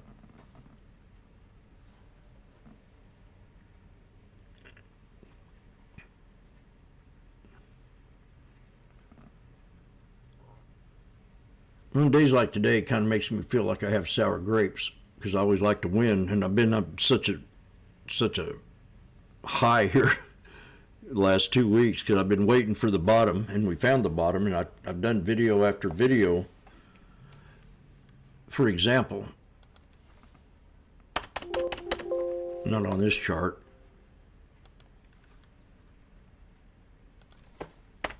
if you got to watch my IWM video, you could have made a killing.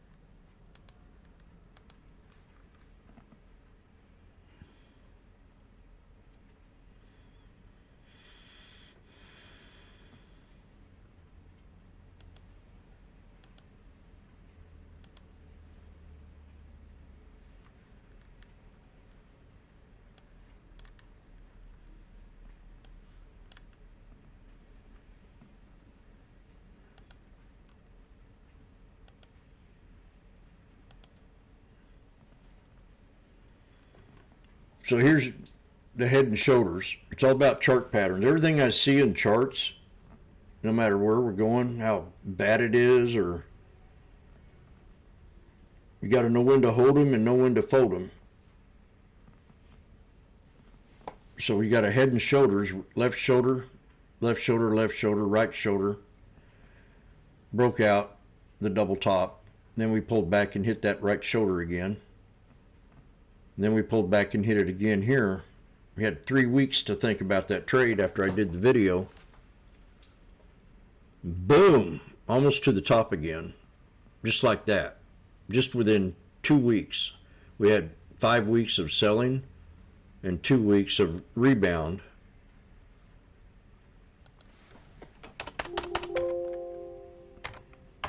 We were bound to pull back no matter what president or what event is taking place. Two black crows conduct consolidation. Two white soldiers consolidation. Three white soldiers consolidation. Two white soldiers consolidation. Three white soldiers consolidation. Now we had to pull back here to the previous candle. So that's three. That's the pullback. Three white soldiers. No matter who was president, no matter what event, two white soldiers consolidation, three white soldiers consolidation, two white soldiers consolidation, three white soldiers, 2 years of consolidation. Triple top breakout, three white soldiers, a year of, then we're not even consolidated. We did back here very little, but we had a lot smaller market. And that was during the Obama years when he was printing all that money. And then Biden came in and printed 14 trillion over budget.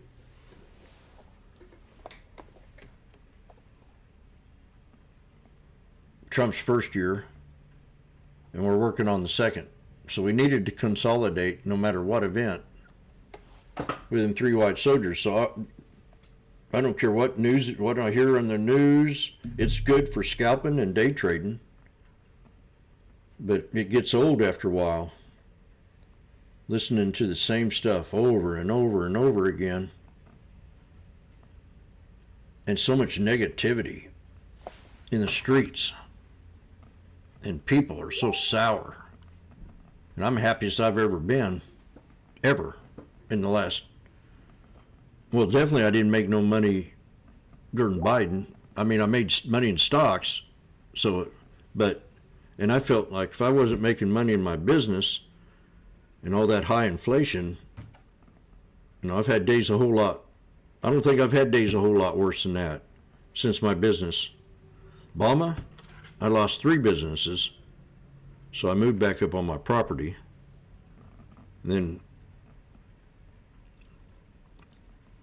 And then I got tired of putting the miles on my truck, so I drove back to Springfield. It was about to fall apart. I figured I'd just live in here in an apartment. But I wasn't making any money in my business for 4 years because the inflation was so high, it just shredded it. My accountant went up 50%. My food bill went up almost 100%. My rent went up. Insurance went up $300 a month. And I pay everything. My business pays for my living. And then I splurge, but it pays for my rent, pays for everything. But I was bringing in $2 or $3 grand a month when Obama started, and then when he started stuff, I lost 3 businesses, and my profit dropped almost 50%, from 100 grand to 50 grand. My taxes were at 45%, so I had to go find a way to maneuver, and I opened up a LLC, and I was able to save 15%, which put me back in profit again.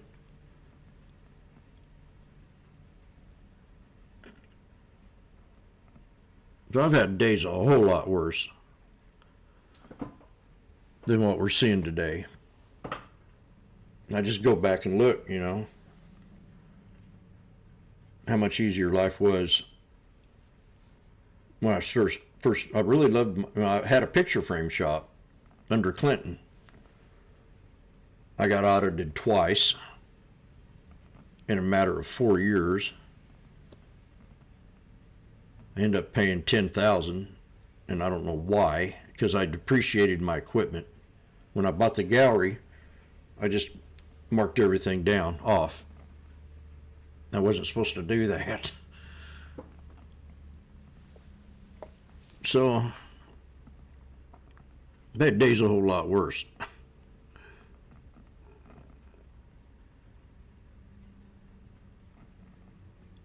And when I moved to Hawaii, things got a lot better under the Bush years. I sold my picture frame shop to a guy down the street for a good price. Real good price. Just more or less gave it to him.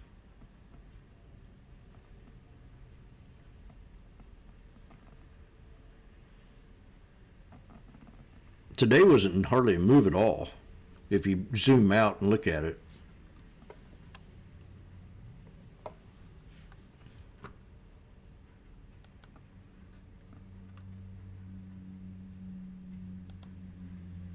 Look at this week we've had.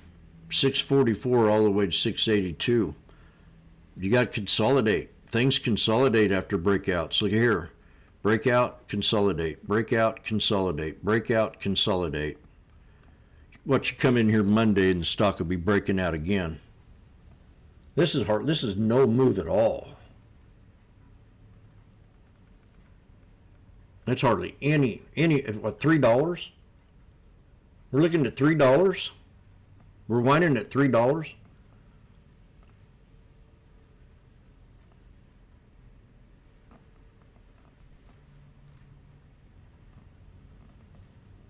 When you have the big breakouts, you're going to consolidate. And this is consolidating.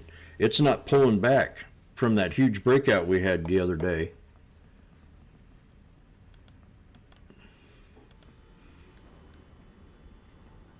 We had the huge breakout.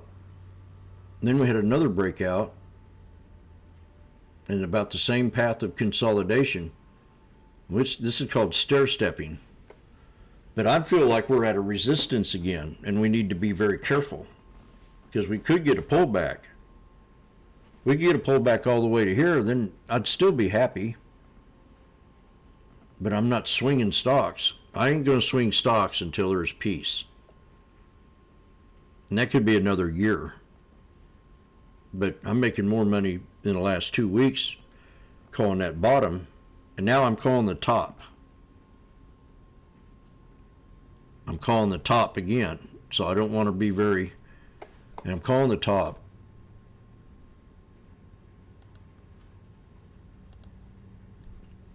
Because we're under this wall, and we actually broke it. But we have another wall right here. And then if we break that wall, we got another wall right about here. 688, then we got another wall right back here, and before you know it, we're already back at the top. And this is what I said when we were down here at the bottom. I said, do what you got to do because it's going to happen real fast. The comeback is going to happen real fast. Because I've seen it over and over and over again on these knives. Probably next week when we get the good news that Israel and Lebanon will create some kind of peaceful ceasefire. They're grouping up right now. There's a lot of differences, you know. We're a country of religion, so is the Muslims. More of a kill the infidel kind of religion. Kill the white man. But we just had a good run. It's basically all we did was just a $3 consolidation today on the SPY. Could have been a day we could have took off. Friday, you don't know what's going to happen over the weekend. We've had the great run for 2 weeks off of the double bottom. And we just crossed a pivot point. That would be your support right there. That little pivot point. You got your low and your low and your peak.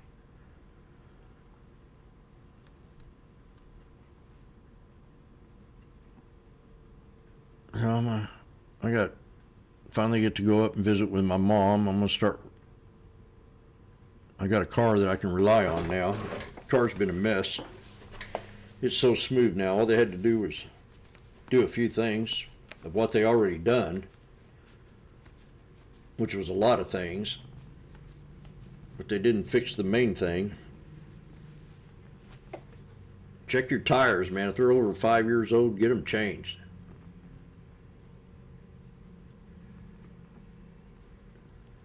Well, kind of sour note on Friday.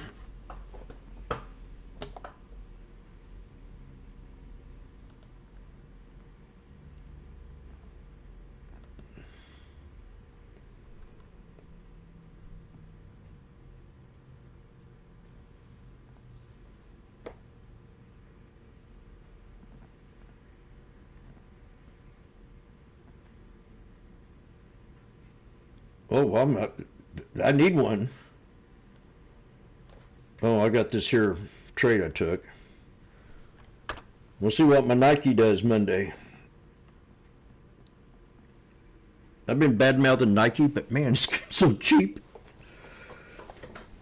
It's down 300%.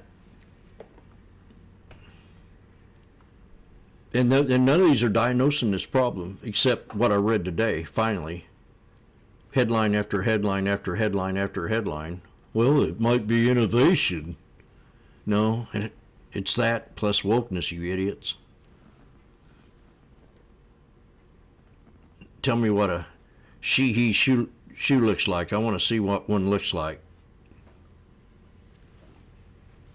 How are you going to change the sizes on a she-he shoe? Will you have a category for she-he's? Or she-whats, or he-whats, or...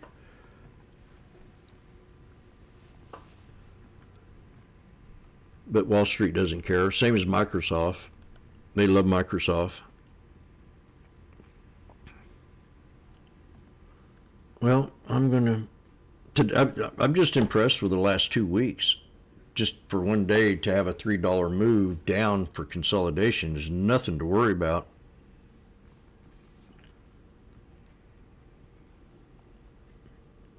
It was hard. I mean, it was hard when you're in that tight range. It's hard to make money. And it was real choppy. I went first thing this morning. I said it's going to be a choppy market today. And $3 choppy is like I'm going. Well, I got destroyed. I mean, I'm green, but it wasn't easy. 3 bad trades, 2 good ones. Hardly ever have 3 bad trades in a day. I shouldn't have been trading. Now that guy ain't called me yet.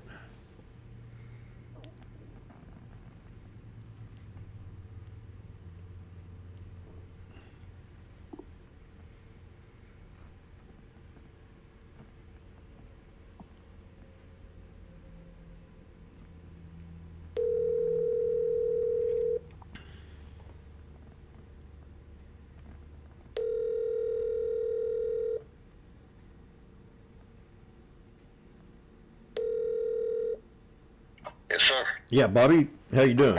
You gonna make? You gonna make it out there? I've already been there and I'm done. Well, why didn't you call me? I did. What'd I do? Hang up on you? Yeah, I kept saying the voicemail's full and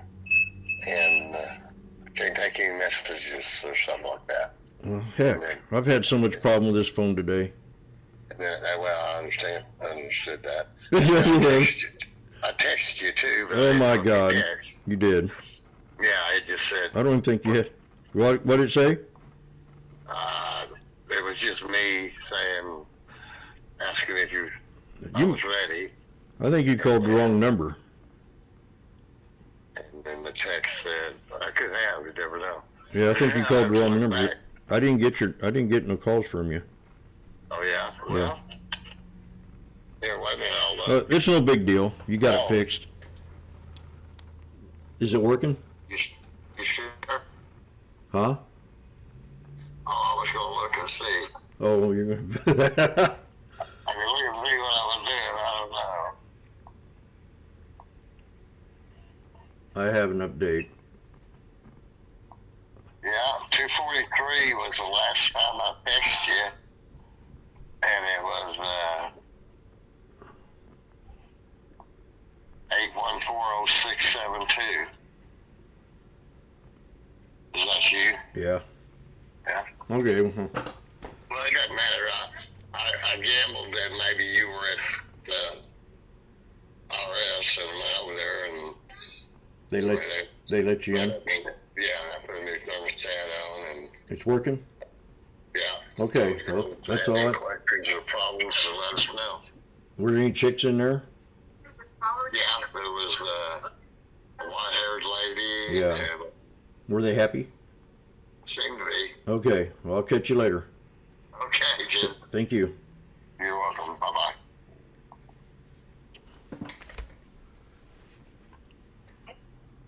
Okay. Well, I kept my shoes on for all that time. Okay, thanks all. I probably do need a pardon.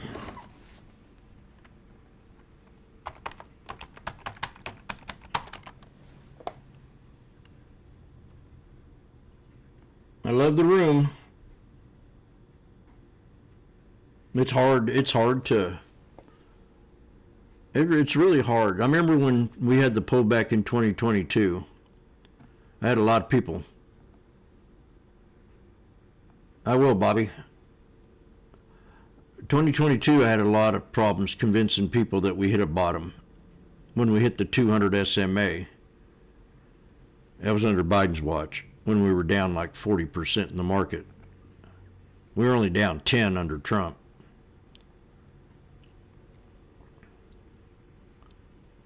And when you're down 40% when the market was a lot lower, it's a lot worse than what it is right now. And I had problems convincing a couple other times when we hit the 200.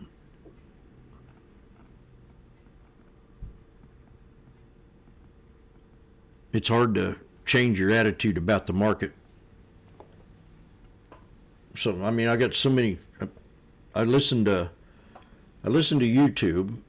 I get my news not from any news. I don't listen to Fox. I don't listen to CNBC. I don't listen to any of the networks. I just don't do it because they've got the Trump deranged syndrome. And all Trump is an old Democrat. He was a liberal, like I was. And many of them that have switched over, he's just acting like we did 20 years ago.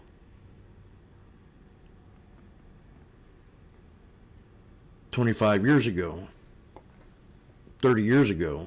I was a big liberal.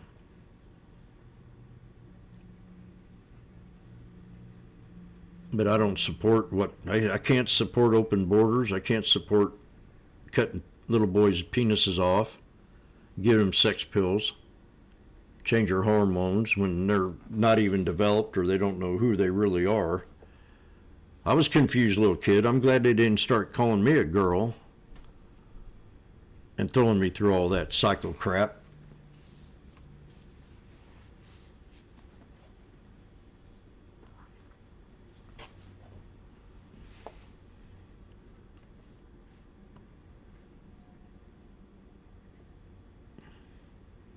If I had children, I don't know how I'd react. I don't know if you accept it or if you try. Dad, I know I've been a boy all my life, and I'm 8 years old, and I feel like I'm a girl.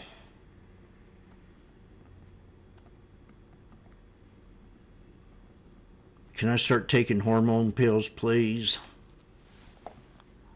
I don't know what I would do. It would be a tough decision. It would be hard at all. You want a beaten boy? Go out to the woodshed. Go out there and chop some wood. I don't know how I'd react.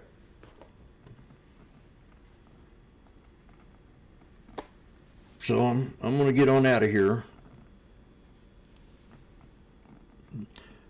We'll know if things get real bad Monday. If we still keep going up, I want an A+. But right now, all we're doing is stair-stepping. And we'll see how my Nike swing goes out next week. I really appreciate everybody on YouTube. I'm the only one that'll spit the crap out. I'm not going to lay on the side of the road and let... And soon I'm going to be isolated in a way. Nobody will be able to ever find me. Cheers.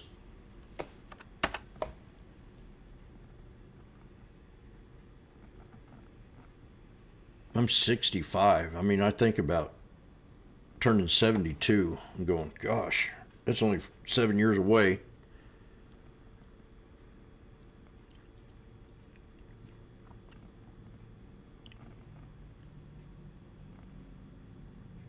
So, okay.